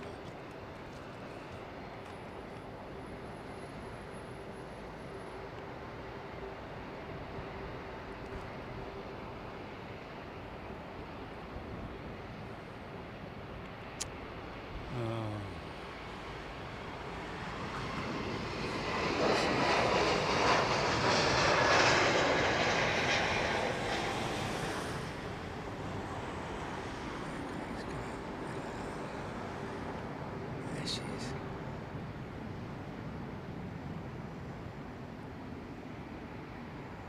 Blimey. Literally queen of the skies, man. I can't, she's so over the top of me that it's almost impossible to get her.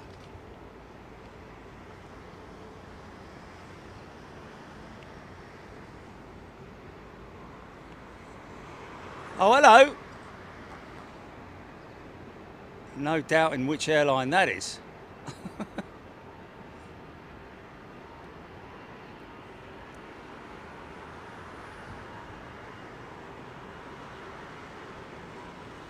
On its way to Frankfurt.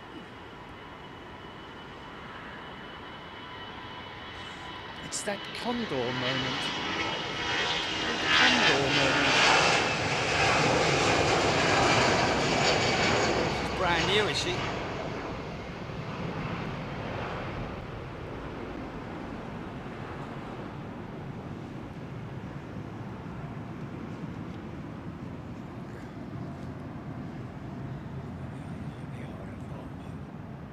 To literally, oh, there we go. You see, sometimes you're just in luck when you bring it into the screen. Other times you just can't find her for love nor money.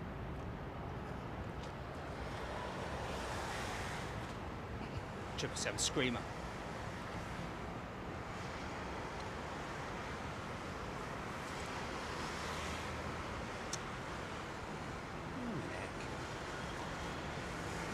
I can't see where this is going to, this one. Oh, radar.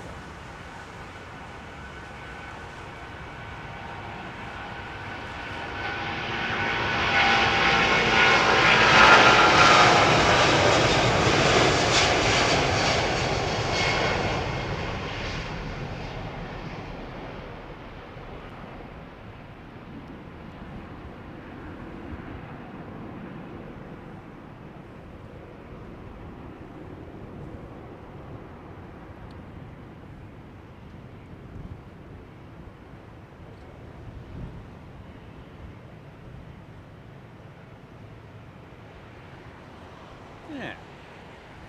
Chrissy's saying Condor in the lighter colours looks nice. Darker colours just look aggressive. I don't understand what you're saying, to be honest with you. That kind of makes sense, doesn't it? Aggressive. In red and green. Definitely think that the gold works. Even though it looks like one of those, you know, maypoles dance around.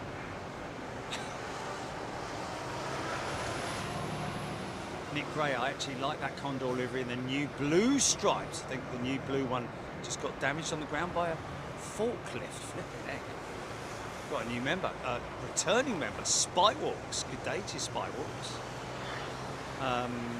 We have a bit of a hold up here for this Air Canada jet.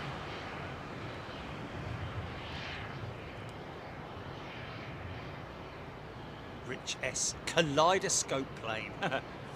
Becal Pam, another nice 747 shot. Danny Coltrane, Conair.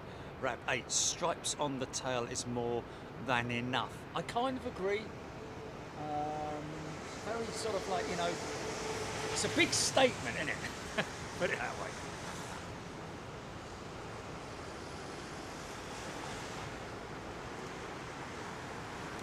Helen Clapp loving it. Need a purple or black striped condor, James Whittle saying. Then it would look like licorice all sorts, wouldn't it?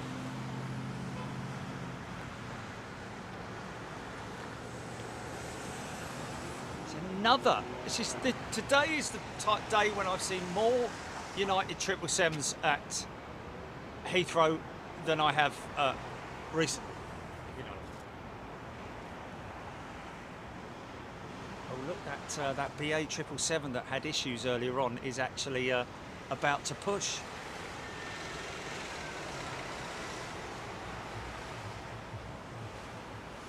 RD UK, a white striped condor would be acceptable.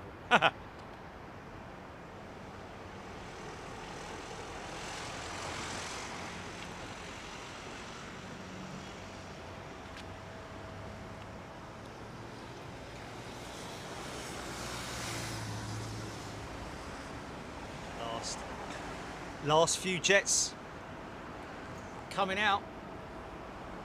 Aidan Campbell likes the green. Kayata, good afternoon to you.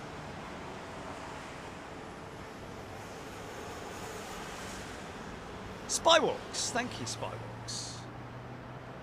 Got a little Finnair jet coming out on, this is a what's known as an intersecting departure, folks, where the aircraft will start its takeoff run.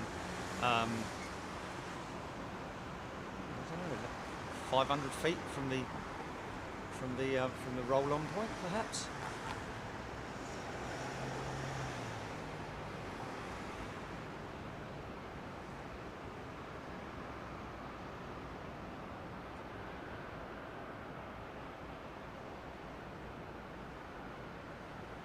Mark Shearing watched some friends land in the UK recently, thanks to us. Awesome.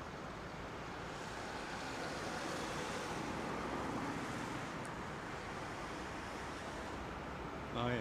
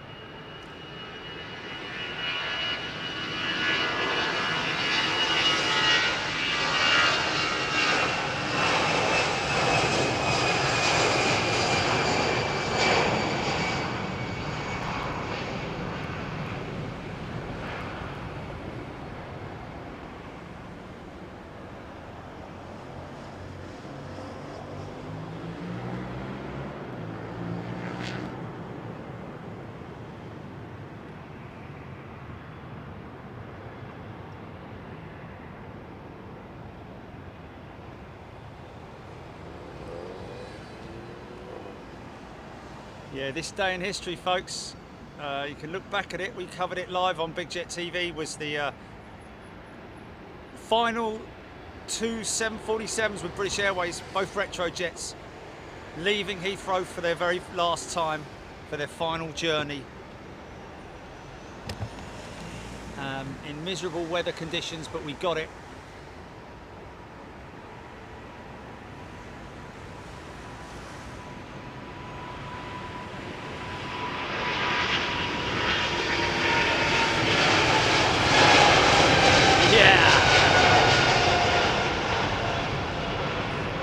That is the coolest looking 777 ever, with the smile on it as well, isn't it?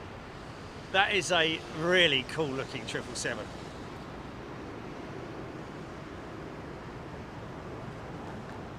Manny Falcone, glad there are no trucks today. We're, I was just mentioning a few minutes ago, folks, I've got a plan for the paddock, and I'm going to test it out tomorrow. If it works, then we just need to make some modifications, but apart from that, we're all good to go. Come on in, big lad.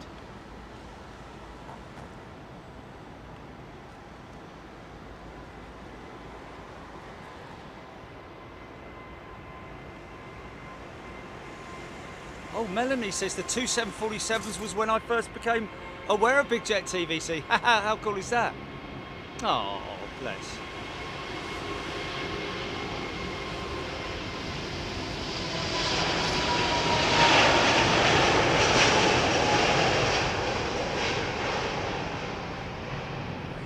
answer, the big lad.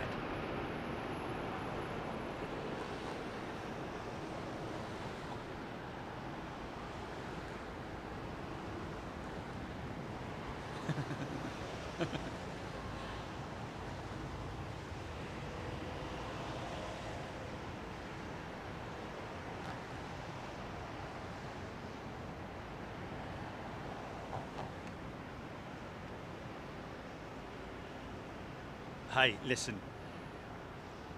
I will be that excited that if it works, I'll probably go live. It'd probably be better, actually tomorrow afternoon, wouldn't it, Jilly? Because then we get arrivals. Captain Bob, yes, you are right. They are still leasing aircraft from Finnair, British Airways.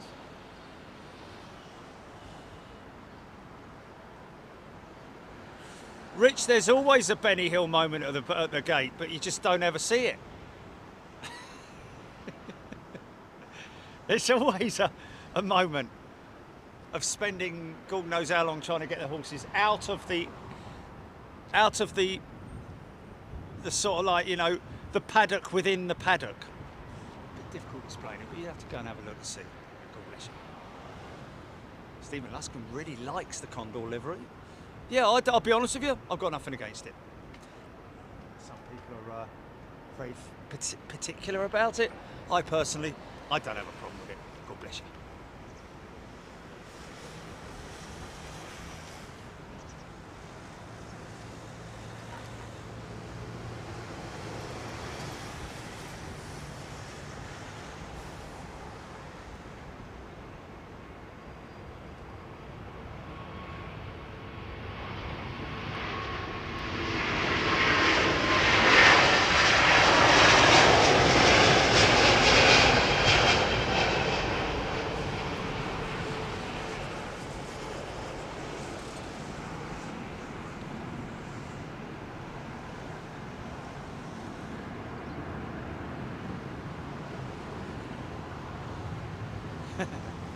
Jerry's normal speed is about two times. Clever, you did.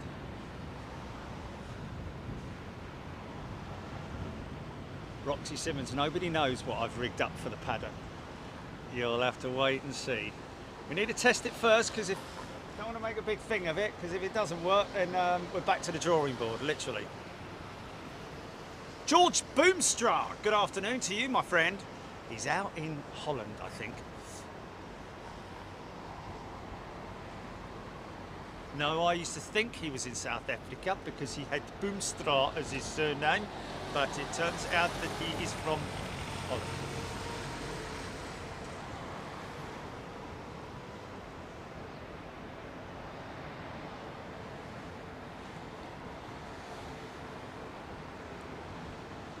Any moment now that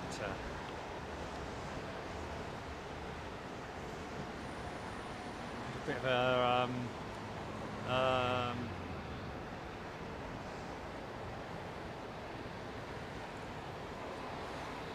baggage. What do you call it? It's a K-lift, isn't it? Or a zippy lift. No.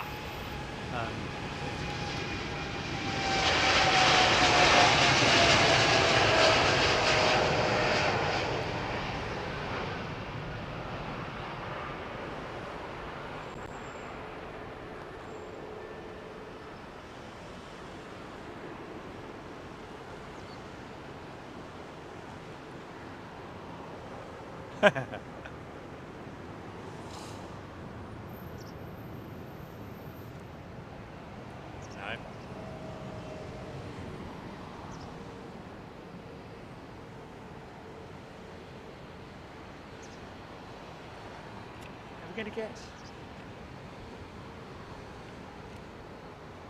Rich Laura is a new member. I don't know if Rich and Laura or just Rich Laura, or is Laura Rich? Lend us a fiver, Vera. No way, Jack. You asked me last time. Oh, go on, Vera.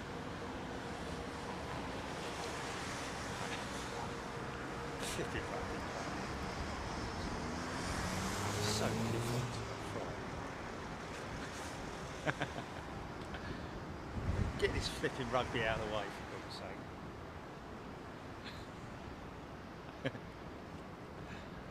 Friday night, sit down, pour a beer, get ready for it. Waiting for, someone versus someone.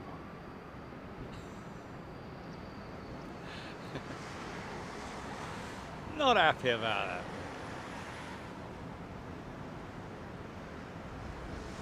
Ship that stank or sank? Oh. Oh yeah. Yeah.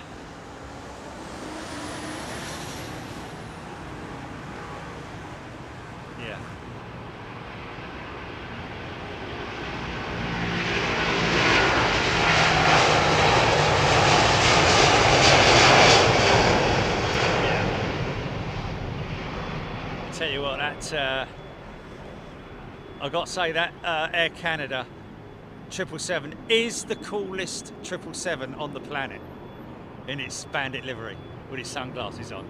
It looks fantastic.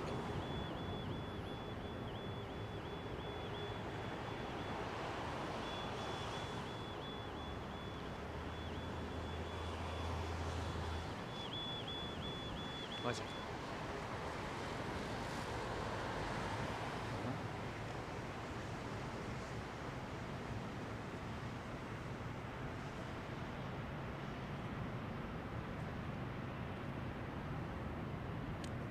Now I think this guy here, this 777 here, is waiting for taxi instructions.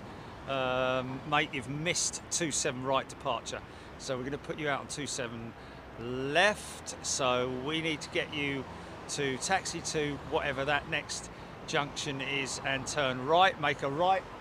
And then, unless they're going to pull them all the way up to the other end.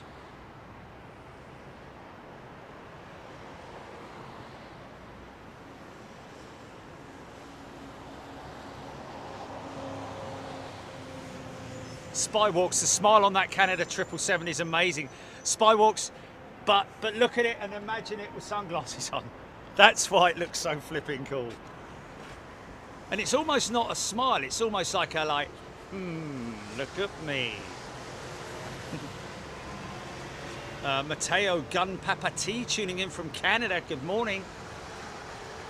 Good afternoon or good evening. It's another United 777.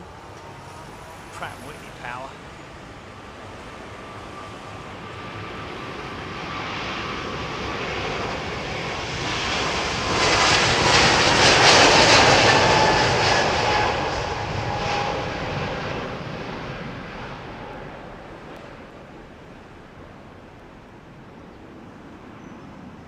Easy. Quite a few of them being caught out with the left hand, a gust from the left. Look at how smoky those Pratts are, man.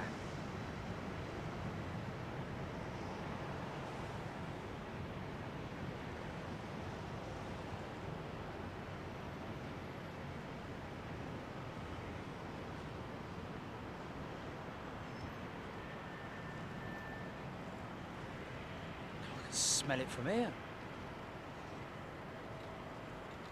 Pretty awesome. That's it, we're done. We've got one more to go.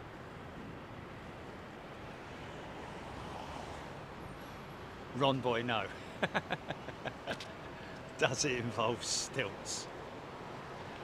You crazy guy. Crazy guy.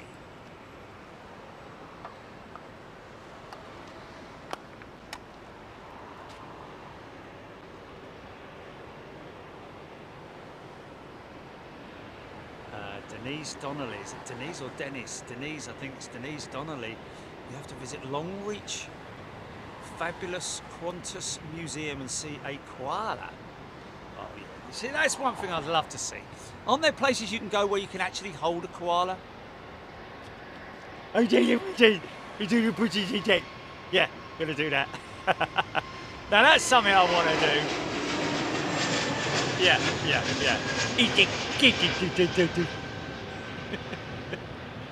And I will be like that when I'm holding him as well. Oh my God, yeah. No, don't Google that, Jilly.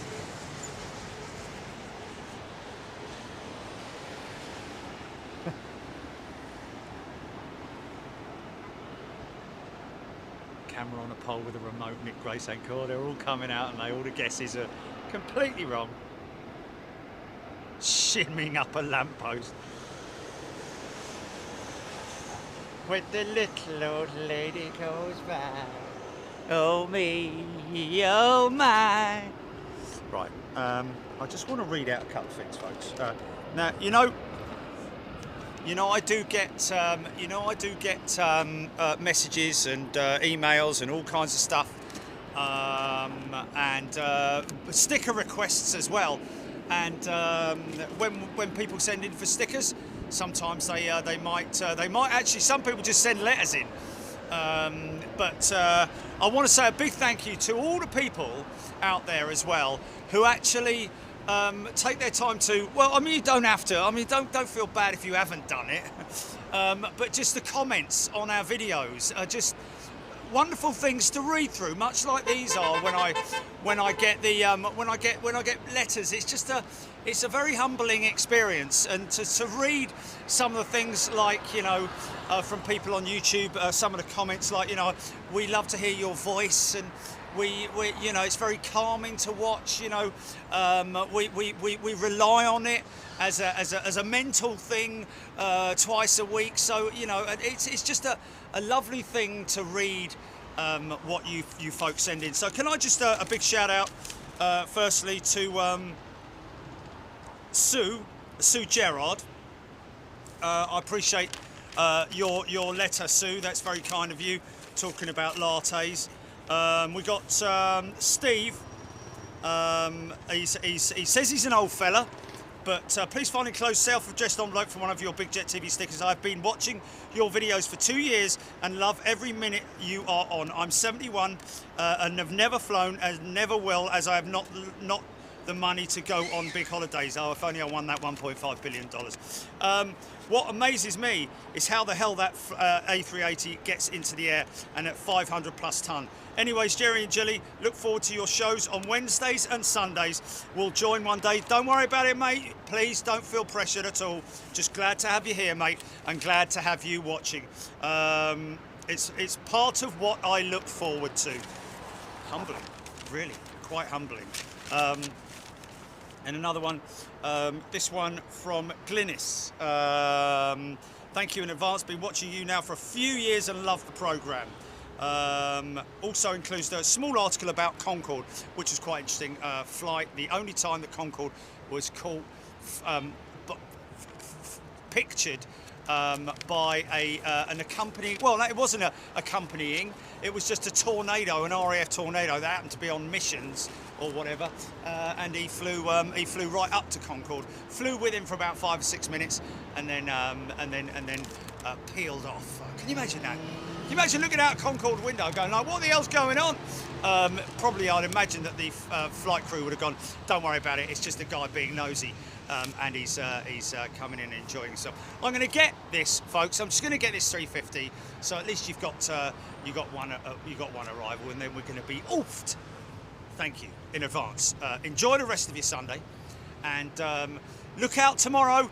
Again, like I say, folks, subscribe to the channel. Make sure you hit that notification bell as well. Very important that you do that, only because we don't want you to miss out on any content or any live shows. And also download the app as well, because you'll be able to get information from that as well if you miss the notification on YouTube. So yeah, download the app and subscribe to the channel, hit notifications. In a bit. Okay, stand by. I just got that nice turn on shot of GP. Stand by.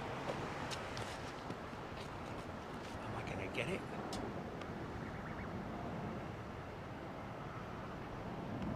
Oh, kind of missed it.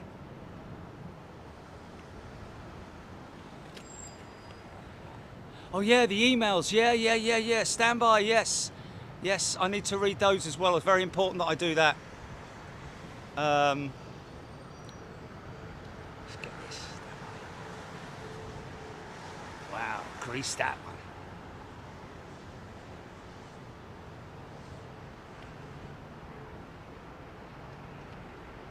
Got any non-BA jets on the way in, GP? Just because we'll get some reverser action.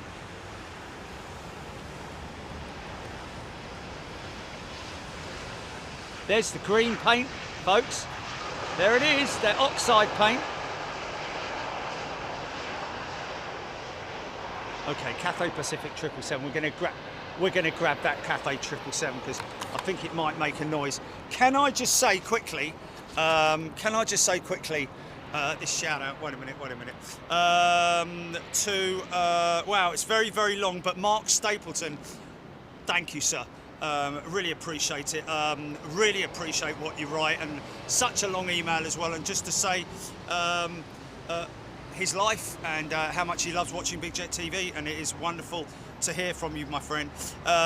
We've got somebody else here, Nick Hulse, another big long email, which is just wonderful to read, saying that we were an inspiration to them, and overcoming depression.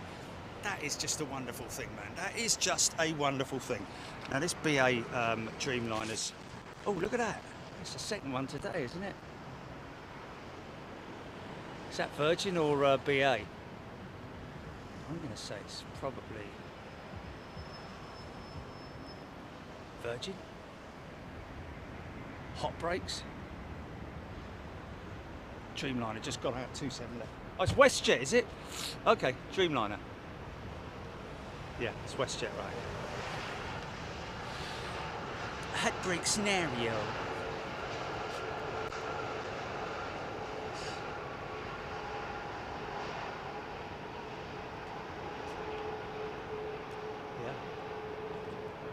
Cell phone through a fence, but it wasn't just a cell phone through a fence. It was a cell phone through a fence that had that much to look through. It was that much. I was like, oh, but it worked. It worked, and look where we are now. But thank you very much indeed. Also, can I give a shout out to Christopher Madison as well for sending those pictures in that he took of me on the up on top of the courtyard. Thanks, mate. Really appreciate it. Great pictures and much appreciated. I'm sure I gave him media inquiry. Oh, that's ITV, isn't it? Right. Let's get one more arrival, and then we're going to be off, folks. Thank you so much to everybody. I hope you enjoy the rest of your week. Whatever you do, do it responsibly. And we'll catch you on Wednesday, but we might be back tomorrow afternoon for just a quick little sneak view, if it works. If it works. Oh, no reverser. Okay, very quiet indeed. Wow.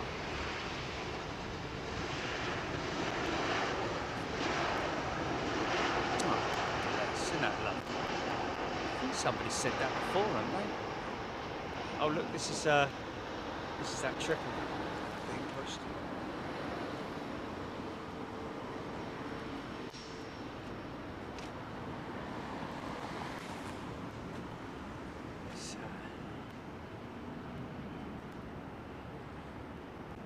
She's a GE. Looks like she's a GE jet. So let's just wait for her to start her engine, shall we? Because this could be quite loud.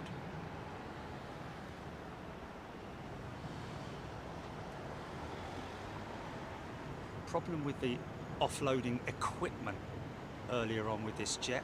In fact, there's the K-lift. Mind that! That's the, I think that might be the K-lift, the damaged K-lift there, which they haven't been able to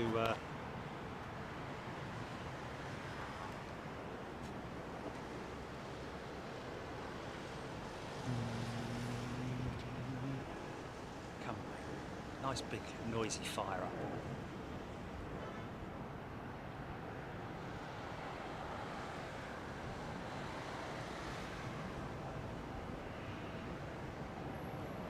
Special livery.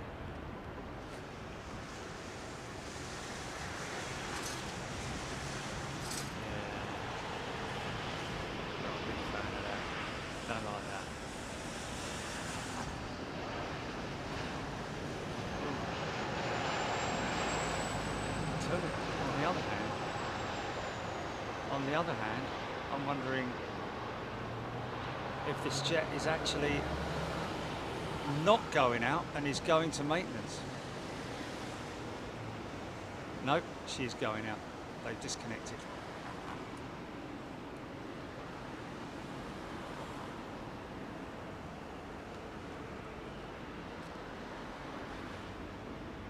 Bahrain.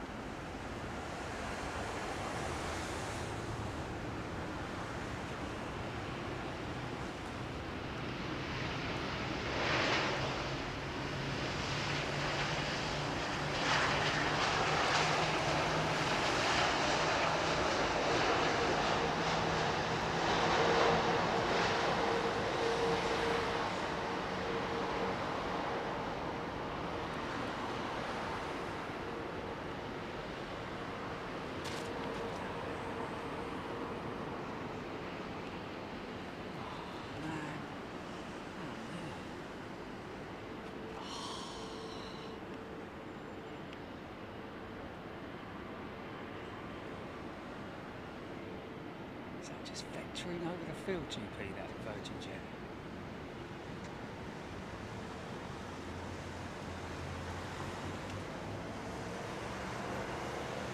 Is it heading into one of the holes? It's Avianca, is it? Sorry.